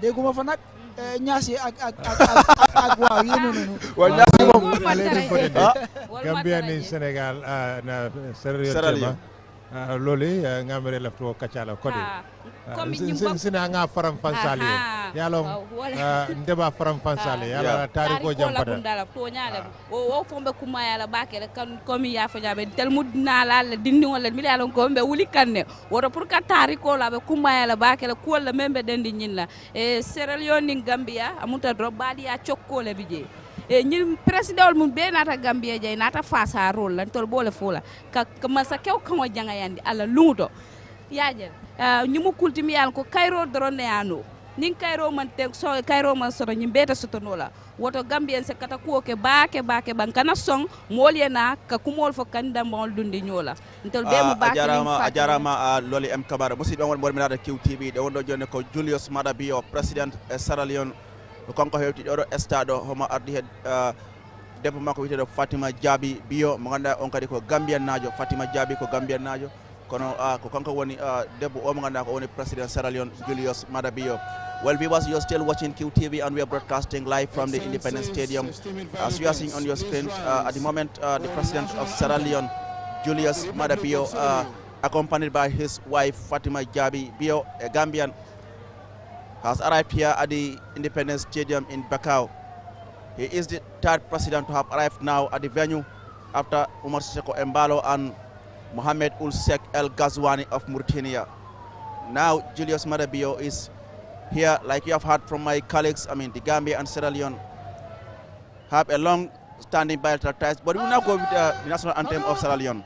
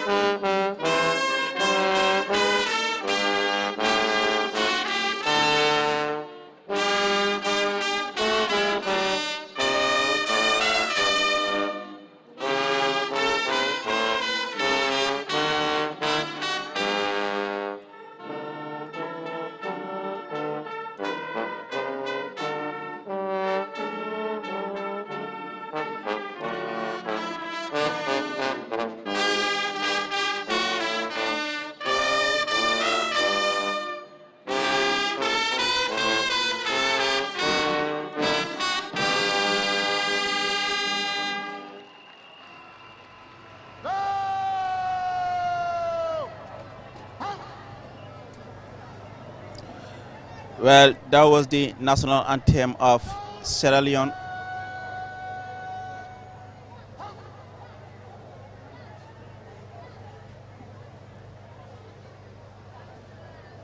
You're welcome, Your Excellency. That's Julius Madabio, president of Sierra Leone. And I'm so now the remaining head of state will all be here very soon. Like I said, the president of Liberia is in town. The president of Senegal, Macky Sall. The president of Nigeria is in town. The president of Togo Republic is also in the country. Nana Akufo-Addo of Ghana is also in the Gambia. They are all here to join their colleague or counterparts, should I say, President Adama Barrow on his special day, which is the day he is going to take the prescribed oath of office, secrecy and allegiance to be administered by the Chief Justice of the Gambia, Alhaji Hassan B. Jallow. As you are seeing on your screen, that is President Madabio and Umar Sissoco Embalo. And now that is the President of Liberia, George Manawer, who arrived in the country this morning, has now arrived at the Independence Stadium here in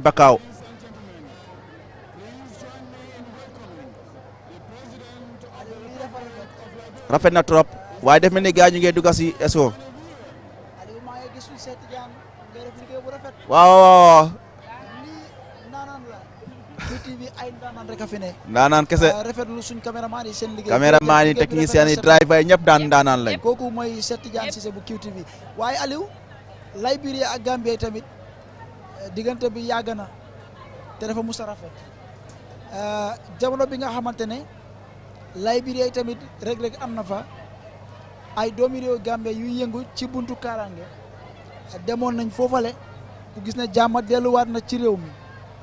gannaaw loolu képp koo xamante ne falu na nekk njiiti réew ci biir Liberia depuis ci jamono taarix bi moo neex xam nañ ne Gambia dee bokk ci réew yi ngeen njëkk a ñoo nemmeeku kon loolu li moo wone mooy ñoom it fulal nañ seen digganteeg réew Gambia ñu rafetlu seen président bi George Mane Weah lim ñëw fii ci biir réew mi ñëw fekkee ànd ak ñun màggal bés bu mag bi nga xamante ne bési réew mi yëpp la ndax ñu ngi waatloo ki nga xamante ne moo di njiiti réew mi ñu déggee tamit ci làmmiñam lan la moo diggee ci juróomi at yi nga xamante ne la ñoo dugga nii moom nag dañ ko ràññee woon lool ci lii di football ci wàllum tàggat yaram ak yu demee noonu mu nekk kenn ci der bu ñuul nga xamante ne ñu la yàlla wërsëgal mu am nag li nga xamante ne moo di ab lijaas bi ñu ràññee ci àdduna wërngal këpp ne képp kuy yëngu ci football moom moo la daaxaa football mu di best player in the world moom rek a ko mos a am si der bu ñuul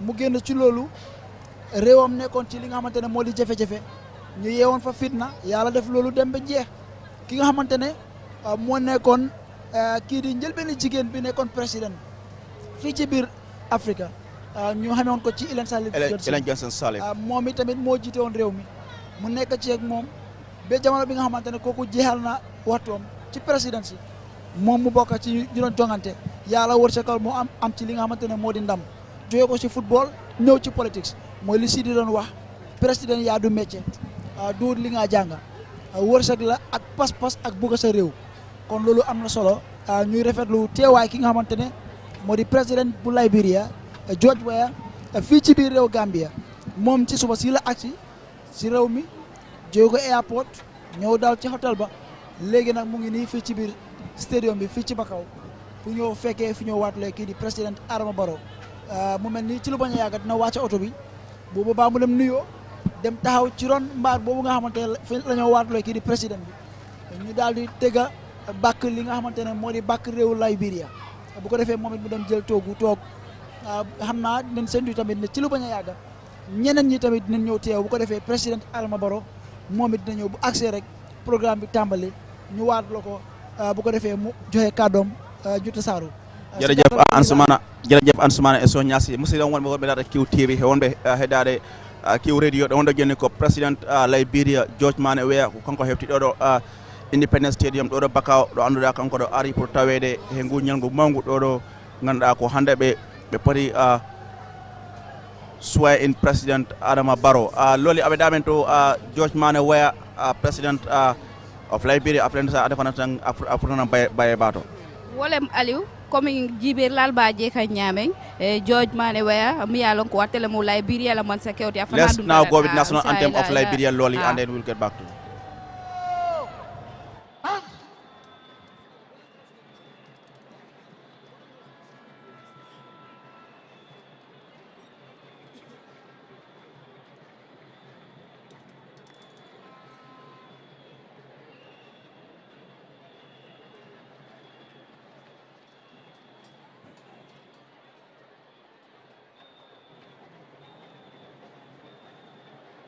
National salute. Present.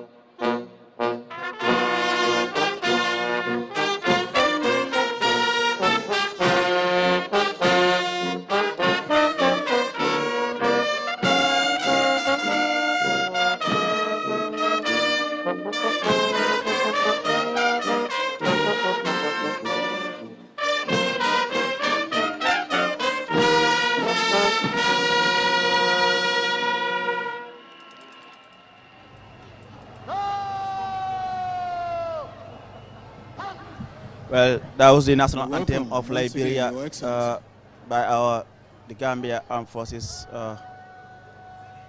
band.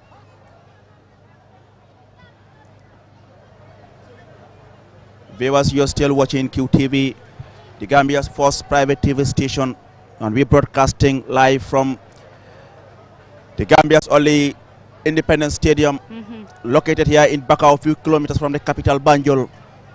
Built in the early 1980s, this venue has hosted very important national events, and this event here today is no exception.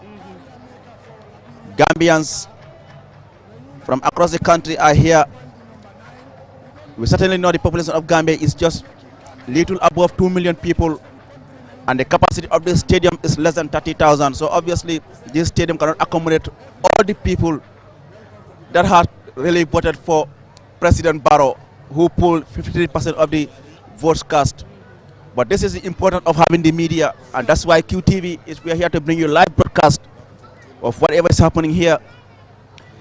And for those without TV, they can still follow us on Q Radio, and for those on their smartphones, you can also follow us on our different social media platforms on Facebook and YouTube. Well, those are the National Assembly members. I'm seeing Honorable Samba Jallo, Minority Leader and National Assembly member for Nyamina Dankoko constituency.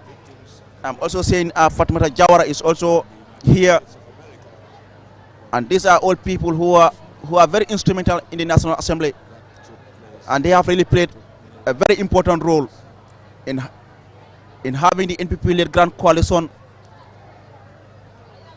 win the last election. I'm seeing Sekuba Jaju and all the National Assembly members who are all here to join in witnessing the inauguration and swearing in of their President Adama Barrow. Sidi abedamen to Liberia nyaton ko afrenda fotanang George Weah. Député be siring Aliou karekilin lokundandan komanto. I'm saying Bile Tungara Adama Barrow abel nyilbe sidula mina fanan bol parce que amalon fabe muruna state house to odo paraya sebe ke kam pour election o campagne to.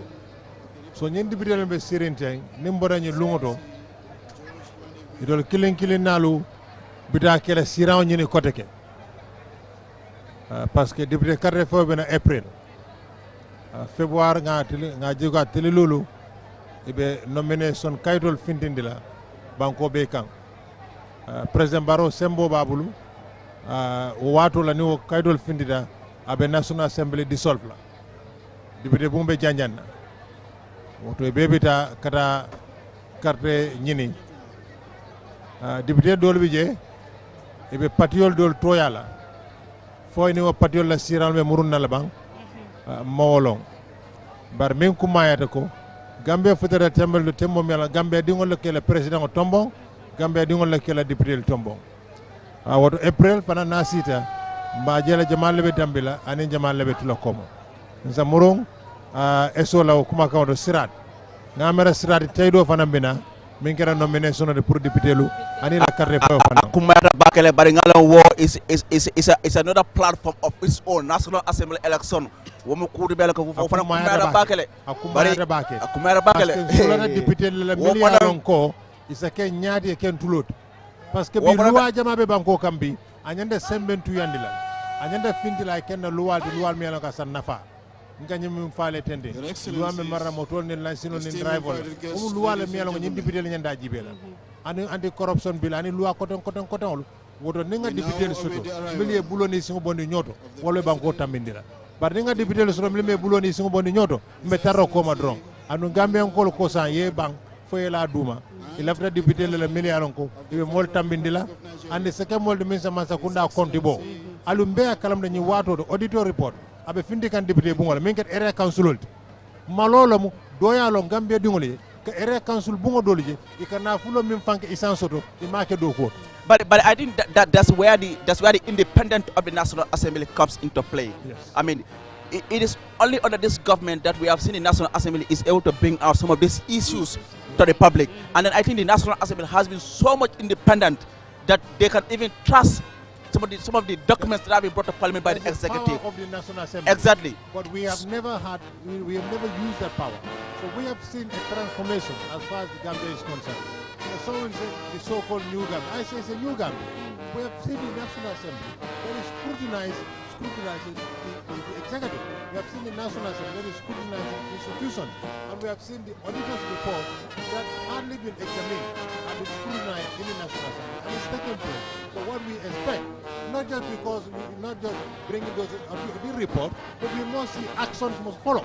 So you don't expect to hold a public office and embezzle taxpayers' money, you get away with it. An example must be set, and it must be now. Well, an example must be set, and it must be now. And I just hope if that example is set, it wouldn't be politicized as well. We are good at saying, example must be set, but when it is set, because Gambia is low densiba, no lead for them, so America, you come to politicize Azumana. Lord Gisman Copini, you better get Chone, corruption Munge, am done a Kuni def. That's you come to def. When Chow to the Nandi, they don't politicize. Wow, Lolu, then go out the scene. Lunga am na solo. Wow. Te yakar ne nguur bi fi tok ñu ngi bay seen xel parce que bëgg nga ñu def loo xam ne élégance ci biir ñu ngi gis foofu loo xam ne ñaaw njort la si ay nit parce que loolu moo tax président mu ngi waat ne du def par parlo mu ngi waat ne du def feebo ilwil yëpp mu ngi waat ne moom Gambien yëpp a em si moom kon dañ gis na ne institution si yu mel ni court mu ngi def aate yoo xam ne wax dëgg yàlla ndam la pour Gambien ñun ñëpp. Yeah, I'm not saying case you have against the president. If this was the former regime, you dare not rule against Jammeh. So Gambia have grown. Gambia dem na place boo xam ne ñun yëpp kontaan ne te suñu négocié yëpp kontaan ne kon yu demee si auditors report yi demee si yëfi council si yaakaar naa ne institution yi ko war a xandul dinañ ko xandul si yoon gis ne dégg mu taxaw waaye nag bëgguñoo seet président in the sense ne yow Aliou Cissé ñu dénk la place nga def lu la ne foofu nga jéem fa dem dox sa soxla su fekkee ne yow lu nga def defuloo ko si yoon wax dëgg yàlla alali réew mi nga jël nga pusur pasara ko war na laa teg benn place nga fay ko oo nga dem tëddee kaso lii dañ ko war a def. Ansumana. loo wax ci anglais ba mu ko cee dellu ci wolof.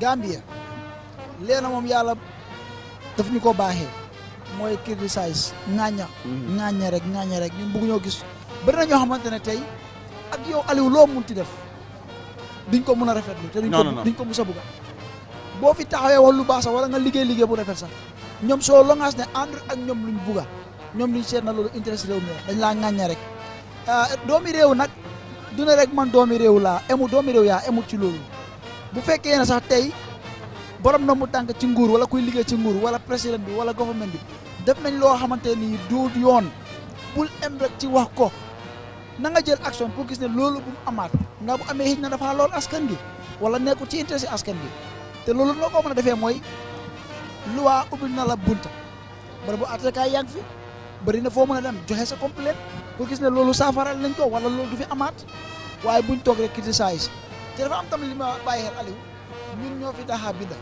Gambien bi mun naa bind policy yu rafet bind projet yu nice waaye kaay ñu implement ko mooy problème ñun soo ñëwee si loi nekku ne dañ am loi yu bonde loi yu baax yaa ngi fa waaye duñ ko doxal comme niñ ko war a doxalee wala loi yooyu la ñoo yàq loolu nag suñ ci buggee génn foog ñu jiital interest ci réew mi loo xamante ne askan réew mi la ñëpp taxaw si bu fekkee ne tey dañ ne kuy dawal moto loi bi dafa ne foog nga takka seat belt man takuma seat belt because man big boss la wala man dañ ma ràññee ci nguur teguma ko fen kon dafa mel ni maa ngi yàqal loi te suñoo wax gis nga nguur si man la dooree ci man ak yow kan mooy government man ak yow ñooy nguur parce que ñi liggéey ci nguur yëpp ci ay kër lañ bàyyee ko ci ay gox lañ bàyyee ko ci ay région lañ bàyyee ko soo ñun ñoo war a soppi suñ jikko foog ñu am that attitude no change lépp loo xamante ne loi la ñuy respect ko loi bu bon ñu jëlee ko fi dugal fi loi yi wax pare gis na loi yooyu dox na mooy li si di wax action we need actions now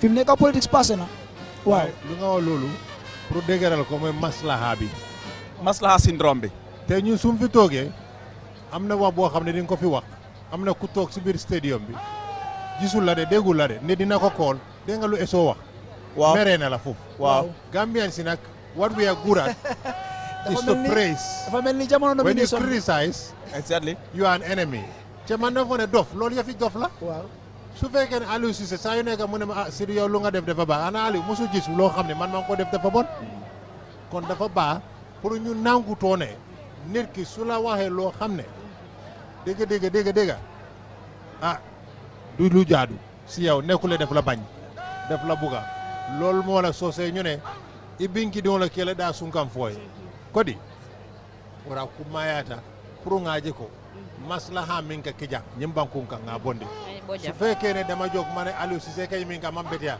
amaŋ to kon Aliou konne Aliou la ñaato tal beteya ni wolo looli moo te faŋo jibel fam fele ndaŋo to i ke faŋo jibe fam fele ndaŋo to yaa jog a nañi ay sadoñi ñanta sabala ay jampa nañi me kopo ñanta a talala domonde ha ke a faŋo jibe nañi weero nga min du Aliou Cissé ngañi ñaa classe o min du ñanta a jos la ha wala mumundi ke faŋo jibe fam fele na wara ni mo kuma fo ke jalay aman ke aye jawyale de aman ke aye konne de ako ibe min kan a toñalom e fe fale bari yala wo fana ana foña yalon dolbe comme yafun dolbe je hana ñaata yemun kube toke ibuka woje ika mengi drum wolem ku jawoti and yaji is very bad. I mean, you don't just criticize somebody when things goes wrong.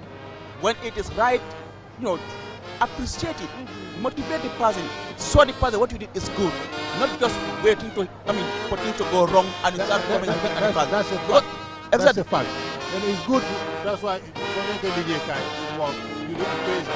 Exactly. The appraisal is to tell the person, the employee, that actually you are doing very well here, but these are your shortcomings, adjust. But that's important. But as you know, my belief is, for this life I've lived, I have a conviction. The fam gom luma am. Lata fendela. Ndebe minke kan. Nindan kene ko tonyalo. Nindan kene ko minke mbake fisa bidi laile. Ndemo danku. Wala mundi ko. Nibe selekan ka duto kati. Misal fe eso. Su fekke yang ex ka wache mango. Xale yan si suuf saa yu nekk ñu sànni xeer nga wàcce si suuf bàyyi leen ko ite o duutoo jolon na de ni be sel kan duutoo santo di nool be duune bero fay le ba ite jani be futal duutoo rek a jii ka foy ko ala ber foyo bula o du ite nene futalo duutoo kato woto pour di nungol min be ñin do koko anin tol min be ñin do koko ibe min ke kan iba ke kan toñale kay ka toñale fasa amanke hanata duniya bele nata i koy balantelo toñala wo toñañi a fasa for Allah Ta'ala be taraje abe minkele. That's important. So it's important we don't do maslaha syndrome. That maslaha syndrome, as Aliou Cissé said, we must do away with it. Absolutely. Lol mo ñu lor Gambia fi. Wole mbate ni nyimban ko ngani. Tañato sey ko. Yedo no sojabe kube kudo ke kam mi alon ko abe min ke amanke siloti yere ID card o nyini ye futa moma am mi alon ko ala do ko lo barabe la fele pour fendi ala pour ID card o bondi konten to nyati kana so wala wo tara silo kan police o yaje ko be kube kudo ke mi manke siloti ina ka kacha fe fendi ala konten siloti wota kala wolon ko ibe do ko minna luwa min fo alakam kuluro min nyande laraje ay lakam ibe palaso min do ko kayto di memu banko la kayto di mo manyana penjola na manke nyande min jola kayto nyin kunna barka mo duko pour ka kayto so mo manyana kera. Today we have another president who is now the president of Ghana, Nana Akufo-Addo, who also doubles as a chairperson, the current chairperson of the ECOWAS Authority of Heads of State and Government. Is now entering the Independence Stadium to a rousing welcome. President Akufo-Addo has been the chairperson of ECOWAS since last year. His term was renewed because the sub-regional leaders didn't appreciate the way he was steering the affairs of the sub-regional bloc, and he still remains the chairperson of the sub-regional bloc. Just early this month, he convened an extraordinary summit in Accra, Ghana, where they discussed the current situation in Mali, where the country's Vice President, Her Excellency Dr. Essa Toure, was there to deputize the President of the Republic, His Excellency Adama Barrow. And now, Addo is also in the country. I mean, this is quite significant.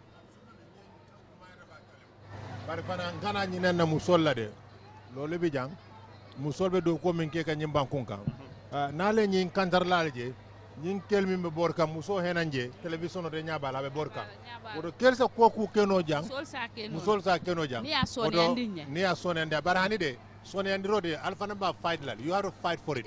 You know, the issue of no Musolmo Jambaro. Barkasika Musola Munde Puriana Yale. Anide, inko ya je muso be bori kanjam. Abe borkan. Somanda moto duntana. Abe borka wala namba tentu lamba jel musola lodula. Musol fana kana si. Ani camera ko ibadile lol. You have to fight for it. Ntel mu jambaro anu mu kele lalati. Ala kele aliata. Alia busi kele bulu. Woto abe kumayale pour ka musol sem hani bi kam lafa sembentu yandirol. Kantu man sa kyo kata mode bi yalon kay musol la ko fasa bakel. Dia jube ye projet kol nati jam yalon ko dontor ko do di musol lale adi be min jola je do manding ye sembentu yale la julayani safarol kunyala wat hani bi be sularim pour yem mako do te musol mu kata lalati gambia banko kanja itata o bunda to e be musol tarrajele woto ngajele hani bi be jural dinkiral to mi mu bakawti man sa kewol be dunkan nan kilin komi nga fa nyame liro studiara tola sila men duntana wala siata men tuta koma ate mela bake gambia fa dalilo min suntan na tarola jambiri ala la samanda ate mela man sa ke babe dunna baye kono kanaka kol timmande mi yalon ko be dendi ni lula juralon albe min be fo ka be mu kulte bi yalon ka be kumayari bake bankola jirwa kola kode ni ajube esobe min fo ka wala mu pour ka amuta dron foire ya tala gambia banko kanja anin tapale ya ko masakunda nyanta la far kelale kaje ko de do kulal melbe bundal to ke semben tuya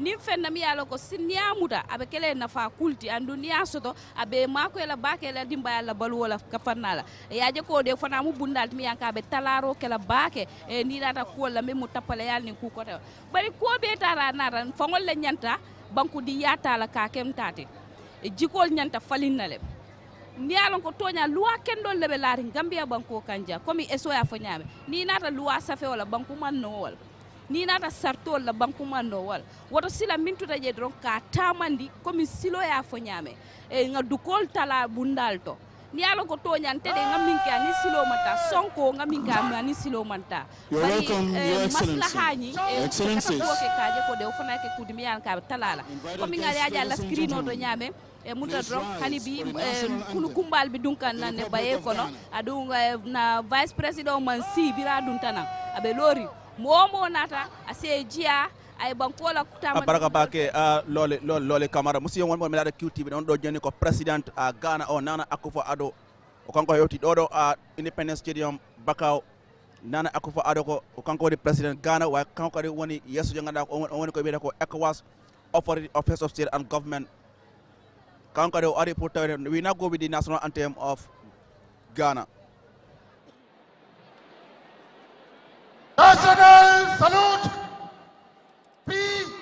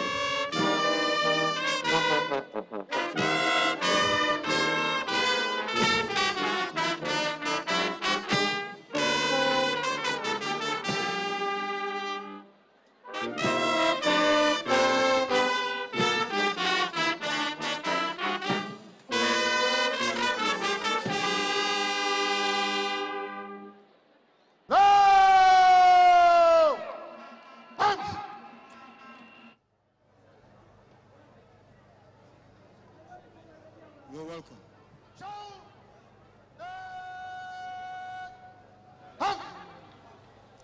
Well, that was the national anthem of Ghana. Like I've said, the Ghanaian president, Nana Akufo-Addo, is the latest to have arrived here at the Independence Stadium in Bakau. You're welcome. He was preceded here by the presidents of Guinea-Bissau, Umar Seko Embalo, the president of Mauritania, Mohamed Ould El Ghazouani, the president of Liberia, George Manawer, and now we receive the president of Ghana. We have 4 more presidents to arrive here. President Macky Sall of Senegal, President Frimo to go now because Madabio is also in the stadium now. We have 5 presidents that have arrived. We are now left with Togo, Senegal, and Nigeria. These are the 3 presidents that are yet to arrive here at the stadium, but I'm sure they must be on their way now to the Independence Stadium here in Bakau. It is a quite historic day for the people of this country.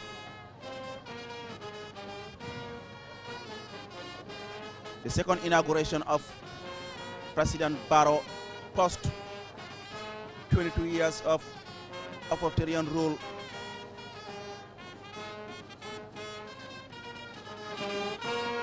Gambians went to the polls to vote for a president on December 4th, 2021. And after what was 26 aspiring candidates, the IEC only confirmed 6 the contest. And the president, who was the leader of the NPP-led Grand Coalition, was challenged by the United Democratic Party's leader Ousainou Darboe, PDOIS leader Halifa Abubakar Sallah, the GDC's candidate Mama Kande, Esambay Fall, an independent candidate, and Abdullah Ibrahim Jammeh of the National Unity Party. These were the candidates who were challenging the incumbent President Adama Barrow of the NPP-led Grand Coalition. And out of the over 900,000 registered voters, over 800,000 cast their votes, and the incumbent President Adama Barrow pulled 53% of the votes cast, representing over 400,000 votes, as was declared by the chairman of the Independent Electoral Commission, Alhaji Aliou Momar Ndiaye. It's been a quite interesting times for the NPP-led Grand Coalition, as they have been celebrating this victory in the past weeks. And a week ago so, they were in Basse, in the provincial town of Basse, to have their what they call the national celebration of the NPP's led Grand Coalition victory. But this event today is a constitutionally sanctioned event that is required, that the president must take the free prescribed oaths of office, secrecy and allegiance to be administered here later by the country's Chief Justice Alhaji Hassan B. Jallow. The stadium is almost full, as Gambians from across the country have all gathered here to witness the inauguration of their president. But not only Gambians, but even non-Gambians are here as well, because we have 8 leaders from the sub-region who have come to join the president, and that really demonstrates the importance of the Gambia to the sub-region. So, Nana Akufo-Addo of Ghana, Exina. Wow, Aliou, réew Ghana yi tamit suñ tarik ak ñoom dafa yàgga booguñ rek ñi nga xamante ne ñooñu élifoon di ay tubaab, waaye biir Gambie fii si Brufut am nañ fa bërëb bi nga xamante ne doomi réew Ghana yi nga xamante ne ñoo bàyyi ko seen réew ñoo fii ci Gambia pour daaxa seen wërsëg, ñoo fa dëkka sanja fa tuddee ko Ghana Town. Ghana nag seen président bi moom yàgg na di ñëw réew Gambia depuis si jamono bi nga xamante ne nguur bi fi nekkoon moo yoroon xilaafa réew mi, jamono boobu moom moo nekkoon seen jawriñ bi ñu dénk wàllum bitim réew, mu nekkoon seen foreign affairs minister nga xamante ne dafa am doxantu di ñëw Gambia. kon kii waaye eso def mel ni am na beneen njiit kuy dugg si def mel ni Nigeria la, waaw Nigeria président Muhammadu Buhari of Nigeria is now arriving here at the Independence Stadium in Bakau. Aliou may am yaakaar ne léegi tey kii di président Barrow agsi fii. waaw na fi mu nekk ñaar ñoo des. ñaari ñoo des moo nekk Macky Sall ak Togo.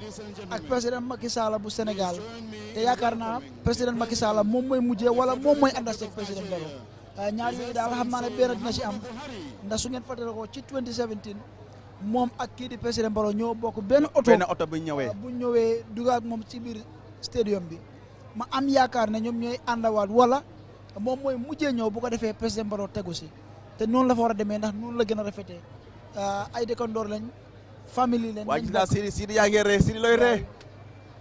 bés bu maaga la. bés bu maaga la. xam nga man dama dee bekk su ma bokkee ak Sidi plateforme like serious dama ko dee enjoy. parce que ñu ñaanal ñi jiitu yàlla xarale àjjana. amiin amiin yaa rabbi. 2017 18 si guddi am na loo xam ni ñun doomi Gambia defoon nañ ko Sénégal leeru la mbir ne jamono boobu Adama Barrow muy Sénégal dafa war a waat fan la war a waatee nekk na loo xam ne xalaat la woon nu Gambia ni di dawoon dem Sénégal ñu fi toogoon nekk si fitna am na ñu nekkoon fale ay avocat ñu ron xalaat ne bés bi on the 19 Adama Barrow dafa war a waat fan la moo waatee. nekkoon question bu mag. nekkoon question bu mag waaye nag moo tax si njëlbeen ñu ne wisdom ak knowledge jàng xam-xam ak xel ay nit ñu xarañ si luwa toog ñu ne Adama Barrow mun naa waat si embassy Gambie bu nekk Sénégal foofu suufi Gambie la. waaye jamono boobu nag tëj ne bunta bi te këri jàmbur la mu loo dem daanu ubbi ko waaye nag pexe amoon na ba ñu ubbi ko loolu nag duñ si dugga pexe bu amoon ba Gambian embassy bu toog Sénégal Gambia High Commission bu nekk Sénégal ba ñu ubbi ko ba Adama Barrow war a dugga foofu ba waat pexe boobu nag boobu dinañ ko denc ba jamono. ba boobaa dinañ ko wax. moo tax su ma gisee si 5 years bi ñu bari di jóg di door seen dena man la wax dëgg yàlla def leen ndànk parce que am na ñoo xam ne su teeroon démba ñoom kenn du leen dégga loole nag mu ne dégguma wolof mbaa maa ngi. yaa ngi de waaw. li nga wax set na. set na. waaw. kon nag baax na ñu xam ne.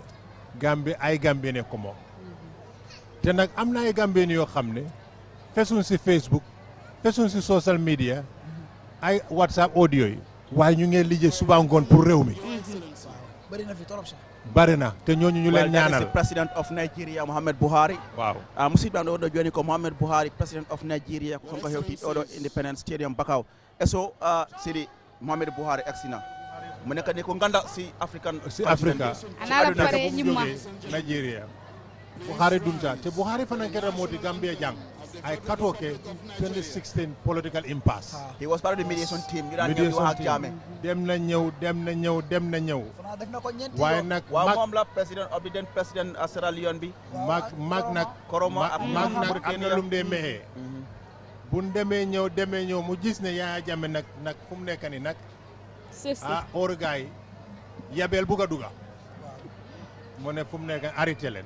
maa ngi fàttaliku seen mujjanteelu meeting boo xam ne amoon nañ ko fi. Ansumana just hold on ñu ànd ak national anthem bu Nigeria bi. léegi su gëstu nga continue.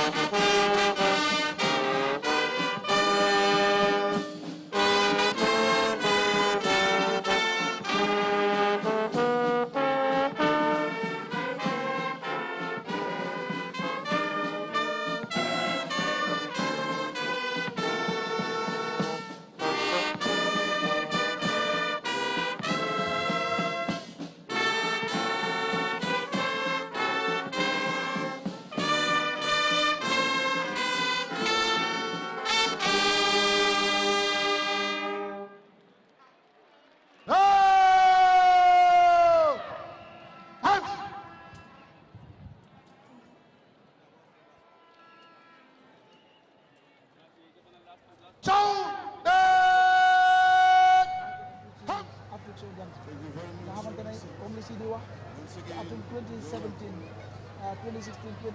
nga xamante ne réew Gambia amoon nañ xëccoo ci wàllum li di politics njiiti réew bu fi nekkoon gannaaw bi nga xamante ne njëkkoon naa nangu ne dañ ko daan ci élection bi mu ëlbateku ne déedéet mu bañoon loolu indiwoon fi xëccoo boo xamante ne mënoon naa yegg fu mu ci réew mi sant yàlla nag yàlla def ci ndox bu sedd moom Buhari mi ak ki nga xamante ne moo nekkoon njiiti réew bu Liberia di former président Ellen Salif Johnson ñoo jiite woon délégation bi nga xamante ne moo ñëwoon pour waxtaan ak njiiti réew bi fi nekkoon ak kii di président Adama Barrow jamono boobu mu nekkoon njiiti coalition bi maa ngi fàttaliku si di lan la fi am solo mujjanteelu meeting bi nga xamante ne délégation bi ñëwoon na Gambia moom Buhari daf leen bàyyi State House dellu du ko plé naan dem yoonam ne du bokk ci lépp loo xamante daf koo jural xeebaate maa ngi fàttaliku loolu moom fi la leen bàyyi mu dem jamono boobu ñun ñu ngi woon ko Ozone ci hôtel bi kii di Ellen Salif Johnson former président bu Ghana Ernest Bai Koroma bu Sierra Leone ak kii di Mahama bu Ghana ak kii di Ibn Chambers ñoom ñoo ñëwoon fekk ju foofu pour waxtaan ak kii di président Barrow mu nekkoon jamono boo xam ne taarix la ci réew mi lu am solo ñu sant yàlla gannaaw ñu mayee ñu fekkee lu mel noonu Sidi waaw loolu mooy dégg fu ma daane leen foofu rek biring Buhari adunda ñing kaca kona tanen alabda doya soto la je mo ni be kala modi ne ka balan doya tonya ako adada dunda ñin doya kono anda murunta ako gambian ko la kango wala be lola gambia banko ka kumaya anda doñol fana ya fasa min keta Mauritanie min keta Mali min keta Sénégal be ya fasa e gambia dingol fasa e gambia dingol kango jampani wo kanjam fo hansa en bole ko wala nan ko bi nata fasarol la wo fasarol be keri wala be keri fasarol be keri de wata kumayata bakele pour kambe o mimbe damol tema Afrika bankol tema kata ko eke munta to kabo man sakel bulu kaje ko de wo seke kutimi an ko abe tenten kan tu comme ya fo dali signo ko buka signo kar ni ya man tenko amunta kari fana yata tenku nola bandiaje biñil bele kol be bulala jani ñin corona min be keri tamo be koleari yela kata ko be ke fo bi be futata ja woto mu kudiyanka well that's the president of Senegal if I can get the flag right that is President Macky Sall that's President Macky Sall of Senegal who is now arriving here at the korosiro be kala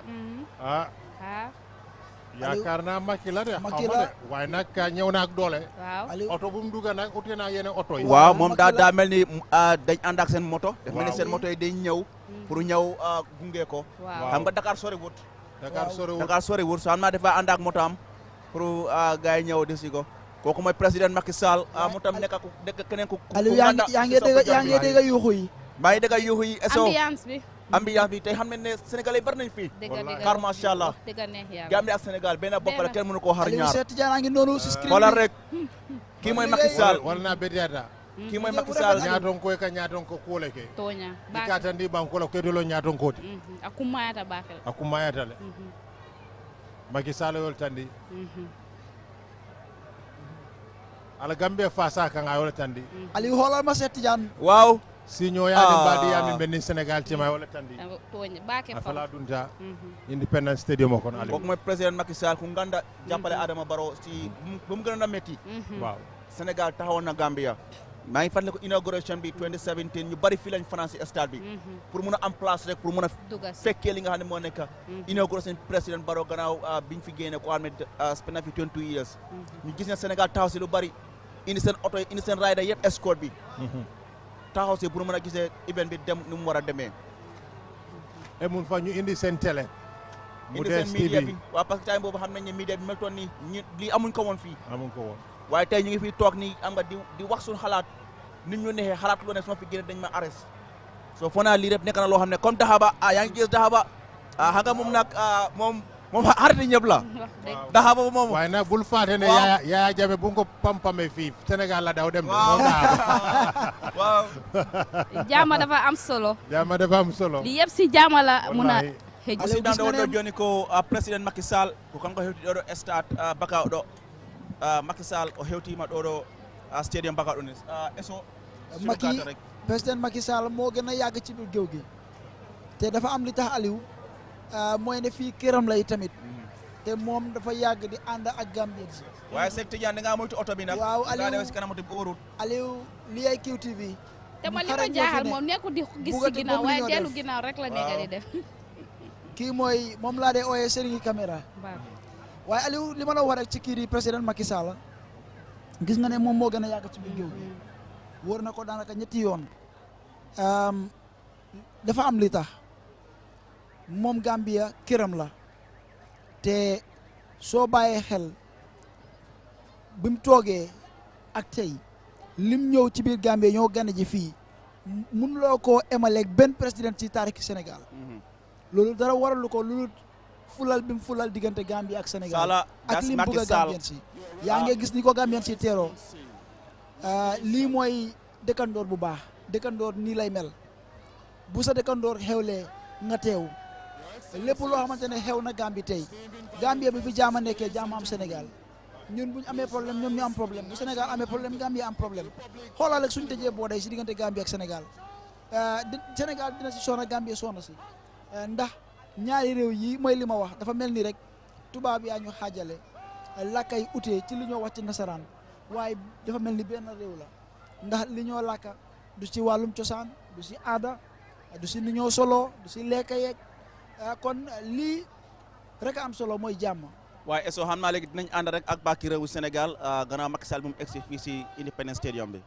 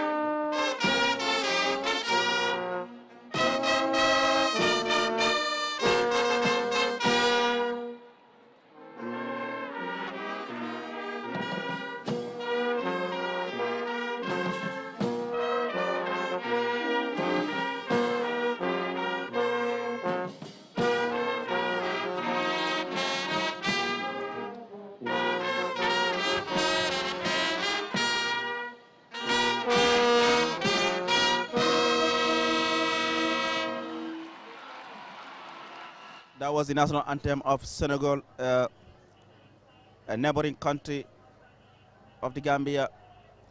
Senegal actually surrounds the Gambia by all sides except the Atlantic Ocean. But these two countries share a lot in common in terms of culture and tradition. If there's only difference between these two countries is the Senegal is a French-speaking country, while the Gambia is an English-speaking country. But aside from that, these two countries have a lot in common. They intermarried and then share a lot. Now there's only one more president to arrive here, and that's going to be the president of Togo, for Isozima Nasimbe, who also arrived in the country last evening and was received on arrival by the president. Please join me in welcoming the president. Nasimbe is now here at the Independence Stadium. He's also entering the venue. He's been the president of Togo since 2005. So definitely president of Togo Republic for Isozima Nasimbe moom tam egsi na fii ci Independence Stadium bi Ansumana. Aliou moom mooy juróom-ñetteeli président bi nga xamante ne ñëw na pour ànd ak Gambien si màggal bés bu mag bii nga xamante ne lañ nekk nii tey di ko màggal mu di waat bi ñu war a waatloo kii di président Adama Barrow mu nekk lu am solo ñu ko rafetlu moom it ndax Togo ci biir West Africa fii la nekk comme Gambia ñu yàggay tamit di ànd ak Gambia xam nañ ne am na doomi réew Gambia yi nga xamante ne ñu ngi ci biir Togo di fa liggéey xam nañ tamit ne am na doomi réew Togo yi nga xamante ne ñu toog fii ci biir réew Gambia ñii nekk ci business ñii di fi liggéey ñii sëy fi mu nekk lu am solo lii mooy Afrique ñun ñëpp benn lañ te dafa neex mooy li ma war a depuis suba maa ngi ko wax di ko bamtuwaat nga xewle sa dëkkandoor ñëw teew dara daaxu ko li moo wane rek mooy ne nit ñi yëg nañ la te fulal nañ sa digganteeg ñoom kon loolu ngeen a gis noonu mooy moto bi nga xamante ne moo indi kii di njiiti réew bu Togo moo nekk noonu moom it mu nga wóor baye bi bu ko defee dinañ dem jël li nga xamante ne mooy bàkk réew mi gannaaw loolu mu jël toogoom bu ko defee nag ñu am ñuy séntu daanaka kenn ki nga xamante ne moo ñu fi teg ñun ñëpp mooy kii di président Adama Barrow jamono ji moom rek a des bu ko defee programme bi mën a tàmbali ñu waatloo ko ñu dégg ci moom ci làmmiñam bu ko defee ñu mën a tasaaroo ñu nit waaye ci gàttal daal lii la Aliou ki nga xamante ne moo di président bu Togo mooy dugg ci nii ci bay bi ci jamono ji fii ci Independence Stadium ci Bakau Aliou.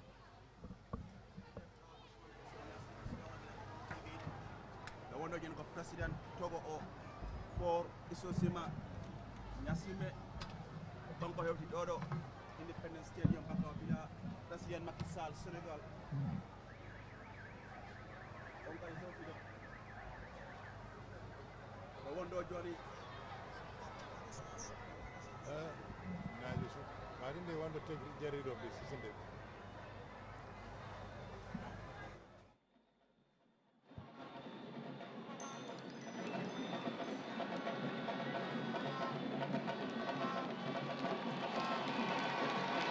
You are welcome, Your Excellency.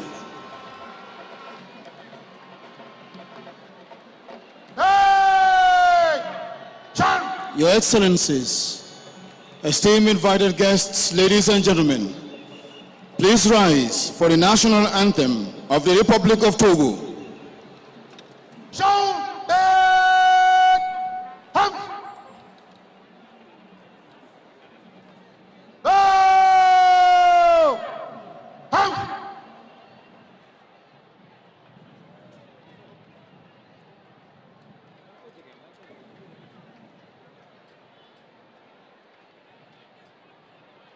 National salute.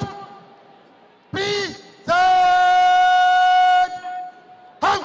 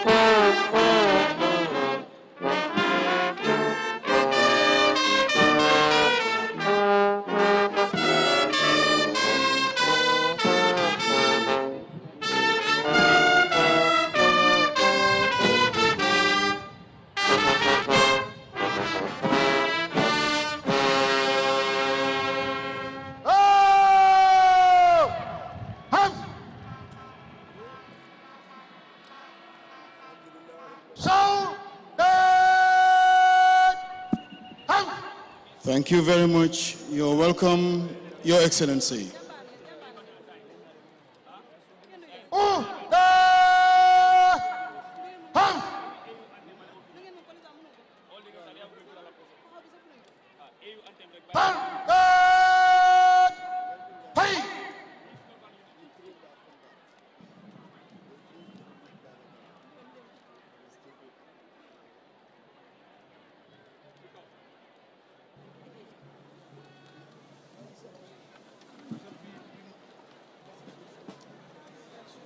Bienvenue, Son Excellence, mon président général, Frère Nyasimbe Adama. Bienvenue. Je prends des questions pour te saluer encore. Bienvenue, merci.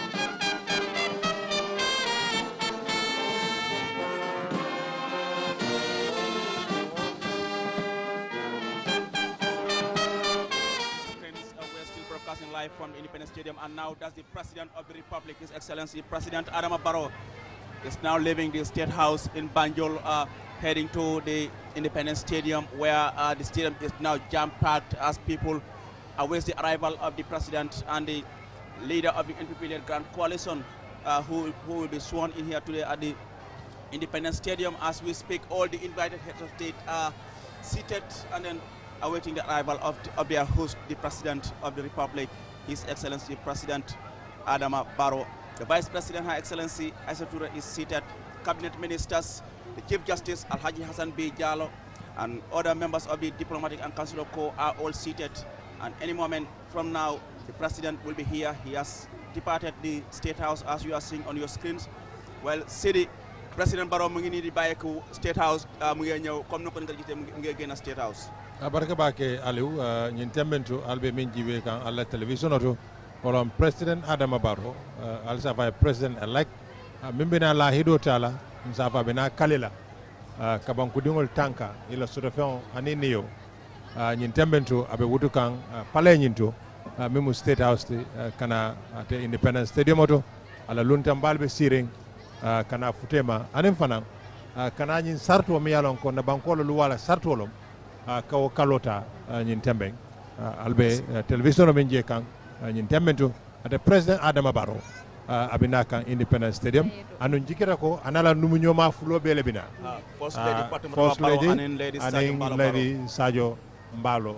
So President Barrow baye ko na State House comme nako nga gisee screen bi mu ngi ñew legi gëna ci nati ñew ci bay mo fi nga mo nekk bakaw mooy li ma waxoon rek gannaaw bi nga xamante ne kii di président bu Togo aksi woon na fii mais leen ci lu bañ a yaaga ñu ngi séntu ne président Barrow moom it dina aksi mu ngi nii di génn Banjul fi mu nekk génn na State House jamono yooyu mu ngi si Independence Drive di jubale aaj bi te xam naa ci lu bañ a yaaga moom it dina aksi fii xëj na fii ba balaa ñu ne 10 minutes maximum war naa aksi fii bu ko defee xam naa dina tàmbali li nga xamante ne moo di programme bi si boppam mooy process bi maaj beeg yooyu waatloo beeg yooyu ndax xam naa ne lii lañ doon xaar fa mel nii bu dee wat la àggana ci ndong li fi mu ne te lii bés bu am solo si taarixi Gambie du si politique rek waaye ci taarixi Gambie si boppam bés bu am solo ndax juróomi at yu nekk dinañ waatloo kenn ci doomi réew yi pour mu war a jiite réew yi at li si beneen juróomi at kon lu am solo la ñuy séntu ne ci lu bañ a yàgg dina agsi ndax ñëpp képp koo xamante ne dañ la fi doon séntu agsi nga moo xam ndax ñi fi toogal seen réew yi la mooy diplomate yi moo xam ndax doomi réew Gambie yi la ak ñi bàyyi ko ci bitim réew ak sax ñi nga xamante ne ñooy liggéey ak moom di cabinetam bi ak yeneen président yi nga xamante ne ñoo bàyyi ko ci biir Afrique ñëpp ñëw nañ teew jamono ji président Adama Barrow mi nga xamante ne la ñoo séntu léegi mu agsi ndax mu ngi noonu génn fi nga xamante ne moo di State House Banjul Aliou gis nga picc yi nu mu rafetee dafa mel ni ñu ngi ko séntu ci lu bañ a yàggal loolu President Barrow depart State House pour kana nan jang stadium moto wo kumayata bakele Aliou mansa kew nga jele ay mansa bongo bula ñin tembe na aya kontlin nan bayela mi yalla ko wala mu bakawti be dame comme ngal baje ka nyame ngene munta drong abe fe ñin tembe na fana be silo kan nande ka futa nan comme kol dabe abe dame dabe silang kol kono fatal tep kantu nata dunta dorong programme be tamten na lale kabri somanda mbaka bari akumata le press live baraka bake lole comme alnya balal screen tamit abe damin to personal le convoy ebe mail tous les walinkan sign kabunam Banjul kananang bay bata jam bakaw ebe mail tous les mafon sambi be potla jang inshallah musidɓe on bon mi laada QTV ɗo on ɗo joni président Adama Barrow mima toto State House ima abbi gaka Bakaw Independence Stadium ɗo on ɗo joni konɓe makko homo tolni heede toto mile to central prison kono ɗo wonano yirɓe requesnaji monde heɓe heede mile 2 heɓe abbi ɗo ɗo Bakaw. Well viewers, as you are seeing on your screens, the president's convoy is now around the mile 2 central prison heading to the country's only Independence Stadium here in Bakaw.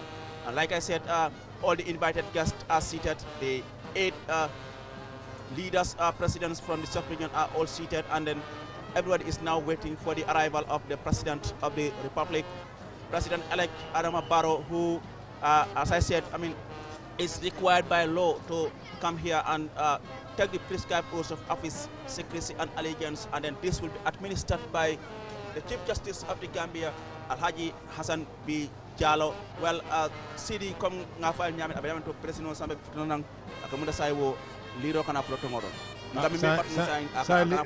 lilo frère ton afutata le waaw nga fo janjambure ngola kono faral te kuol kono fara silawo sera dima silankay. Well, the Speaker of the Parliament, Madam Jack Denton, is there. You're saying the Vice President, Her Excellency Esther Ture, the Chief Justice, the President Macky Sall is seated. Bio, Imbalo, Nyasimbe, Buhari.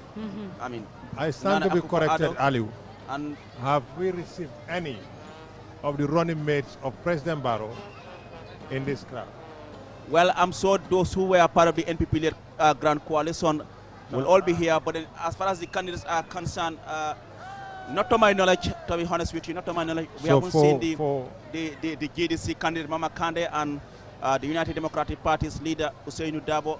Perhaps they might be in the crowd, but that's the former Vice President as well, we haven't seen them. But exactly, the former Vice President Fatma Jallo Tambajang is also here at the stadium to witness this event. But so comme si dum don wax rek xawma dak yow bayma ko xel waye man bayma ko xel ne gisuma fi Mama Kande ak Dabo ak ñom Essa Mbay Fall ak Khalifa Sala bayima len xel xawma dak yow bayma len xel waye man bayima len xel si gisuma fi nak man de gisaguma fi kenn si ñom xej nañu nekk fa waye gisuma len te fogna bu de nekkuñ fi nga mbolo dafa bari tam xej nañu fa tam waye bayima len xel waye gisuñ len xamna ne mbolo bi dafa bari waye amna ño xamne suñu duggé ci mbolo bi rek dañ leen di wara rañé waaw mënuñoo réer si biir nit ñi mënuñoo réer si biir gis nañ mayoress bi waaw li xew mooy bu dee ñu fi fi mu ne nii convoy baa ngi fii ci Denton Bridge romb na may tout léegi ñu ngi ñëw wàcca bridge bi nga xam ne moo nekk diggante KM ak Banjul region bi Denton Bridge fi mu nekk nii convoy baa ngi yéega si ndànk-ndànk fii ci pour ñëw fi nga xam ne moo nekk the Independence Stadium fii ci Bakau musidɗan on ɗo joni convoy President Barrow o hewti toto Denton Bridge himo abe gayka Independence Stadium in Bakau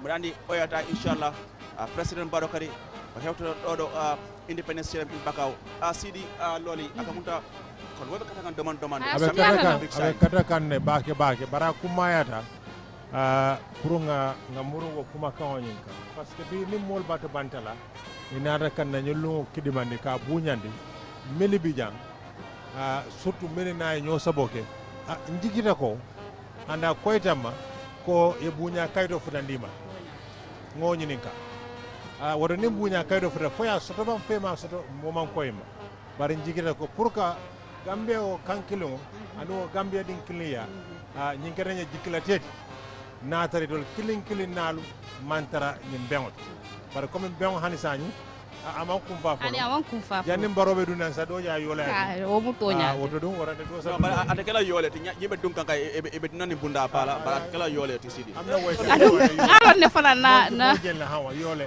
no way nak wadde kan ne yalla bu dee gaay fi won tamit foog ma nañ reet ci biir nit ñi ndax dañ leen ràññee leena moom ma wax ko Aliou bu dee nekkuñ fii foog na dina nekk miss opportunity pour ñëpp ndax liñ bëgg mooy unite Gambians si ñëpp nekk benn lii du programme bi politique du programme yi dafa benn political party wala benn gox programme yi Gambia la te dina rafet torop su ñëpp ñëwee toog gis nañ fi mayo am naa mu fi si capacité am as mayo waaye tamit am na fi mu far waaye ñëw na bokk ci ndax programme yi Gambia la bu ko defee buñ defee lii rek Gambia dem am na fu ñoo toll dañoo tegee politique bi fële jiital réew mi loolu foog naa lañu war a def rawatina si bés bi gi mel ni bési tey ndax baati réew mi moom moo diggee ne su fekkee ne dem nañ sànni karta ki yàlla wërsëgal mu falu dañ ko war a waat loo te dafa joxe diir bi nga xamante ne si lañu war a mën a waat loo borom loolu nag dafa ñëw tombé ak bési tey bi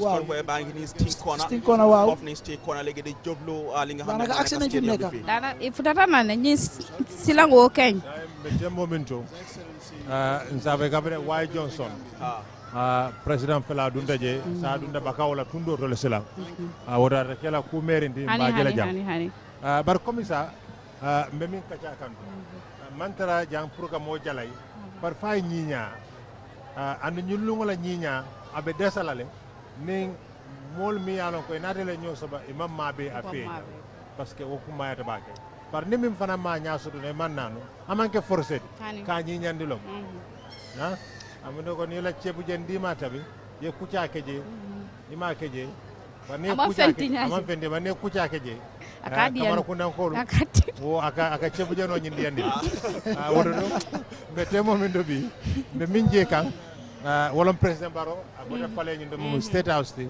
sanya dunda bakaw kono sa sa be tamen do methodist academy ma fonle abe bakaw koma sila abe methodist ma fonle sa intermento jikita ko do ato kelo kumerendi hani abe dunna baye ko baye batu jam woto programme o nyi nyanda commencé o wato le ala la hidita mi mala kalo nyin well ibajel hanesi do kam mol pinta pour ka bendo pour ka welcome comme al barisla no aliou ani man nano jam bari jikita ko ba jibe la télévision mol ba sidi président bi légui tay mu romba bërëb bi nga xamante lañ doon jaalale nit ñi sirat wa sirat mu di AIC légui mu romba fa waaw garam bi kër bu mag la AIC kéro nak amna baat bu mu wax mu ne referee sooy doxal si yoon waaw jéem bi dina fair te ñu bokk si jéem bi dina nangu waa nag gis ne loolu ay si def ne seen liggéey ba mu sëkk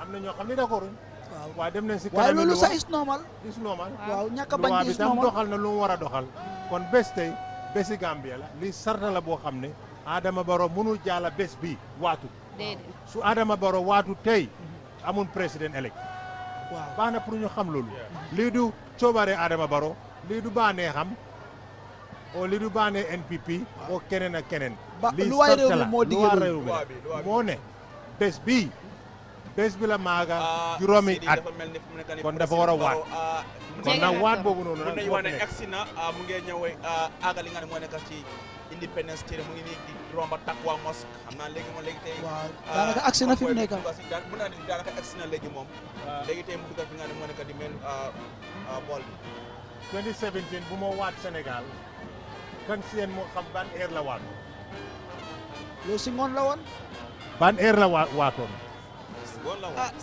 ngoon la ban heure la si ngoon déedéet acca trial foog naa boori yéen a ngi live de ñu leen di dégg de foog naa boori 5 la sama mu dee fàttaliku waaye ngoon la daal fii di ko setaan déet 4 o'clock waaw ngoon la woon daal ñeneen di waxtu 2017 si la Adama Barrow on the 19 mu waat si biir Dakar si Almadi mooy fu Gambian High Commission bi nekk kon nag ba si tey mu ngi ñëw waat si ñu seet si air bi Sidi président bi agsi na waxtu ba ñeneenti waxtu dina waat Sidi mun nañu wax ne président Barrow dugga si na si Independence Stadium bi fii ci Bakau kon booy baa ngi dugga si maa kawo be warring ma ne ko maa kawo be warring Sidi xam naa président mool be bori la karo be la géew bi riir bi dina am doole mool be bori kan karo be la Aliou mool du ñaafo baye kono e woy kontano yitandile ko mool e kontanta ñi lungo tole adu ye ñi lungo la kumaya lonne bar mi njahale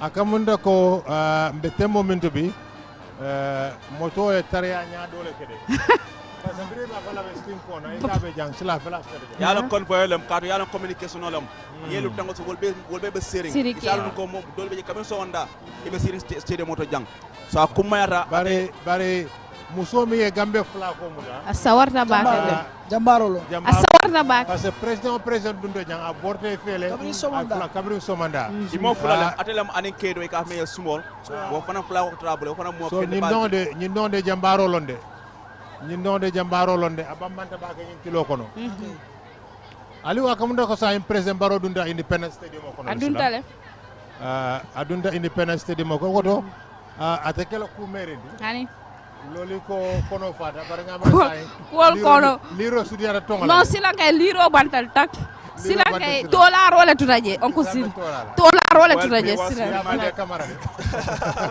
well viewers you reminder you're still watching QTV and we're broadcasting live from the Independence Stadium here in the Gambia and you're watching QTV, the Gambia's first private TV station. We bring you live coverage of the inauguration and swearing in ceremony of President-elect Adama Barrow, who was elected on 4th of December last year to steer the affairs of this tiny West African nation in the next 5 years. As we speak, the president has now arrived here at the Independence Stadium where earlier on his guests, of course 8 leaders from the sub-region have all arrived and are seated, and of course cabinet ministers, the Chief Justice Hassan B. Jallow, the Vice President and other invited dignitaries are all seated, and now the President, the man of the moment, The man of the day, the one that everyone is been waiting for since in the morning, is now entering the.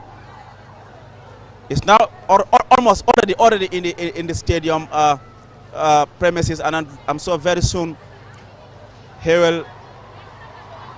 Well, that is the beauty of it, as you are seeing on your screens.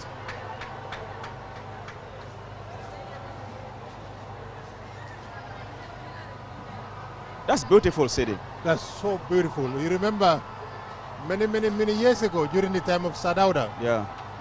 Wow. We have seen beautiful riders This is great. in this Independence Stadium. The likes of Malafi. Yeah. May he so rest in peace. Amen.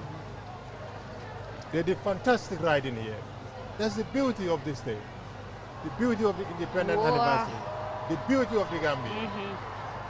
We are the best. Well, that when is the we are president. ready to win. You can see President-elect Adama Barrow there waving cheering the crowd. at the crowd just outside the main stadium ball.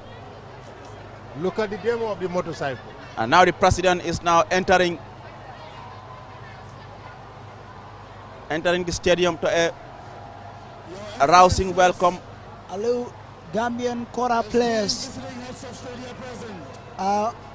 It is a standing ovation for the president. Welcome His Excellency the President. And you can hear the sound, the screams, and wow. Well, the riders are also doing their part, huh? Yeah. This is Very colorful ceremony. Very colorful. Super colorful.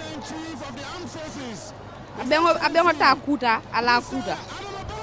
Atakuda Ala kuda. Wallahi. Adun sigira ko ini ala kita kumfala kaira. Well, viewers, the President of the Republic, His Excellency Adama Barrow, has now arrived here at the Independence Stadium to a rousing welcome, a standing ovation. People are waving at him as he also returned the same gesture. The stadium pavilion is filled with people. Others are occupying.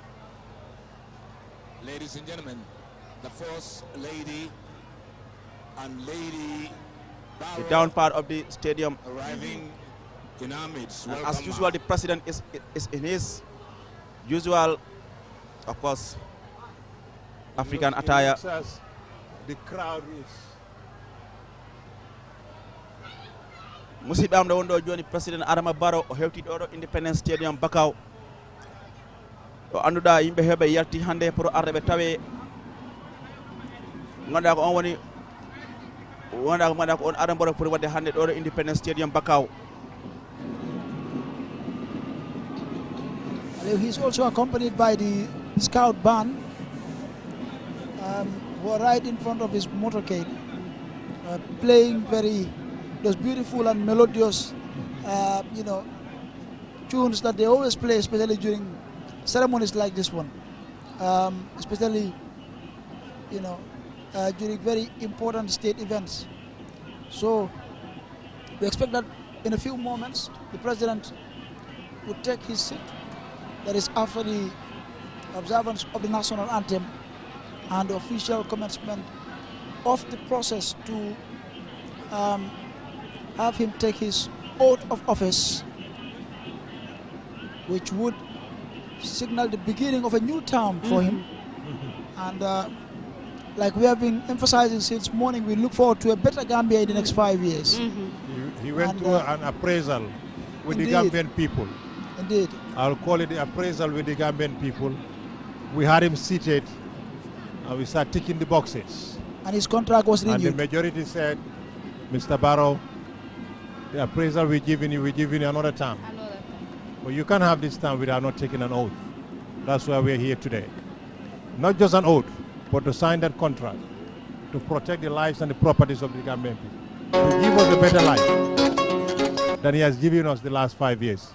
So it's very, very important. And President Barrow is aware the responsibility that lies ahead. And each and everyone who President Barrow entrusts you with a position, you have a big responsibility. Wo kumbayata bakele oku sidi komi yafa nyame dro ka jibe lal hakil bulandi December karo carte fayo keda Adama Barrow nata ke gagné lati to momina kankula robota IEC bulu ko atele keta mansa kewta atele gagneta bi be minto wala mu ka kalindi kantu do kote datino la nime kali adu kaliro nyanta kala jama rahmano nyatino la zava futu siro lom budum ko yajel ha bi mimbe kol fatandi la bi wala kabo 2070 wala kuma kawlti la hido abe mim fola wala be kala fatawoti bi bari komi bewola halo nyim be mu kilinet 2017 wala 2006 len 2012 birisa dawdara wato la kana fo ya jambe ambiance oñi be mu kilida bari kuma kawol mamera kilindo be jele de bari la fatata la do monde 2017 mbirana Independence Stadium do anin dolo kafude o kalo kono biani man kafu amallo a fon ya la patiodo biya lo da fon la patiodo wo be mu kule de miano pour ka kala mu dandi wo nyama ka kuma ndi wo nyama woto nyimmu wato le wato miano ko president Barrow anara lo a fon ka patiolo min ker NPP patiodi ka ñinindiro ke Gambian kol bulu birana jang 2017 jamala ka futama min ker coalition partnership ka tambindi ka carte ñini mol bulu woto bito ala lo jang patio mi mala patio NPP anim patio min ka futama wolbe ke kan ka kalindiro ke ka sartota Gambia dingol bulu ka wallahi do di Gambia dingol la ka ko ale lanno min sotonna ale jikko min sotonna mbama fala ni sanji lulo ko do ko ko nga fa nyame nuntu ka ta commencement president ya warante nyim palaso ni amanke metti kuti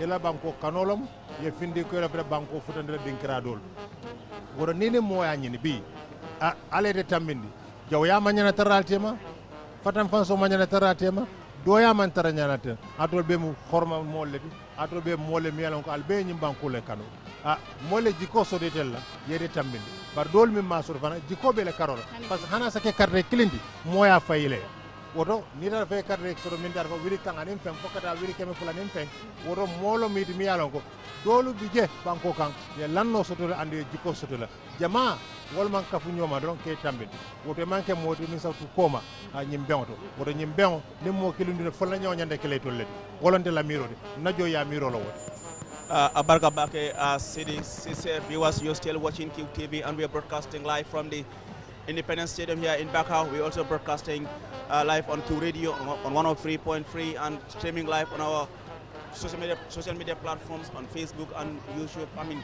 today, the 19th January 2022, is a big day in the Gambia as we witness the inauguration and swearing-in ceremony of the President-elect Adama Barrow, who was re-elected on December 4th by Gambians who went to the polls to decide who will lead the country in the next 5 years.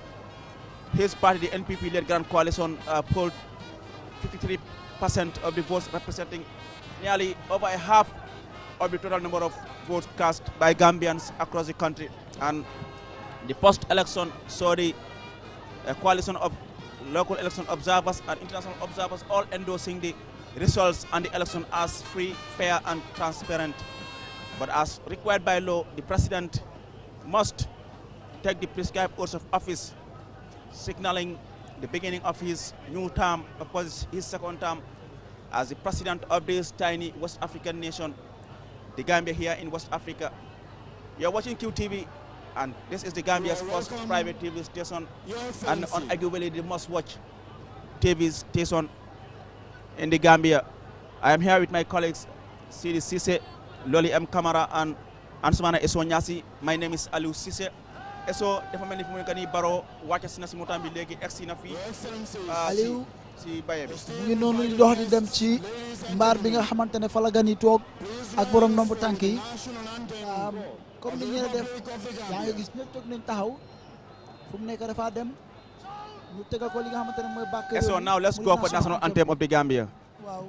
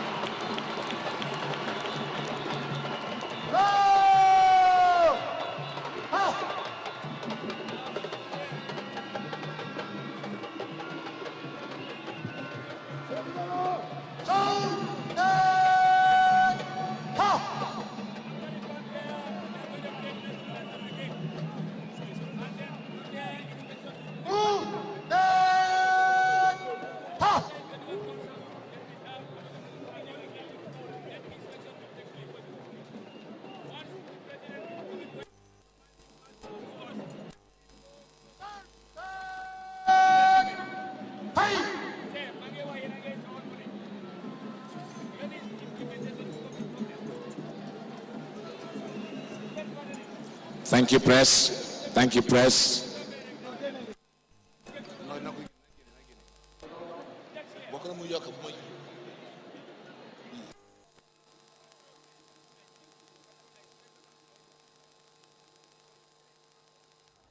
Thank you very much. Captain Malik Sanyang, Director of Press and Public Relations, Gambia Armed Forces, my co-master of ceremony. Members of the press, please.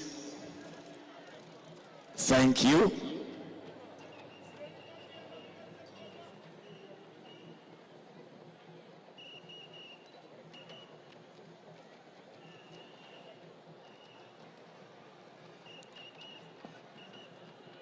We appeal to members of the press to speed up. Thank you.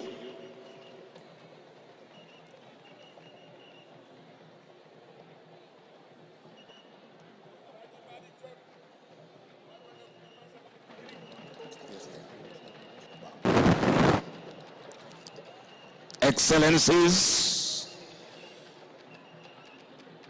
distinguished ladies and gentlemen, before we begin the proceedings this afternoon, we will implore upon Allah subhanahu wa ta'ala to bless the leaders that converge here in Banjul, and also all the distinguished personalities who have come to witness the inauguration of His Excellency President Adama Barrow.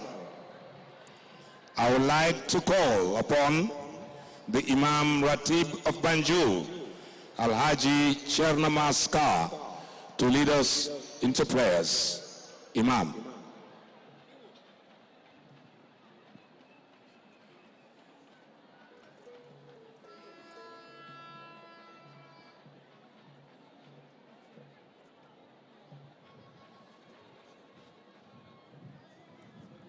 In Muslim prayer here.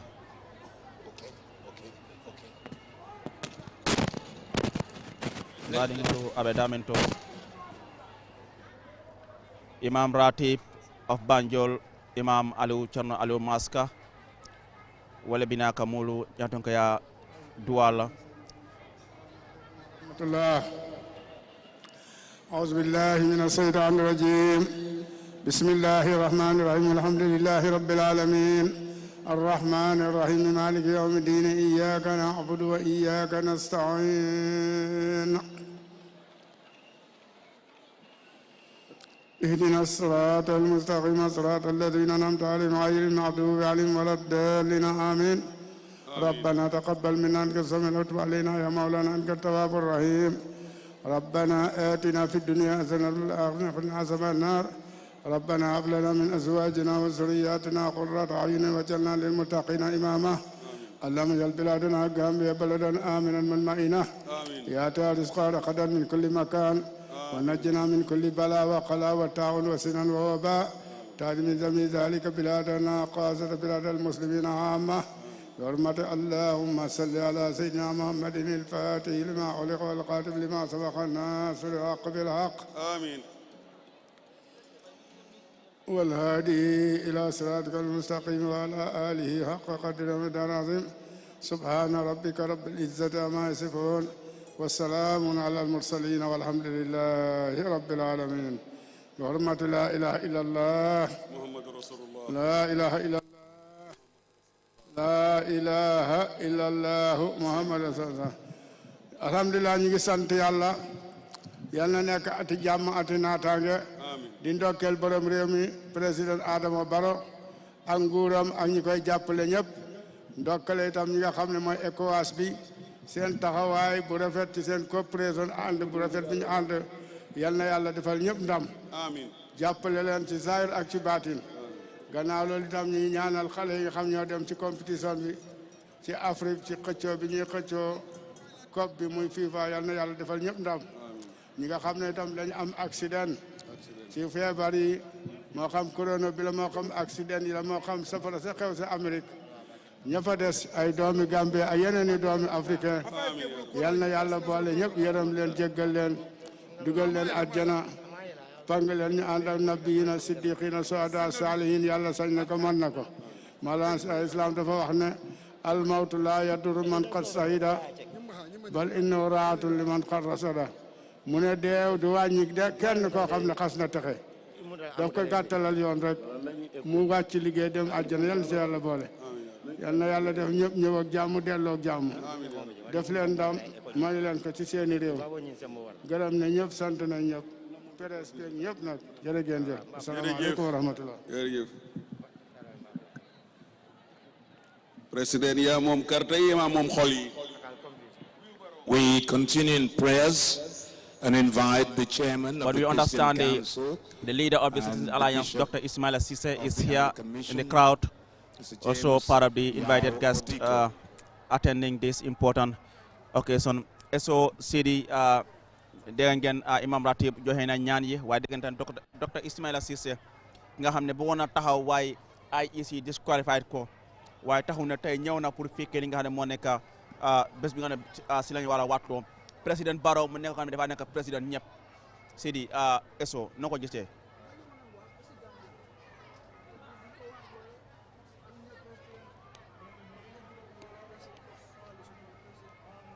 xëj na Mankamankounda sax dañoo ne president of the Republic of the Gambia kon képp koo xamante ne doomi réew mi nga sax président la lii bési doomi réew yëpp la bési dëkk bi la kon dina rafet trop képp koo xamante ne borom place nga ci réew mi moo xam ne politique la ci diine la lu mu ci doon nga ñëw teew fii Bishop Odiko mooy ñaan ci léegi fana All Gambians and all God's people present here this afternoon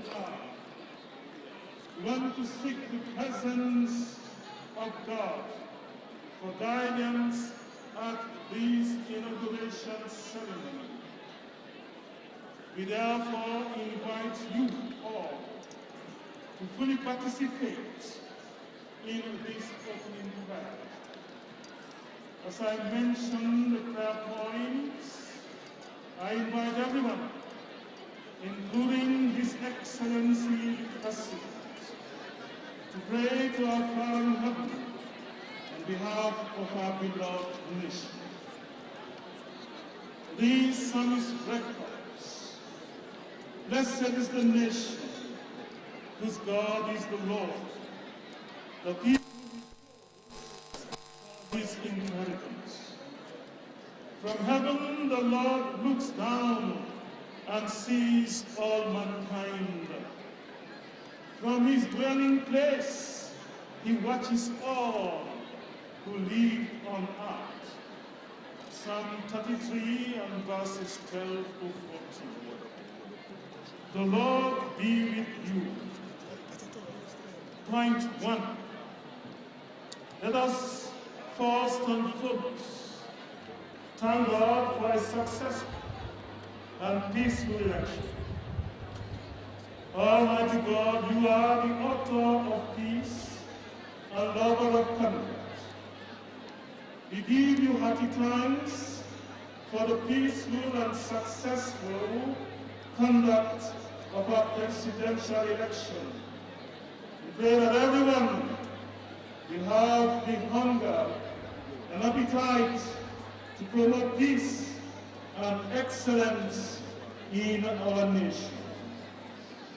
We thank you for the ability and willingness you give to all those who contributed in one way or the other towards the successful, peaceful conduct of the election. We pray that you reward them accordingly. Point number 2. Let us commit the inauguration ceremony to the Most High God, the King of Kings and the Lord of Lords, Eternal Father, the omnipotent, omniscient, and omnipresent leader, the invisible and only wise God. Grant unto the President of the Gambia and all those in authority in our land and in Africa, divine wisdom, love and compassion, carry out their mandates according to your will. We further pray that they may acquire the right attitude in putting the Gambia first in all their intentions and action towards the development agenda of our own land.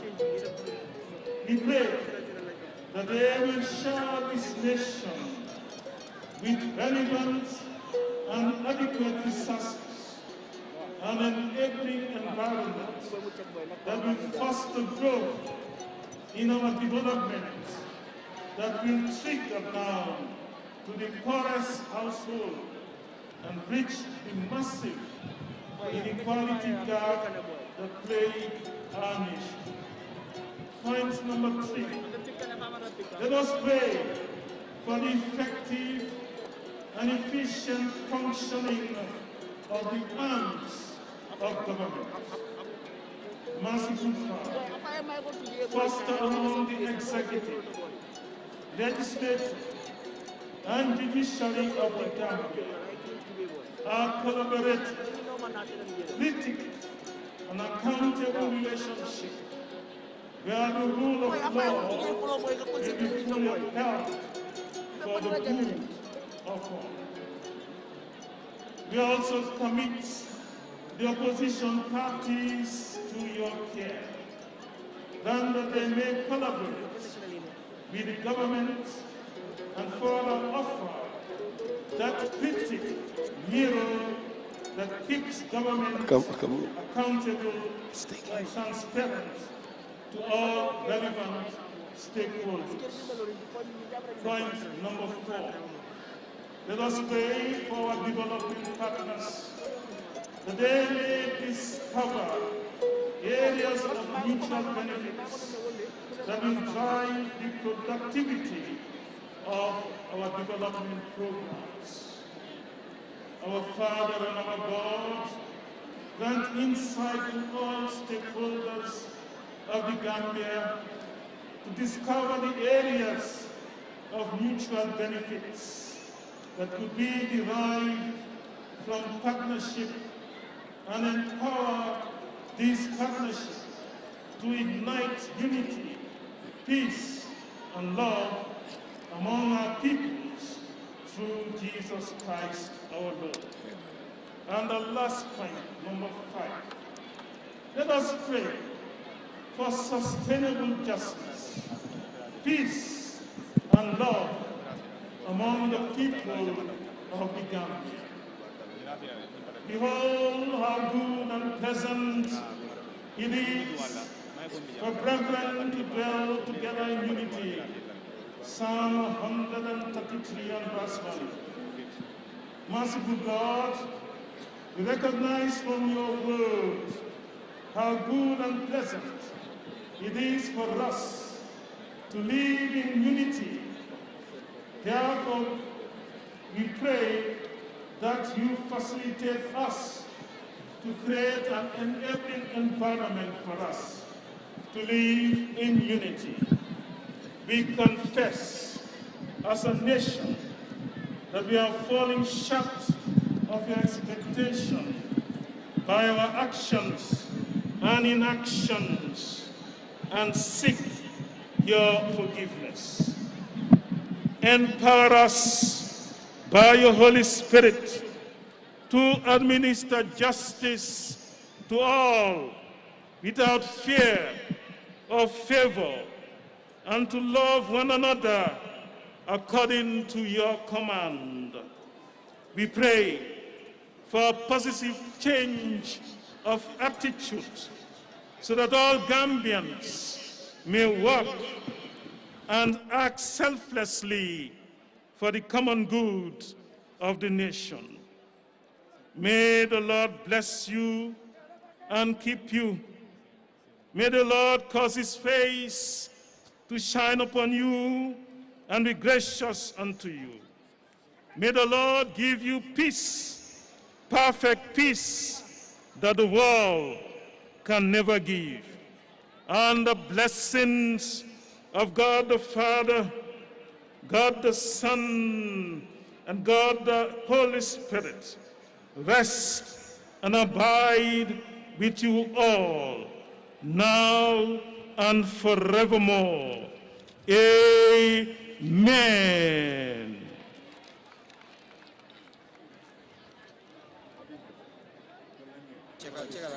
Thank you, Bishop. May those prayers... May all accept all the prayers delivered here by Bishop Odiko and Imam Ratif of Banjul, Kerna Aliou Maska. Sidi Cissé, Ansumane Eso Nyasi, Loli M. Kamara, dégg ngeen ñaan yi nga xam ne nga ne moo nekk Bishop Odiko joxe si wàlli Christian yi ak Imam Ratif bu Banjul Kerna Aliou Maska joxe si wàlli Your Excellency, the Vice President, Dr. Aissatou Ndiaye Touré, Your Excellency, Monsieur Ford Nyasingbe of the Republic of Togo, Your Excellency, Monsieur Macky Sall of the Republic of Senegal, Your Excellency, President Muhammadu Buhari of the Federal Republic of Nigeria, Your Excellency, President Nana Akufo-Addo of the Republic of Ghana, Your Excellency, President George Mani Weah of the Republic of Liberia, Your Excellency, President Julius Maada Bio of the Republic of Senegal, Your Excellency, President Mohamed Ould Ghazouani of the Islamic Republic of Mauritania, Your Excellency, President Umaru Sissoko Embalo of Guinea-Bissau, the Honorable Speaker of the National Assembly, His Lordship the Chief Justice, Cabinet Ministers, the Secretary General, Office of the President, Permanent Secretaries, members of the National Assembly, Service Chiefs, the Judicial Fraternity, the mayors of Banjul and Kanifing Municipality, and all other protocols duly and respectfully observed. Today's event has two characteristics of quite an opposite dimension. It is both a solemn and at the same time a joyful one. The solemnity of the occasion is the swearing and taking of the prescribed oaths by His Excellency the President. These are the oaths of allegiance, the oath of due diligence to the execution of the office of the President, and the oath of secrecy. On the other hand, more than 400,000 voters who committed themselves and voted for President Adama Barrow will celebrate this occasion as is manifested by the attendance here. Excellencies, distinguished ladies and gentlemen, for a quick reminder, President Adama Barrow swept the polls in the December 4 presidential elections with 457,519 votes out of a total of 859,567 votes cast, representing 53.23%, compared to his closest rival, who polled 238,253 votes, which is 27.72%. The margin of 219,266 is best described as a landslide victory that gives the President another lease of 5 years. Excellencies, ladies and gentlemen, the inauguration is a fulfillment of Section 63, subsection 1 of the Constitution of the Gambia, which states, and I quote, "The term of an elected president shall, subject to subsection 3 and subsection 6, be for a term of 5 years, and the president-elect shall before assuming office take the prescribed oaths. We will now call upon the Chief Justice to begin the proceedings of the swearing-in ceremony. But as they prepare, we now call upon the ensemble to play an interlude.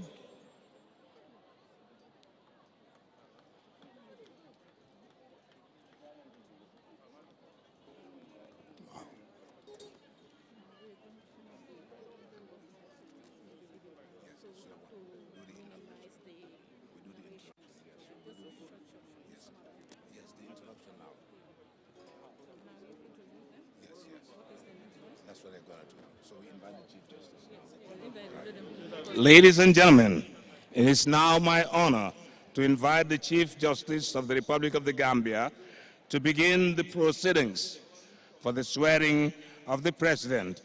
His Lordship will be accompanied by the Judicial Secretary and judges of the Superior Courts.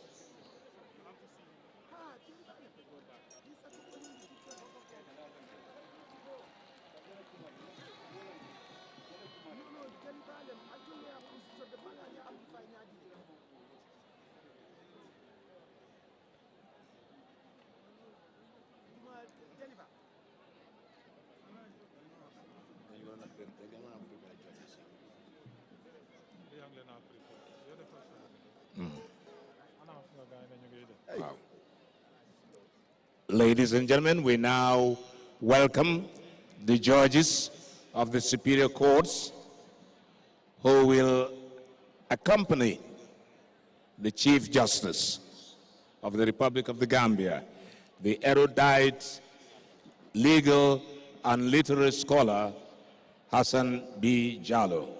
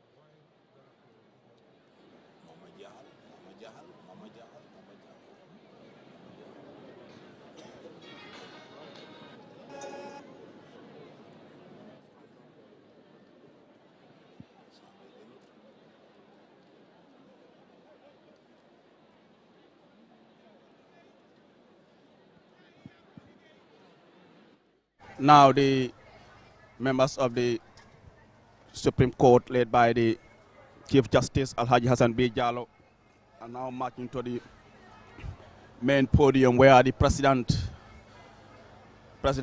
Adama Barrow is going to take the prescribed oaths of office, secrecy and allegiance.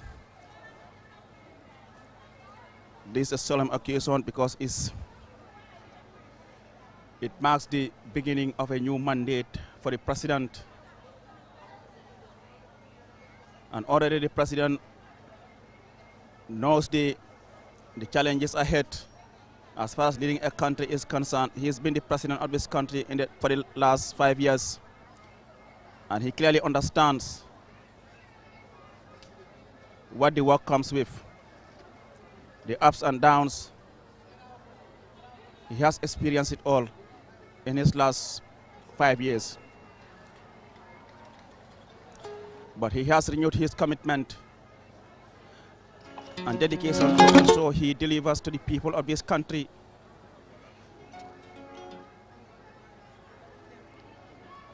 things that will improve their living condition.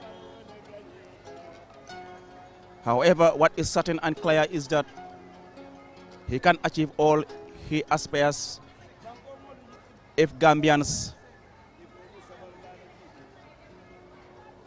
are not willing and ready to rally behind him and work in the interests of the country.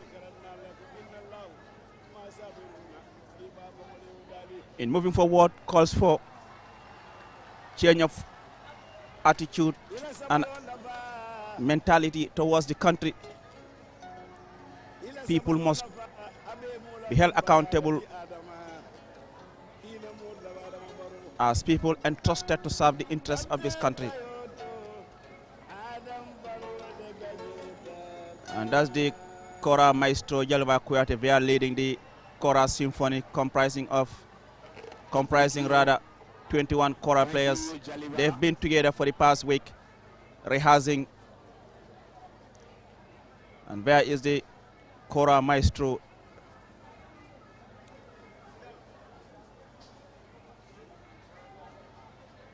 Any moment from now, the president will be invited to the podium to take the oaths. Baringol hane saying albe QTV le jube kang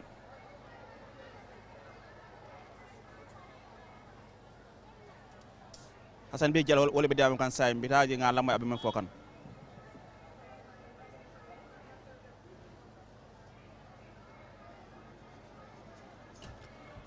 Well, that's Hassan B. Jallo, the Gambia's Chief Justice, who is to preside over the, or who is to administer the oaths to be taken by the President of the Republic.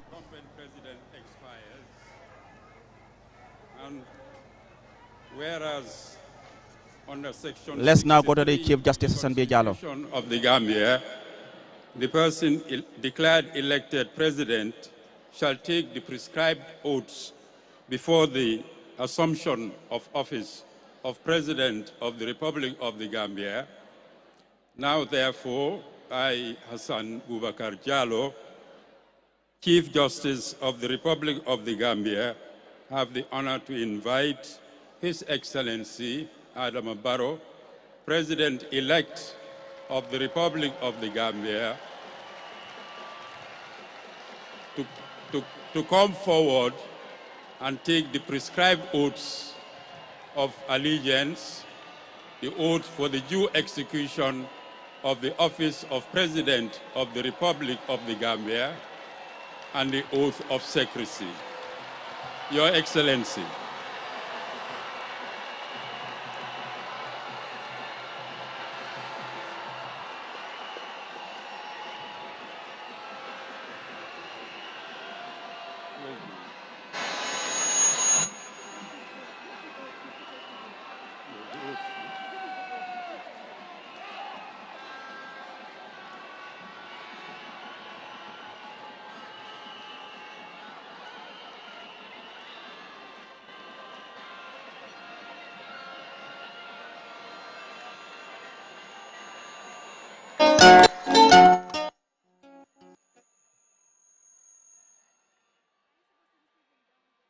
ko anyanta ka calendar tawol to memba nyaton kar wala mu Hassan B. Jallo ti atlemu Gambia la Chief Justice ti mbokki ngam yi na ngi seetaan QTV wala di déglu ci Q radio di leen xamal ne fu mu nekk ni président Barrow mu ngi dox di dem fi nga xam ne foofu la war a fu leen ko war a waatloo ku war a gitelu kuy di nga xam ne moo nekk Hassan B. Jallo mu nekk di Chief Justice of the Gambia.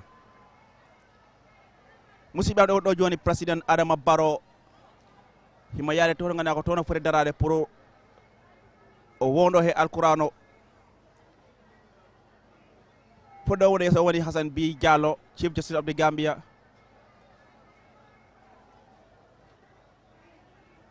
President Barrow is now on the podium.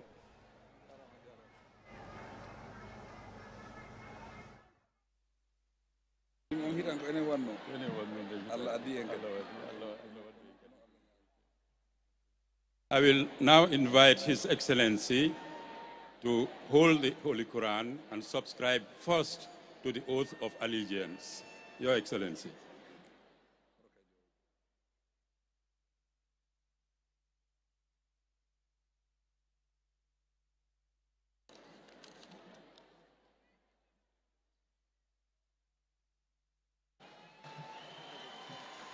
I, Adam Barrow, do swear that I will be faithful and bear true allegiance to the Republic of the Gambia according to law, so help me God.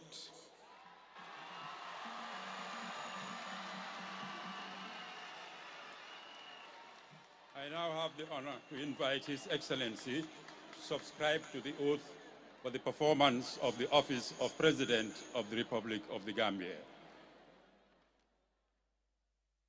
I, Adam Barrow, do swear that I will execute the functions of the office of President of the Republic of the Gambia without fear or favor, affection or ill will, according to the Constitution and other laws of the Gambia. So help me God. Thank you, Your Excellency. Finally, I'll invite His Excellency to subscribe to the oath of secrecy. I, Adam Barrow, have been elected as President of the Republic of the Gambia. Do swear that I will not directly or indirectly reveal such matters as may committed to my secrecy. So help me God.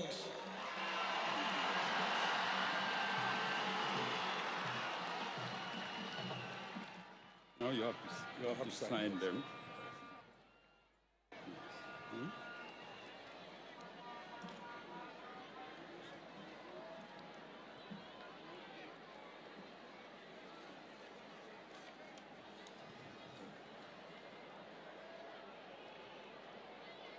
You are saying he is now signing the oath book, signaling the commencement of his second mandate as the President of the Gambia.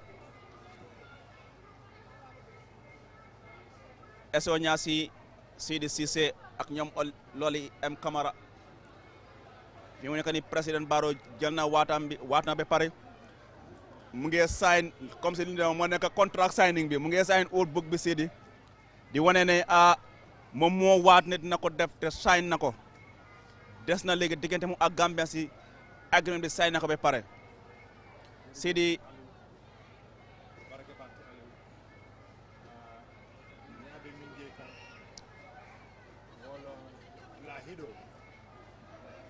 well Sidi balal nga loli Camara nati loli afilenti President Barrow e calendar otale afilenti ay bugonya sign ka me di old book afilenti aba sign kan member Sidi ak wala mu Alhaji Hassan B Jallow Chief Justice of the Gambia.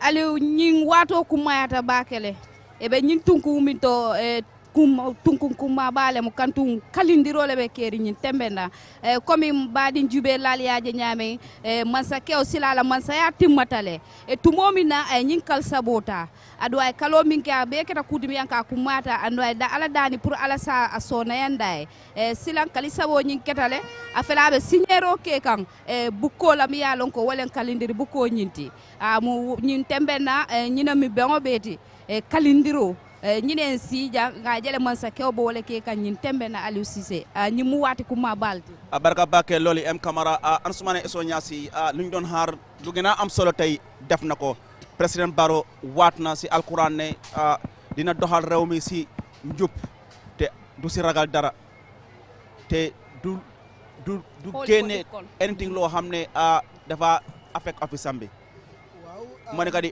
oath of office secrecy and allegiance so de geli mo wacci kala mana saran moy ne man Adama Barrow mangé waat ne dinaa def suma liggéey comme président ni Gambia du ma ko def ci ragal wala parparloo te dinaa ko def comme ni ko baati réew mi santaane ak yeneen luwaay yi nga xamante ne la ñoo doxal fii ci réew mi foog naa loolu waat bu am doole la waat bu am solo la te kàddu yi nga xamante ne moo ci nekk lu jar a bàyyi xel la ndax dafa nekk kàddu yu rëy dafa mel ni lii lañ doon xaar depuis suba fi mu nekk waat na waat ci yàlla waat ci baati réew mi di Gambien si ne dina def liggéeyam du ko def ci ragal wala parparloo du ko defit tamit ci anam boo xamante ne du méngoo ak doxal ak tëralin bu rafet dina ko def comme ni ko baati réew mi santaane mu nekk lu am solo kon fi mu nekk yaakaar naa mu ngi noonu di joxante loo kii di Chief Justice bi nga xam ne moo jiite wàllum atti ak yoon fii ci réew mi gannaaw loola nag xam naa ci lu bañ a yàgg dina joxe kàddu wax ak lii di Gambien si bu ko defee ñu daal di tàggatoo. waaye xam naa balaa loolu dinañ am ne moo nekk match pass bi parade bi loolu foo mu am après nañ am xam naa it will entertainment moom inaugural speech bi bu loolu mel ne que luy mujjee. waaw waaye lu gën a am solo moo nekk ne waat na si man foo naa lii moo gën a am solo tey si bés. kon mun nañoo wax ne Gambia amaat na président bu ees. waaw Sidi.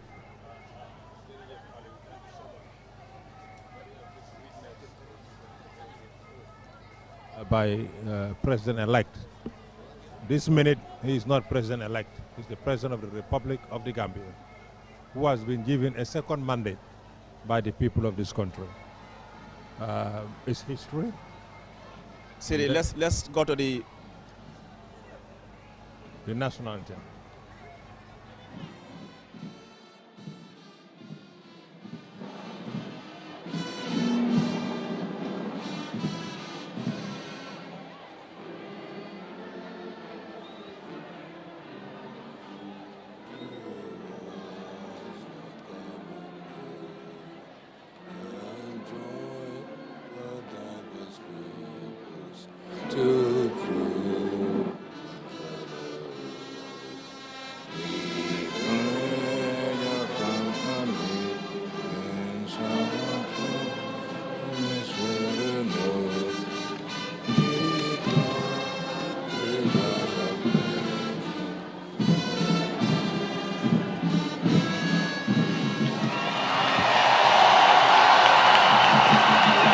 President Barrow has now been sworn in, and he is now the President of the Republic of the Gambia. No more President-elect, like he rightly mentioned just now.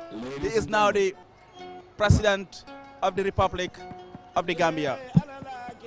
Thank you very much, Aliu. We have seen history when President Barrow took the oath. Now we are seeing him his usual hands raised and blowing the air, and I'm sure he's going to take his seat.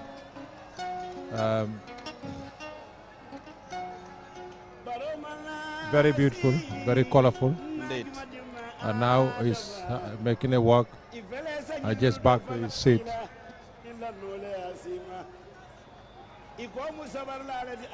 Let's take a listen to the chorus by the chorus symphony.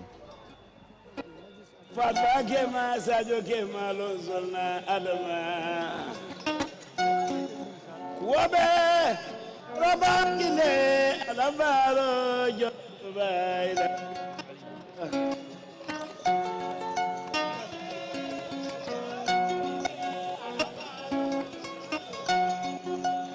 Yo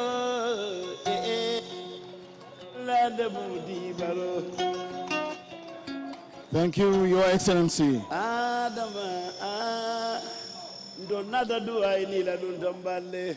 Baro.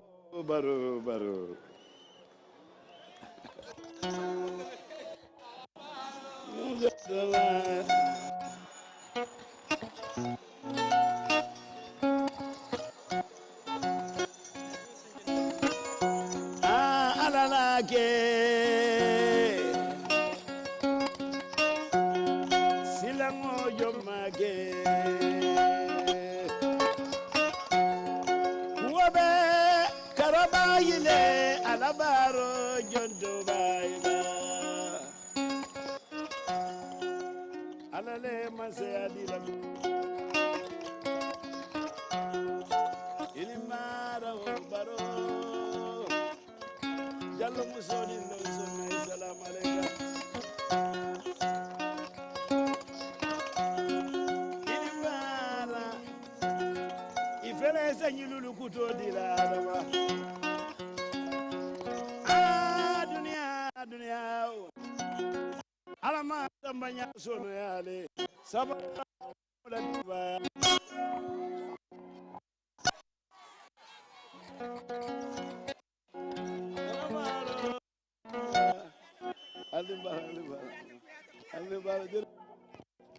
Republican values. For even if it rains today, surprisingly, we will march for the Gambia, our homeland. We shall not weary, nor shall we slumber on our ideals in the defense of the Gambian people. We shall continue to serve the nation with pride, as we will continue to strive and work and pray. In our midst are the honorable judges, as are others. In our midst are parliamentarians, as are others. In our midst are executive officials, as are other people from the private sector. People from all walks of life, including farmers, fishermen, and notably, people with disabilities who are differently able. To you all, the armed and security forces in their distinct functions will march today for you together in unison as a hallmark that all can live in unity and that all may live in unity, freedom, and peace each day. Let justice guide our actions as just demonstrated before us this morning in this ceremony, with the Chief Justice leading the proceedings of swearing in our dear sovereign for a second term. And to that we stand boisterous, united in our conviction for a better modern Gambia in order to prove man's brotherhood. As vanguards of the maintenance of peace and security of this beautiful land, called the Smiling Coast of Africa, we salute the courage of our founding fathers. We salute the courage of those special figures who continue to inspire us. We continue to salute our cultural and religious leaders, and for the love of the Republic above all, from the service chiefs to the last private, we salute the President and our Commander-in-Chief of the Armed Forces on his second term in pledging our firm allegiance to the Republic of the Gambia so that our promise will renew. Therefore, God of the heavens and all of the earth, we commit ourselves in pursuance of our collective endeavors as a nation of one people, under one flag, one national pledge, one social contract, so that the great God of nations will keep us patriotic, unshaken, unapologetic in committing ourselves both in intent and in action to building a diversely beautiful nation big enough for all and sundry. As we witness the march past of the armed and security services before us, we may yet remember that though they come from different institutional cultures, yet they combine their intent and deed with one goal in mind, which is the love for one's nation, and we will happily witness firsthand how beautiful the purpose of unity is. Therefore, keep us, great God of nations, so that we may remain committed to the Gambia ever true. On that note, I have the singular honor and privilege to announce that we will now witness the inspection of the troops on parade. Parade Commander, sir.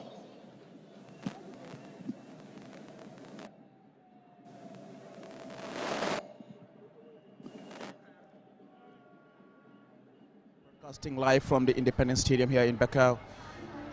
Of course, it is the inauguration of President Adama Barrow, who has just taken the oath of office, secrecy and allegiance administered by the Chief Justice, Haj Hassan B. Jallow. Parade Commander, it's over to you, sir.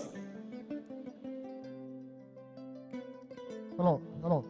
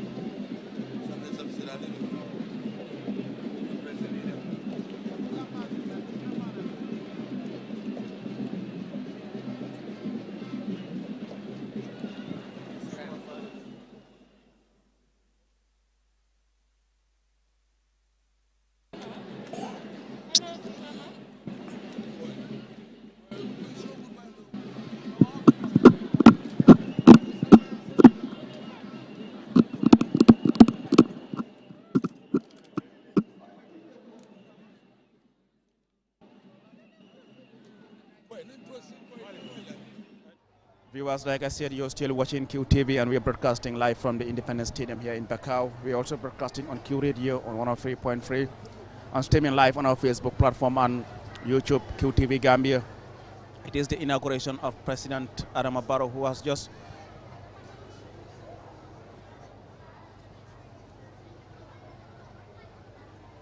inaugural address. Your Excellency.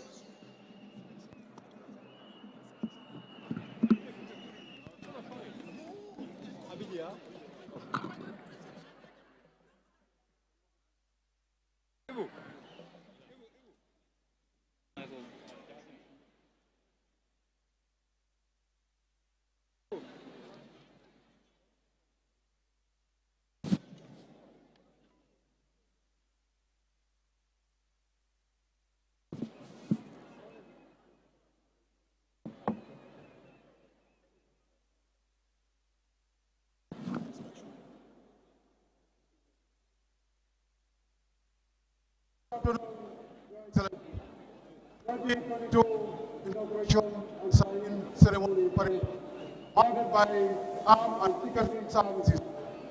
58 officers, 361 order, conduct in order, ready for sector. Lieutenant Colonel report, Your Excellency.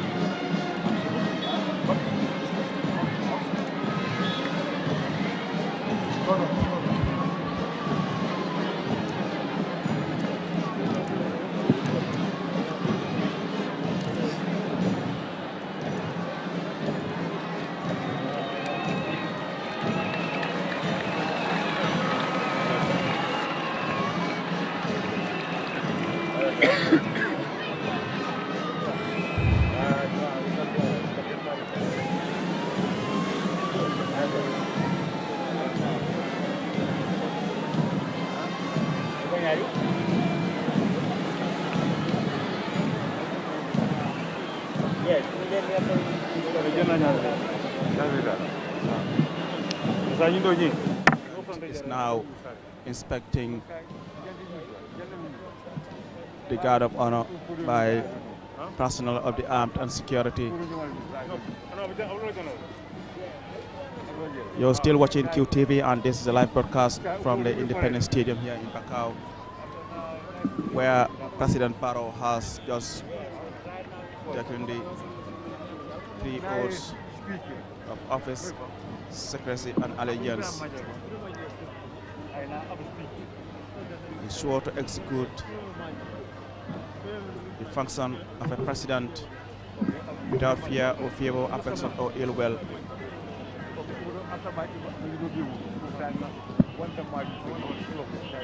He was re-elected on 4th of December last year when Gambians went to the polls to elect their next president for the next 5 years. And his NPP-led Grand Coalition polled 53% of the votes cast. And it is required under law that the president must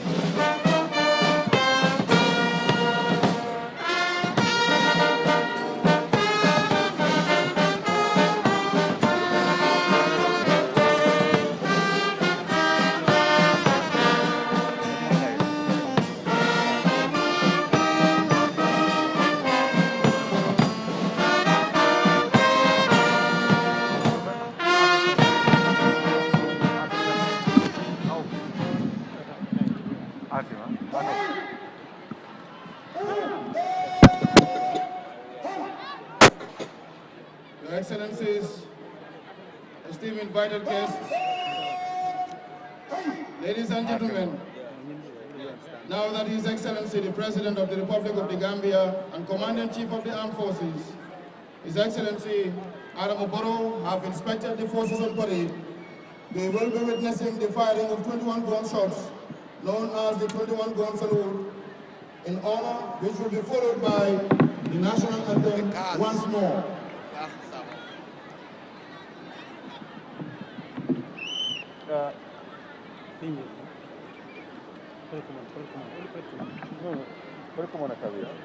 Hey! Shout!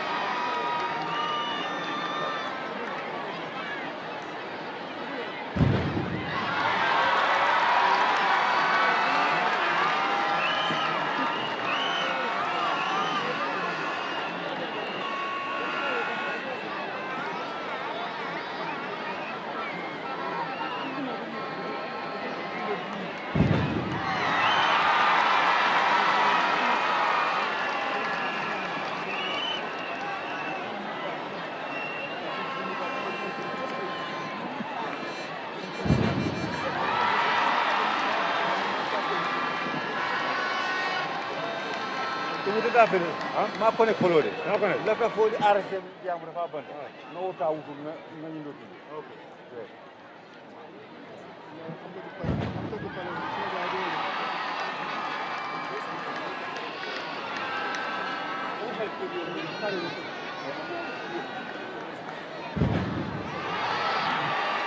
Não, foi por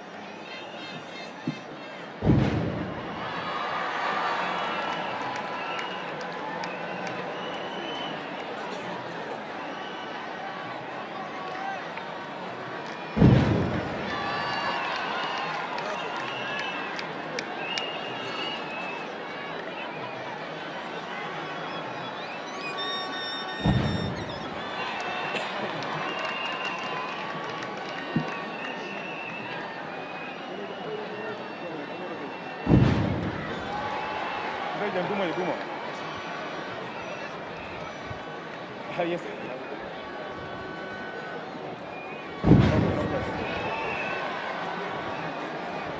1, 2. Okay, no problem. Hanga, no more la. All right. Okay, no more. Now? No me acuerdo.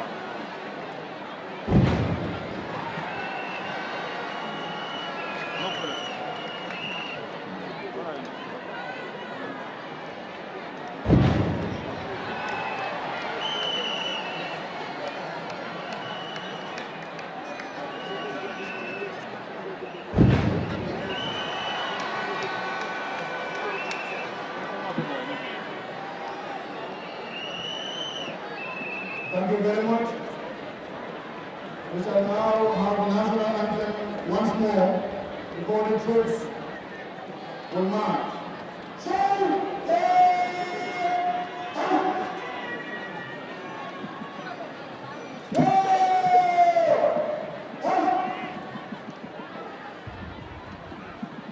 National salute. Present. House.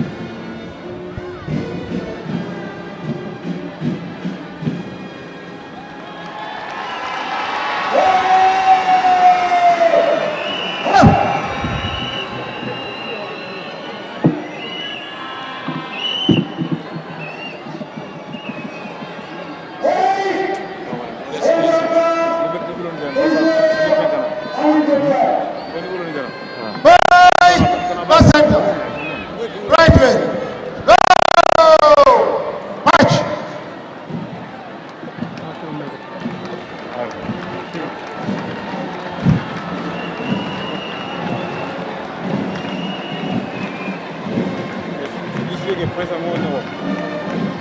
Isle que presa mona wa.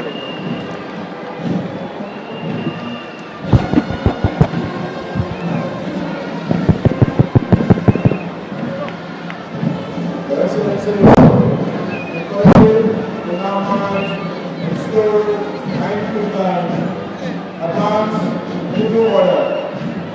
And that will be followed by 3 right chairs and then the parade in march. Thank you.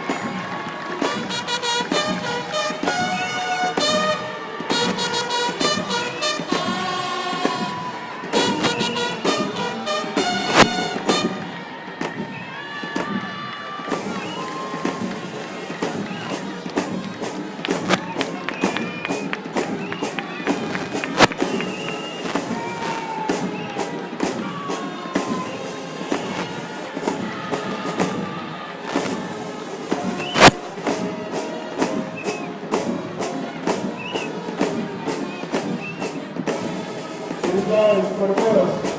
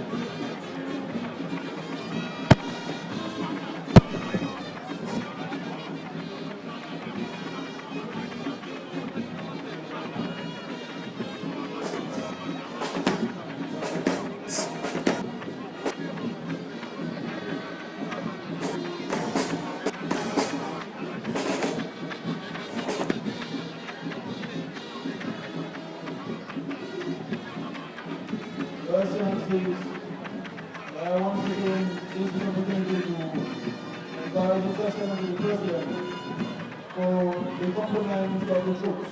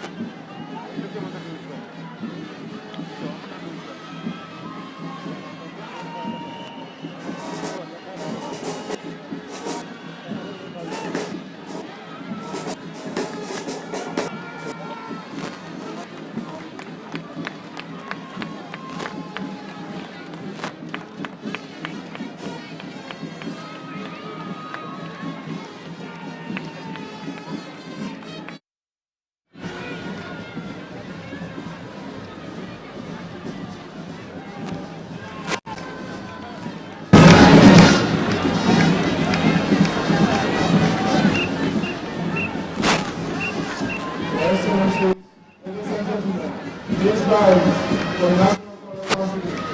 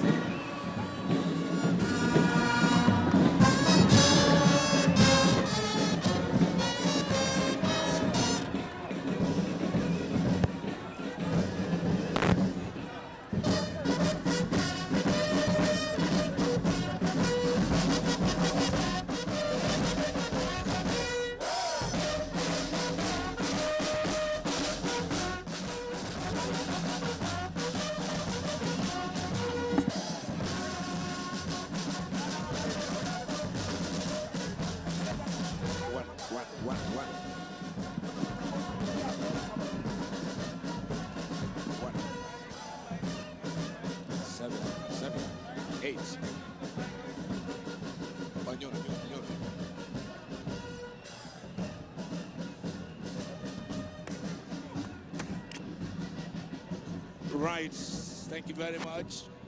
Forces of the parade.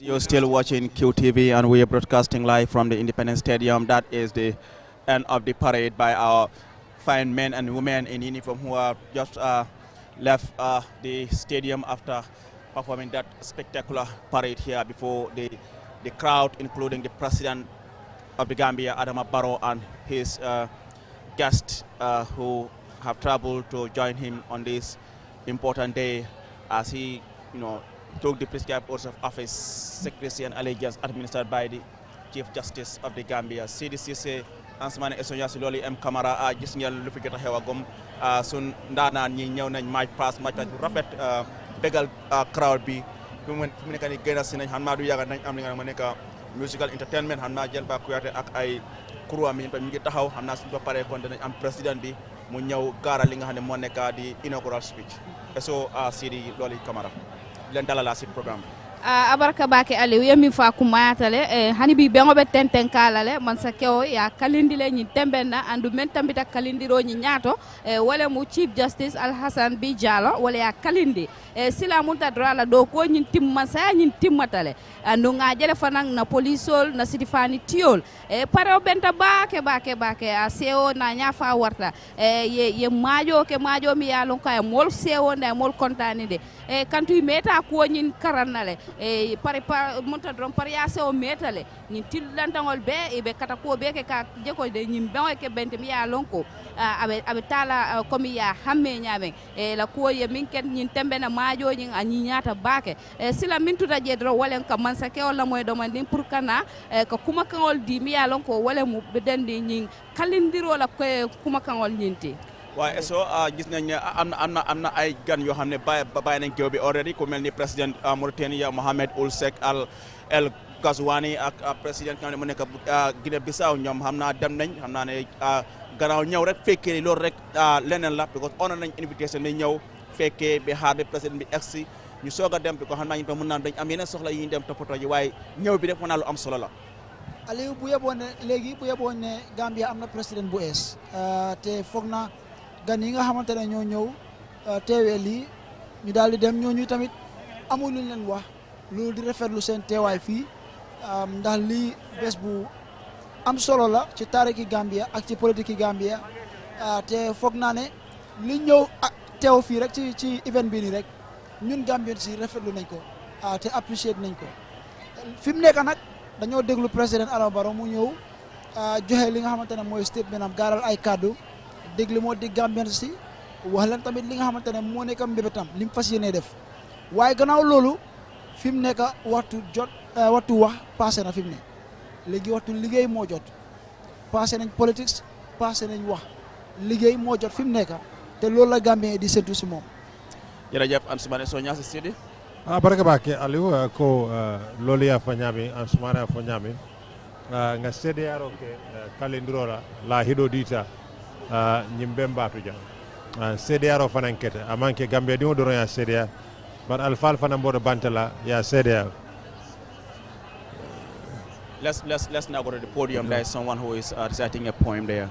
Our hands to the river to amend the security forces. Together we monitor the button of our criminals as we march with vigorous troops. Together we enforce the control of our traffic drivers. For our safety should be of significance. The new Gambia, for our Gambia, the youths are the future olives, in whose screams we should apply the futuristic moments of truth, for in your government we trust, to write us with opportunities for quality jobs. Together we battle against tribalism, strengthening the peaceful coexistence of living. For our votes were on purpose. We pray that thou shalt act to refresh our land into a greater good, thus make the hopes of our case fruitful, to reconcile, heal our wounds, give justice to whom it's due, the fight for corruption in our breeds, to help the underprivileged on our needs, to help the underprivileged in our means. When the day begins to decline, we pray our feathers never died, embracing the beautiful cultural norms our ancestral have laid the foundation. When we give our economy a taste of freedom, it will enlarge the provision vision to give what is due to the needy so that he may reward those who believe. Out of his bounty, he loves those who reject faith. Giving you a taste of his grace, and we hope the Gambia ship may sail. Thou seest raindrops issues from the midst. The river is a stream with a strand, evergreen boundaries as it bangs. For our country, the Gambia will swim with farmers. Thank you. By Safia Juf, a poet. Safia is, has been writing for quite a while now. I mean, I knew her 2 years back. She used to write poems when I was at the Observer, sharing it with us. She's been doing a fantastic work, writing brilliant pieces, and just a quite great piece there by Safia Juf. It's a very loaded poem, with a very strong message. I think, if anything, the message goes to reiterate what we have been saying since morning, that this is a very important occasion, one wherein the president is not only going to take an oath of allegiance and secrecy, but also gives us an opportunity to have an insight as to what, or an idea as to what the president intends to do, how he's going to go about implementing his programs and policies going into the next 5 years.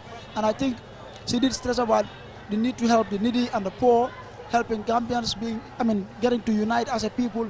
I think she's highlighted some very significant issues in that poem. And I have to say it's a very, very wonderful poem, really. Quite interesting there. Well, I understand any moment from now, the President of the Republic, His Excellency President Adama Barrow, will be delivering his inaugural address. I mean, it's been a quite long day. Some people have been here as early as 8 a.m. and they've been sitting under this burning hot sun, and some have now started leaving the stadium because it's been a quite long day. But then it really worth it. It comes every 5 years, and it's important that people come here and witness this occasion as the president is being inaugurated. And already, he has taken the prescribed oaths of office, secrecy, and allegiance. Sidi Sise, you've been very concerned about the issue of road accident, and you have heard that point by Barrow is now giving his inaugural address. Of the National Assembly,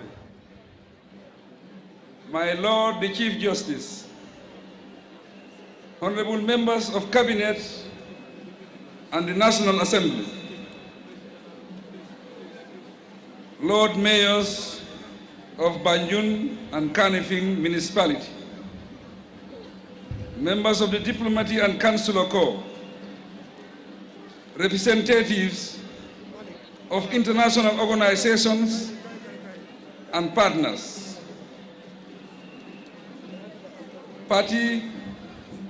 political party leaders and executive members, government officials and service chiefs, regional governors, community and religious leaders, civil society organizations, distinguished personalities, ladies and gentlemen, members of the media,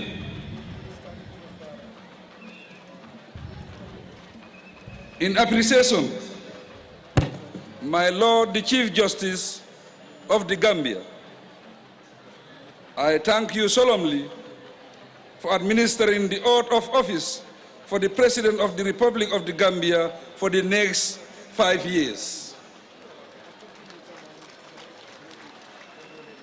Having been sworn in,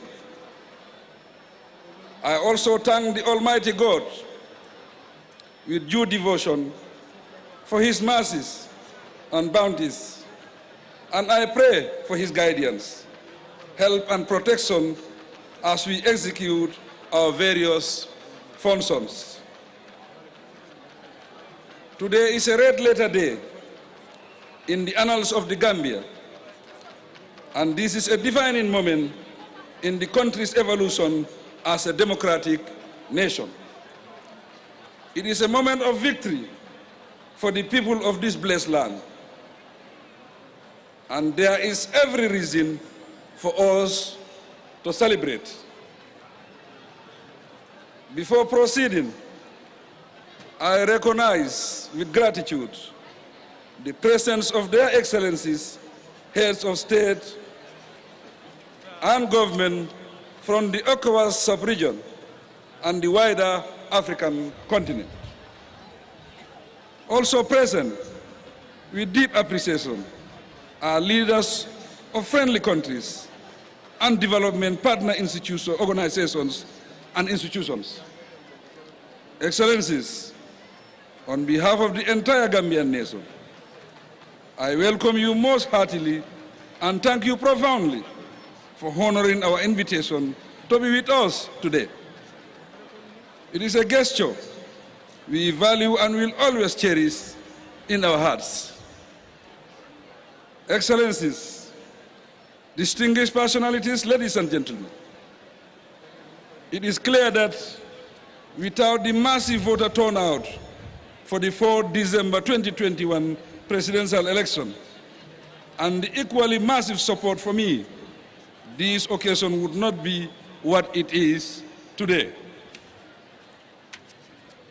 Officially, the Gambia Independent Electoral Commission declared that there was a voter turnout of about 90%, while over 1,500 independent observers participated in the electoral process and declared the election free, fair, transparent, and credible.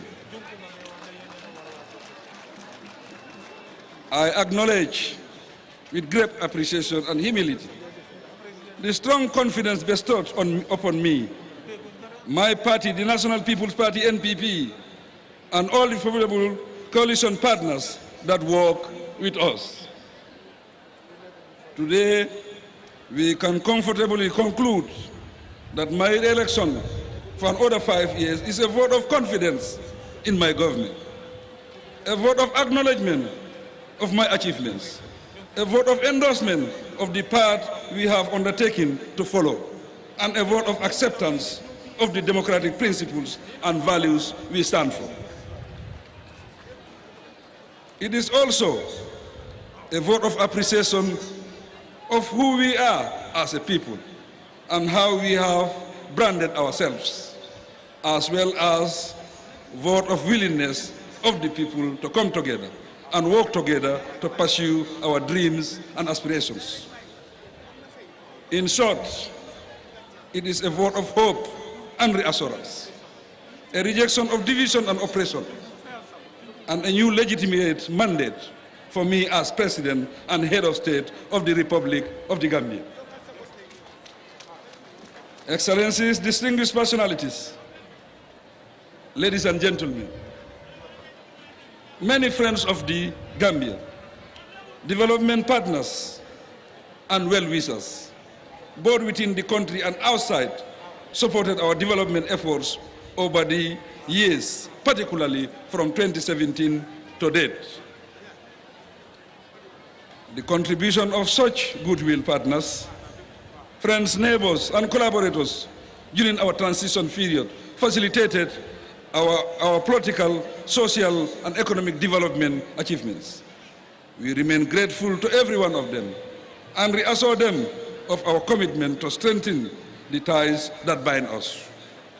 Distinguished ladies and gentlemen, despite the global COVID-19 pandemic and the socio-economic situation of the country in 2017, our achievements over the last 5 years make it abundantly clear that there is a lot more we can offer this blessed nation.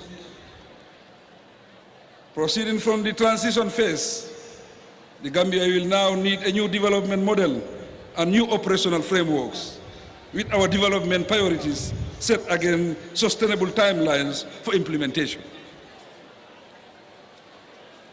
Vigorous resource mobilization strategies have to be detailed out and investments made strictly for desired results.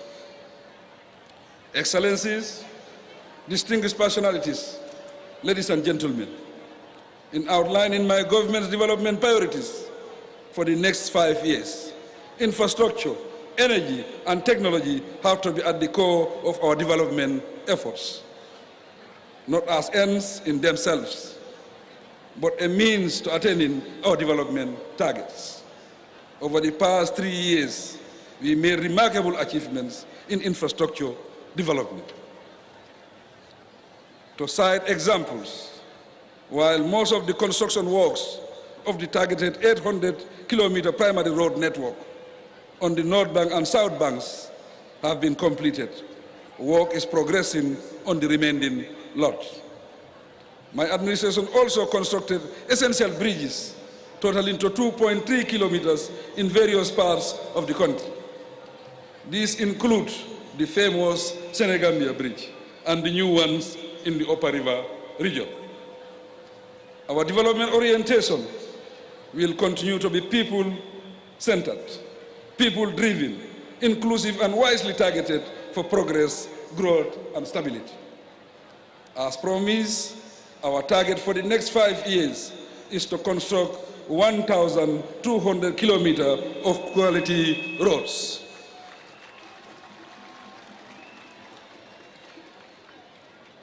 Similar to infrastructure development, within the last 3 years, my government implemented multiple life-changing energy projects and now provide electricity to additional scores of communities in various regions. With the Soma substation and other energy generating points, we have the potential to attain universal access to electricity in the country during the next 5 years.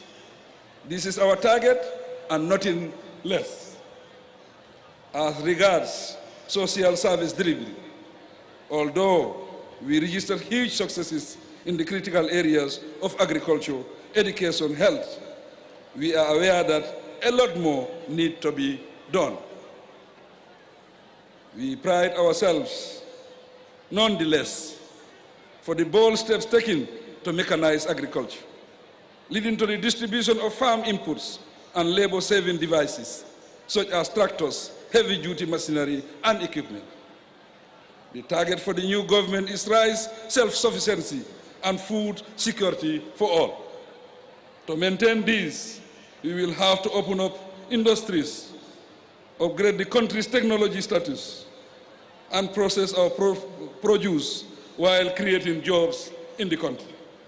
Relatedly, the number of people trained, facilities constructed, and other significant achievements in the education sector are correspondingly matched by the tremendous strengthening of health sector through record investments.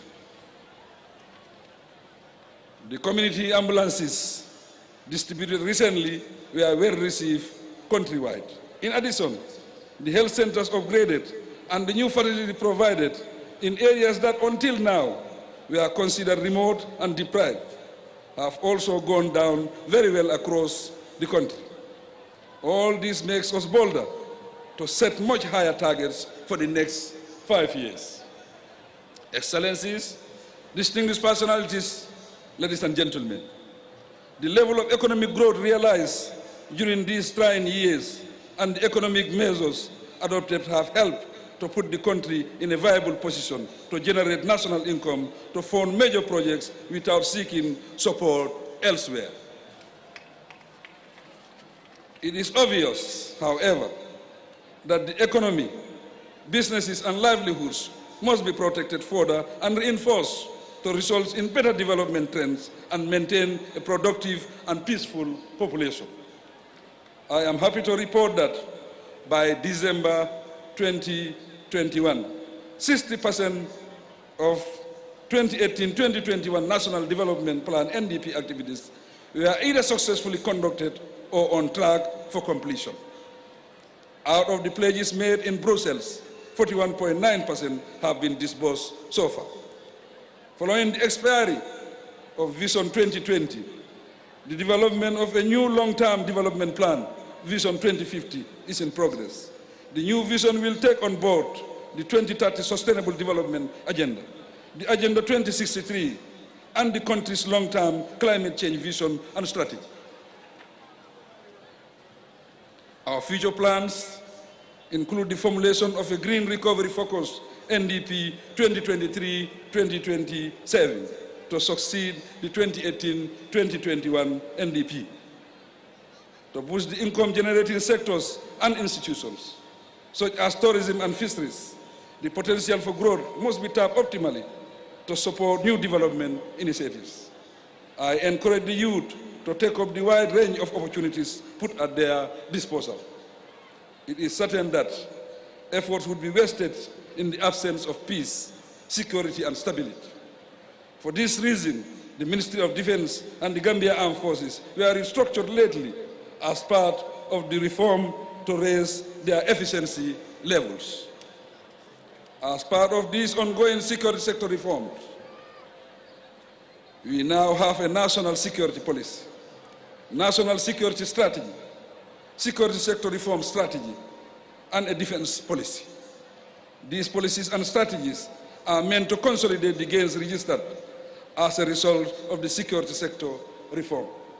Excellencies, distinguished ladies and gentlemen, good governance, transitional justice, rights, freedoms, and the rule of law are matters of great importance to us. My government recognizes justice as an essential component of good governance, since it fosters participation, transparency, and accountability while preserving the rule of law. As such, the law will continue to guide whatever we do. As reported widely, the Gambia Truth, Reconciliation, and Reparation Commission completed its work and submitted its report last month. The report is being studied carefully for appropriate action. To break the deadlock surrounding the draft constitution, the new government will work towards building consensus for the establishment of a new Republican constitution. We advise all stakeholders to be open-minded for this to succeed. Excellencies, distinguished guests, ladies and gentlemen, our foreign policy is now robust and fruitful enough to build on. The Gambia has regained her position in the international community, and we have successfully expanded friendship and cooperation around the world.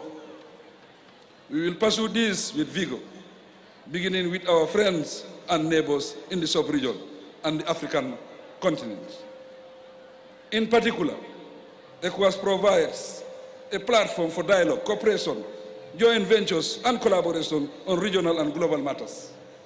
We are greatly indebted to ECOWAS for standing by us, providing the most needed support, most especially during and after the 2016 political impasse. Their guidance and support to establish and maintain peace and stability during our transition program contributed to the successful conduct of the last presidential election. The presence of ECOMIC signifies the relevance and competence of ECOWAS as a regional body. Therefore, we pay immense tribute to the leaders of this great organization, past and present, for their impressive contribution to the welfare of our peoples. Without the continuous backing of ECOWAS, the pace of our transition would have been hindered. As party to the AFCFTA, the Gambia recently formulated a national implementation strategy to operationalize this regional agreement in the Gambia. Beyond this, we look forward to the OIC summit with enthusiasm and high hopes of success. All these commitments will help us to deepen our bilateral and multilateral relations across the globe. With the facilities and infrastructure development in progress, the tourism sector stands to benefit hugely from such events. This notwithstanding, tourism will be diversified with innovative options explored for expansion. Excellencies, distinguished personalities, ladies and gentlemen, the 2019 50% salary increment across the public service and 100% increment for pensioners was based on sound economic policies. The need to improve our remuneration packages still hold good, and this will be done by mid-2022. The expected results are better service delivery, job satisfaction, staff retention, better conditions of service, and a performing civil service of respectable professionals. On service to the nation, strict emphasis will be put on merit, performance, and results. These will be the underlying principles and values for the civil service. Excellencies, distinguished guests, ladies and gentlemen, in 2016, our objective was to liberate the people from oppression and injustice. It was a call for change, and indeed, change has come about. Today, the Gambia of the past giving way to a new democratic Gambia, where every citizen is equal before the law. The independence of the judiciary is unquestionable, and Gambians have confidence in our judicial system. This is what the people fought for, and this is what they have chosen to sustain. Excellencies, distinguished personalities, fellow Gambians, and friends of the Gambia, the transition period 2017 to 2021 has been a tremendous success, regardless of the shortfalls and obstacles encountered along the way. We have realized growth in our economy, increased infrastructure development, enhanced the policy environment, and evenly set the pace for our democratic institutions to be efficiently viable and effective. 2022 to 2027 is a period to press on for accelerated growth, expansion, and advancement. The focus now centers on economic development and independence, social upliftment, service to nation, and the projection and protection of the Gambian identity and dignity. Fellow Gambians, as we march on, our conscience, beliefs in God, sense of social justice, and our characteristics and values as Gambians should define our relationships, devotion and duty, and attachment to the nation. I believe that human life and human dignity must come first. Thus, I see our electoral consequences not as mere physical boundaries for election purposes, but as social consequences composed of various categories of people. Key among them are the youth, the women, the elderly, the vulnerable, including mentally and physically challenged. These categories of people receive due attention in the past 5 years, and this will be stepped up. In this regard, the new Ministry of Gender, Children and Social Welfare will intensify efforts to complement other relevant programs and interventions.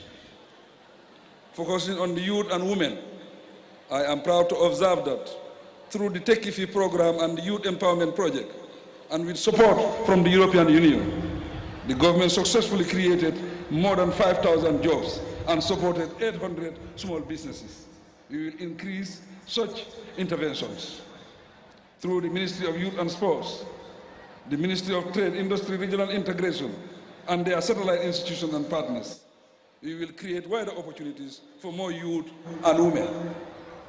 Youth unemployment, migration, women empowerment, inclusive education and training are major concerns for my government. Together with the private sector, we will scale up efforts to address them more effectively. Excellencies, fellow Gambians and friends of the Gambia, based on first-hand experience, I am fully aware that the tasks that lie ahead are many, complicated and difficult to tackle. Each of our sectors has huge gaps to fill. We will harness our resources, build our knowledge and technology capabilities with relevant skills and competencies to energize our development efforts. I believe strongly that with better quality education, our institution will impact the lives of the citizens more significantly, address the technology requirement for our agriculture sector, and will be more impactful in the fight to eradicate poverty levels across the country. Working together, we can foster understanding and attain our development goals in the mutual interest of the people. I am convinced that there is nothing a people cannot attain if they unite and have a common will to succeed. The potential that lies in our human resource is massive and offers a source of optimism, courage, and determination to succeed.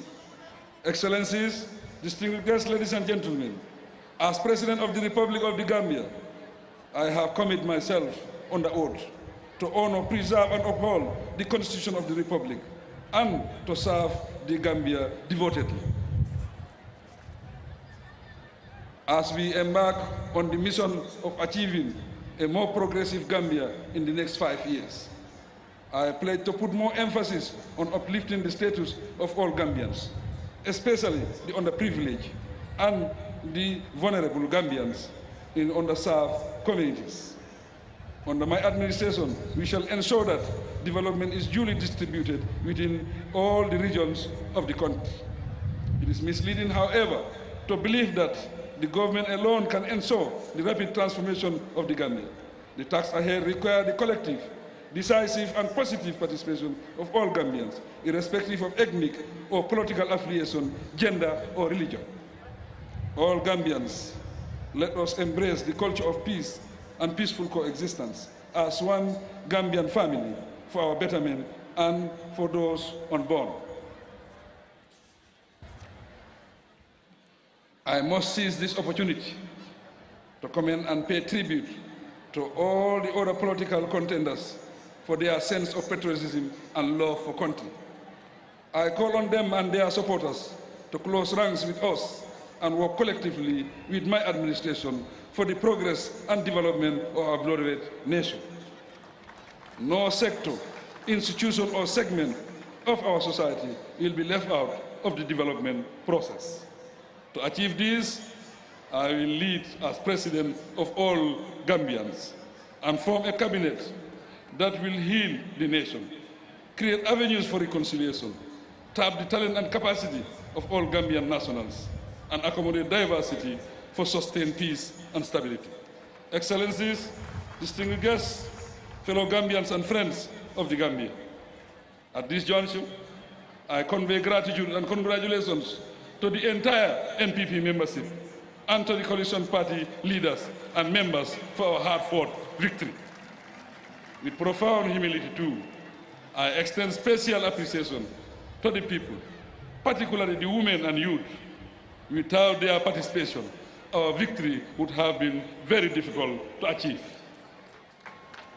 By extension, I thank all partners, philanthropists, friends, supporters, well-wishers, and the international community for their support, morally and financially.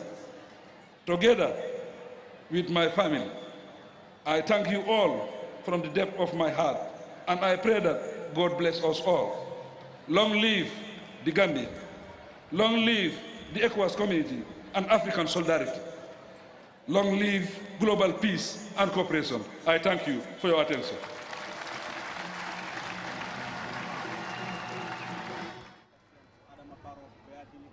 Inaugural speech here at the Independence Stadium, where he had just taken his oath of office, secrecy and allegiance. And you have heard from the president a quite reassuring statement there. CDC say, Ansumane Eso Nyasi Loli M. Kamara. I mean, for me, I mean, he has really spoke at length. I mean, talking about his desire and commitment to ensure, you know, he's able to uplift the lives of the people in the next 5 years. But he has also used his speech to make a very clear call on his opponents and their supporters to close ranks and work with his government, which to me is quite significant, Ansumane Eso Nyasi, as we move forward as a country. To do us a performance.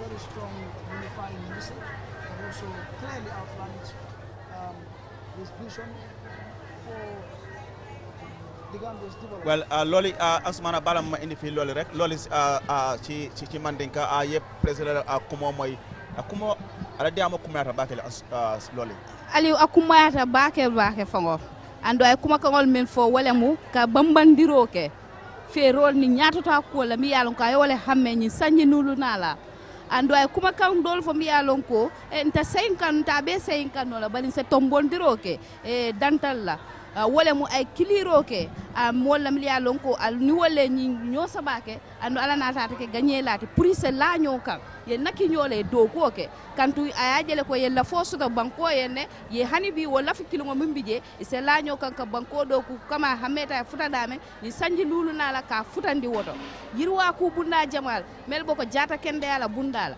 karama la bundala même londoti e ni nata seno bundala ay wol be yitandila anda e bambandila ko ni sanji nulu nala wol be kala kultimi ya lonko sula ku balle mu ni nata ferol ni nyatota ko le millandi e mimu national development plan te abajele ko wole tama ay silol fanala do ko fole mi ya lonko abitale fo wuli kilinke me fulanyo akobe kala kultimi ya lonko ni jandi ni sanji lulo be banna abe dokula anda be kala doku nyanta mi yanka be bambana anda be sahya ata kala danko don doku. Well, I understand the choral maestro Jalba Kuyate is currently entertaining the crowd. Let's go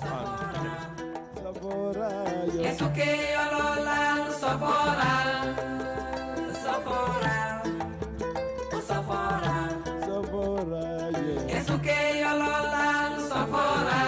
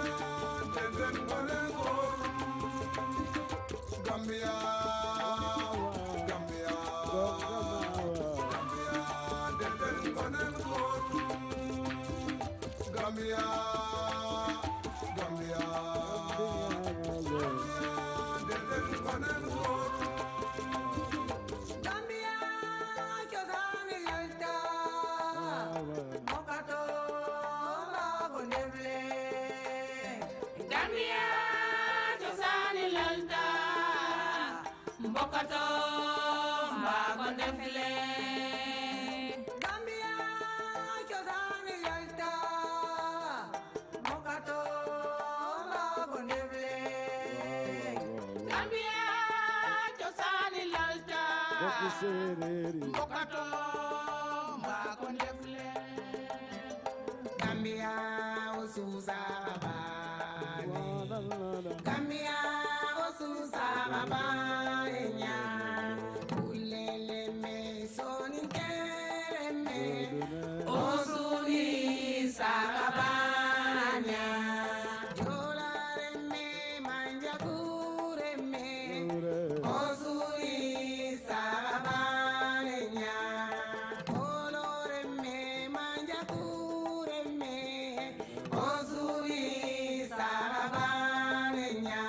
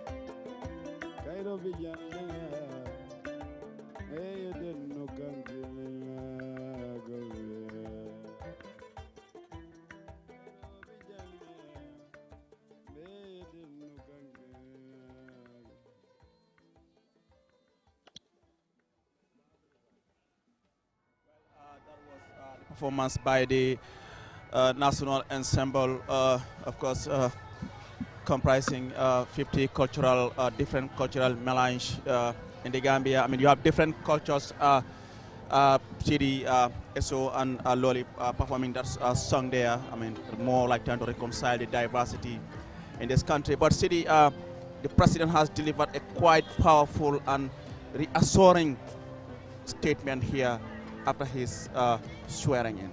Thank you very much, Aliu. Listening to President Barrow, like I said earlier, during the nomination time, whoever comes will give you scores. So the score I will give to President Barrow today is 10 out of 10. He has actually demonstrated leadership. He has demonstrated oneness, and he has actually demonstrated that he's ready to take this country to the promised land. He talks about all the achievements that his government have done in the last 5 years, and is ready to tap into the youths and women of this country.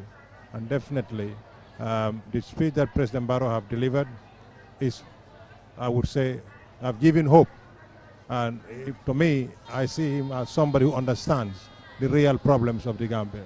I feel like there is no barrier between President Barrow and the Gambian people. And I feel like President Barrow is not sitting in a bubble somewhere. He talks about a cabinet that he is going to bring, a cabinet that is going to bring national unity, a cabinet that is going to demonstrate the needs and the aspirations of the Gambian people. So that tells me he's not sitting in a bubble. He's actually in touch with the realities of this country. And I think, like I said earlier, I would give him 10 out of 10, definitely. And Samanes Wanyasi, you've listened to the president. He looked back his first term with pride that he has been able to achieve something. But for him, he believes there is still more to achieve, just as we discussed earlier on. Though there have been achievements, but he has admitted that there's still more to be done. For me, the main highlight... He's quite honest, right? Absolutely, Aliu. The main highlight for me in his statement is when he said, I will be a president for all Gambians. That is what we expect. It's a very reassuring statement to make, especially at this juncture in our political history. Also, yes, he did admit that there are shortfalls and there have been some major challenges. But I like the fact that he did also address some very pressing national issues that we're dealing with as a country. And also went about highlighting how his government intends to go about addressing some of these challenges. But also, not only that, he also did give us an idea of what they intend to do in almost all the sectors, and went as far as mentioning people who I think in most cases, whether it's mostly an oversight or I don't know, but we seem to always forget about them, and they are very important members of society, people who are physically and mentally challenged. And he said his next government, his next cabinet rather, which I would really want to see, I can't wait to see, is going to be an all-inclusive cabinet, one that would be selected or maybe appointed such that every single sector of Gambian society would feel that they are part of it. And I think this is important. He also mentioned the TRRC report, which he said, exactly, which has been a major debate. The constitution as well. And of course the reviving of the constitution again, with the draft constitution. He also did call on his political opponents to come together and work with his government at least for the next 5 years. I think all in all it's a very reassuring statement, like Ali said, I agree. But I also do like the fact that he did admit that there have been major challenges. Exactly. I think generally it's a good statement. I mean, Ali, he talks about the civil service.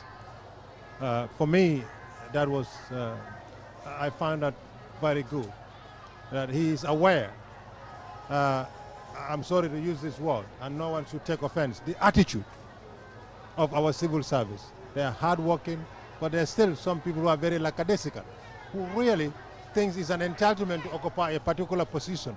Barrow is telling them that is not going to happen. It's going to be based on merit, promotion on merit. And I think that is very important. And we must also take Barrow for his word. And we must check him. If he comes here and tells us, we'll check the type of cabinet he's going to give us. And I think that is very important. He talks about the civil service. He talks about when it comes to the salaries, the wages of the civil service. So these are all important issues that we need to look at. It's very important. It's important thank you very much, we understand just so si kalama wala rek dégg nga président garal na kaddu am wana yu bari wane na pare pour mën a gis ne juróomi at yi ñëw mu gën a indi dibal mu yoo xam ne dinañ yokk a dundi nit ñi noo jàngatee waxam bi tey. Waaw Aliou man rafetlu naa kaddu kii di président bi ndax soo gëstoo li mu wax lenn loo xam ne laa si njëkk a rafetlu mooy bi mu waxee ne dinaa nekk président pour képp kuy doomi réew Gambia.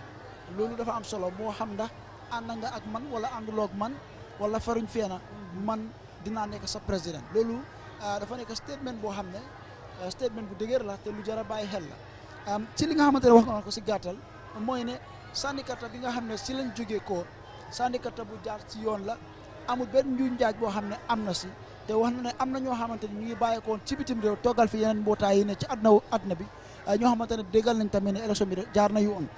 Mu wax ci li nga xamante ne mooy wàllum yokkute wax ci buntu liggéeykaay yi ne ci réew mi ak mbébét bi nga xamante ne moom ak nguuram am nañ ko wax tamit ne gannaaw bi nga xamante ne waatloon nañ ko buy tànnaat ñi moo liggéeyal ci biir cabinet mooy ay jëwri nag ñeneen ñu moo liggéey ay borom nombu tànk dañoo nekk nit yoo xamante ne moo xam ab kuréel bu munti doon ci biir réew mi wala gox bu munti doon ñu nekk dinañ si gis seen boppa mooy an all inclusive government te foog naa loolu lu am solo la oo na tamit ñi nga xamante ne la doon xëccool place yi président bi mooy ci time bi élection bi ne ñëw leen ñu liggéey fi mu nekk politique jeex na nag ku nekk si ñun jiital Gambia xool Gambia su jamono politique jotee mun nañoo xëccoowaat waaye foog naa loolu tamit lu am solo la wax na si affaire yi courant wax si affaire yi tali wax si affaire yi ñiy liggéey ci nguur ci anam bi ñoo liggéey mooy wëcce suñ jikko yi tamit waaye tamit rafetlu na mbootaay mel ni ECOWAS EU UN ak ñeneen ñi nga xam ne ñu ngi jàppale lii di Gambia te foog naa loolu am na solo waaye mu am lu am solo loo xamante ne Aliou bëgg naa ko see ñambas tuuti balaa maa bàyyeeg lool yi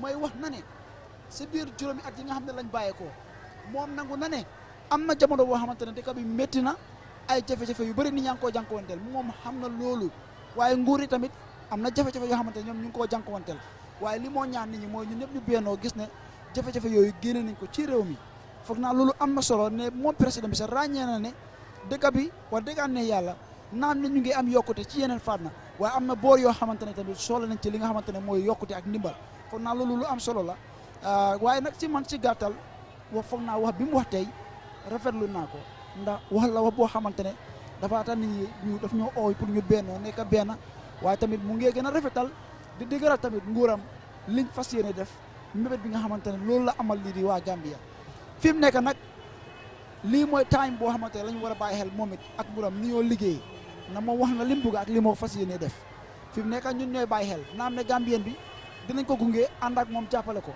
waaye tamit jamono la boo xam ne dañu war a bàyyi xel li moo wax ëllëg ak si biir bu amut ne ko yaa ñu digoon li de te gisuñ ko boobaa ñu déggee war si moom kon foog naa lu am solo la lii nekk loo xam ne man de man si gàttal rafetlu naa statement. Jërëjëf Ansumana Eso Nyasi viewers, you're reminded you're still watching QTV and we are broadcasting live from the Independence Stadium where the President of the country, President Adam Barrow, has just delivered his inaugural speech here. Quite reassuring statement to Gambians and the international community. He has renewed his determination to ensure he is able to usher in more life-changing developments that will uplift the lives and livelihood of Gambians who actually he said he is very grateful for voting him back to State House.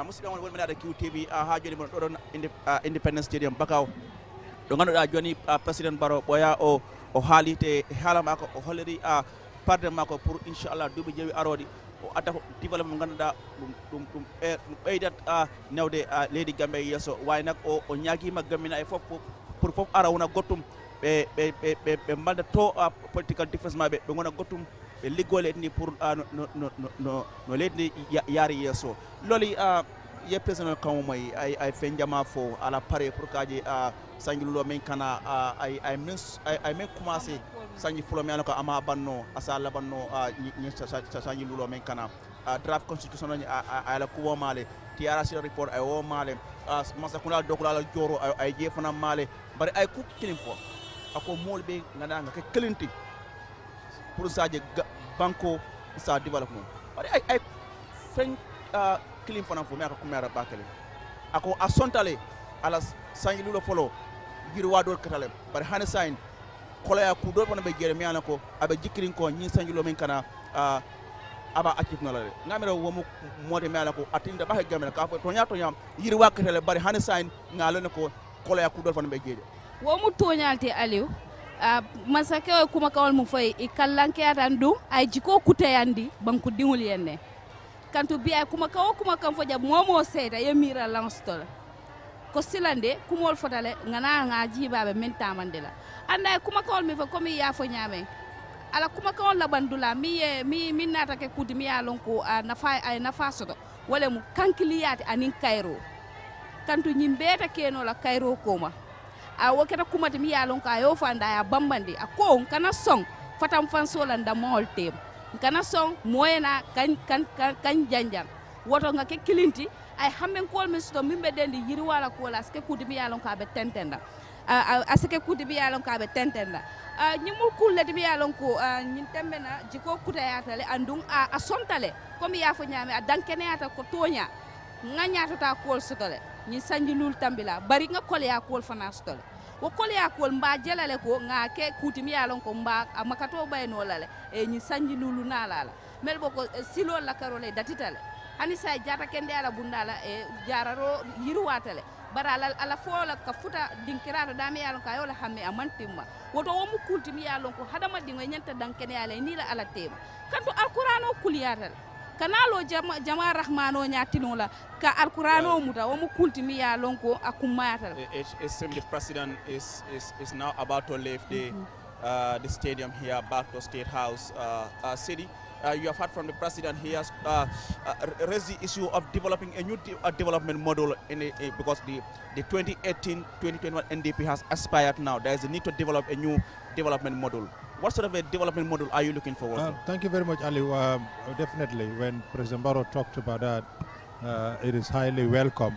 But I think one thing that President Barrow needs to think of, and his government or his new cabinet, is to create a forum called a National Consultative Forum, where I get all the Gambians to come out and listen.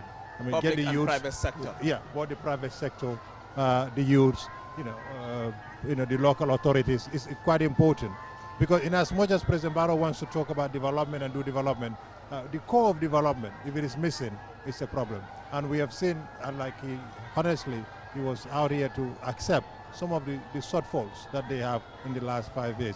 And I think primarily what needs to be done is to look at the financial institutions in this country and look how can you help Gambians, in order those in small businesses, how can they empower them to grow? Because we can create our own millionaires in this country. We don't need to leave the Gambia and become millionaires. And in doing that, the financial institutions in this country must empower the Gambian people, must support the Gambian businesses to do it. Gambian businesses can grow, and that can only happen if President Barrow and his government support Gambian business. It's very important. And again, he talks about unity. I'm very impressed with that, because you cannot bring any development without unity. And he has opened his hands to the opposition to say, let's come together and work. Not only the leaders, but the supporters as well. So it is very important that we receive that as people, as Gambian people, and nurture the peace that we have and work together for the development of the Gambia. If Gambia is developed, it's not for Aliou Cisse, it's not for me, or it's for President Barrow, or for the opposition camp. It's for the Gambian people. And he talked about the unborn, babies in this country. So we must not be selfish to think that that's it for us. No, we have a generation to come. We were in here, there was a generation here. They planned what we are enjoying today. Let's also plan for the generation to come. It is very important. He talked about the security sector reform and all that, and it is important. Just having a strategy document for the national security, for having security sector reform strategy, perfect. But again, we have not seen much done. It needs to be done, and it must be now. All security sectors, whether you talk about the prison, you talk about the police, you talk about the army, you talk about immigration, there's a need for reform. And this reform must start with capacity building. The police force must build their capacity. The prisons must build their capacity. I know they are doing some, but we need them to double up. It needs to double up. We don't want 2 years down the line, we are seeing the same thing happening all over again. It's never the same. We need change, and we need change to take place now. And Sumana, new development model, the NDP 2018-2021 has expired. According to him, 60% of the NDP has been completed or is in progress, despite the advent of the COVID-19, which has really affected, some of the pledges that were made in Brussels. What's your take? Yes, it was expected to last for 5 years, and obviously his first term has ended, and from today on officially he starts a new mandate. I think the main objective of some of these national programs that are development programs, is to help provide guidance, direction, for government and public institutions as to how, to go about implementing some of these development projects that government has or intends on implementing for the people. So I think it's important. It's good to have, a blueprint, a development blueprint that will guide, and provide direction as to how to implement these programs and policies and projects. But again, I want to see more action. I want to see more inclusivity. I mean, not. We are very good at developing programs, like I said in the morning. But when it comes to implementing them, it's always a problem. But I want to believe with the energy I have seen, with the determination that I see, even from this president's statement, you can tell he's very much determined. I mean, he keeps saying he wants to leave a good legacy.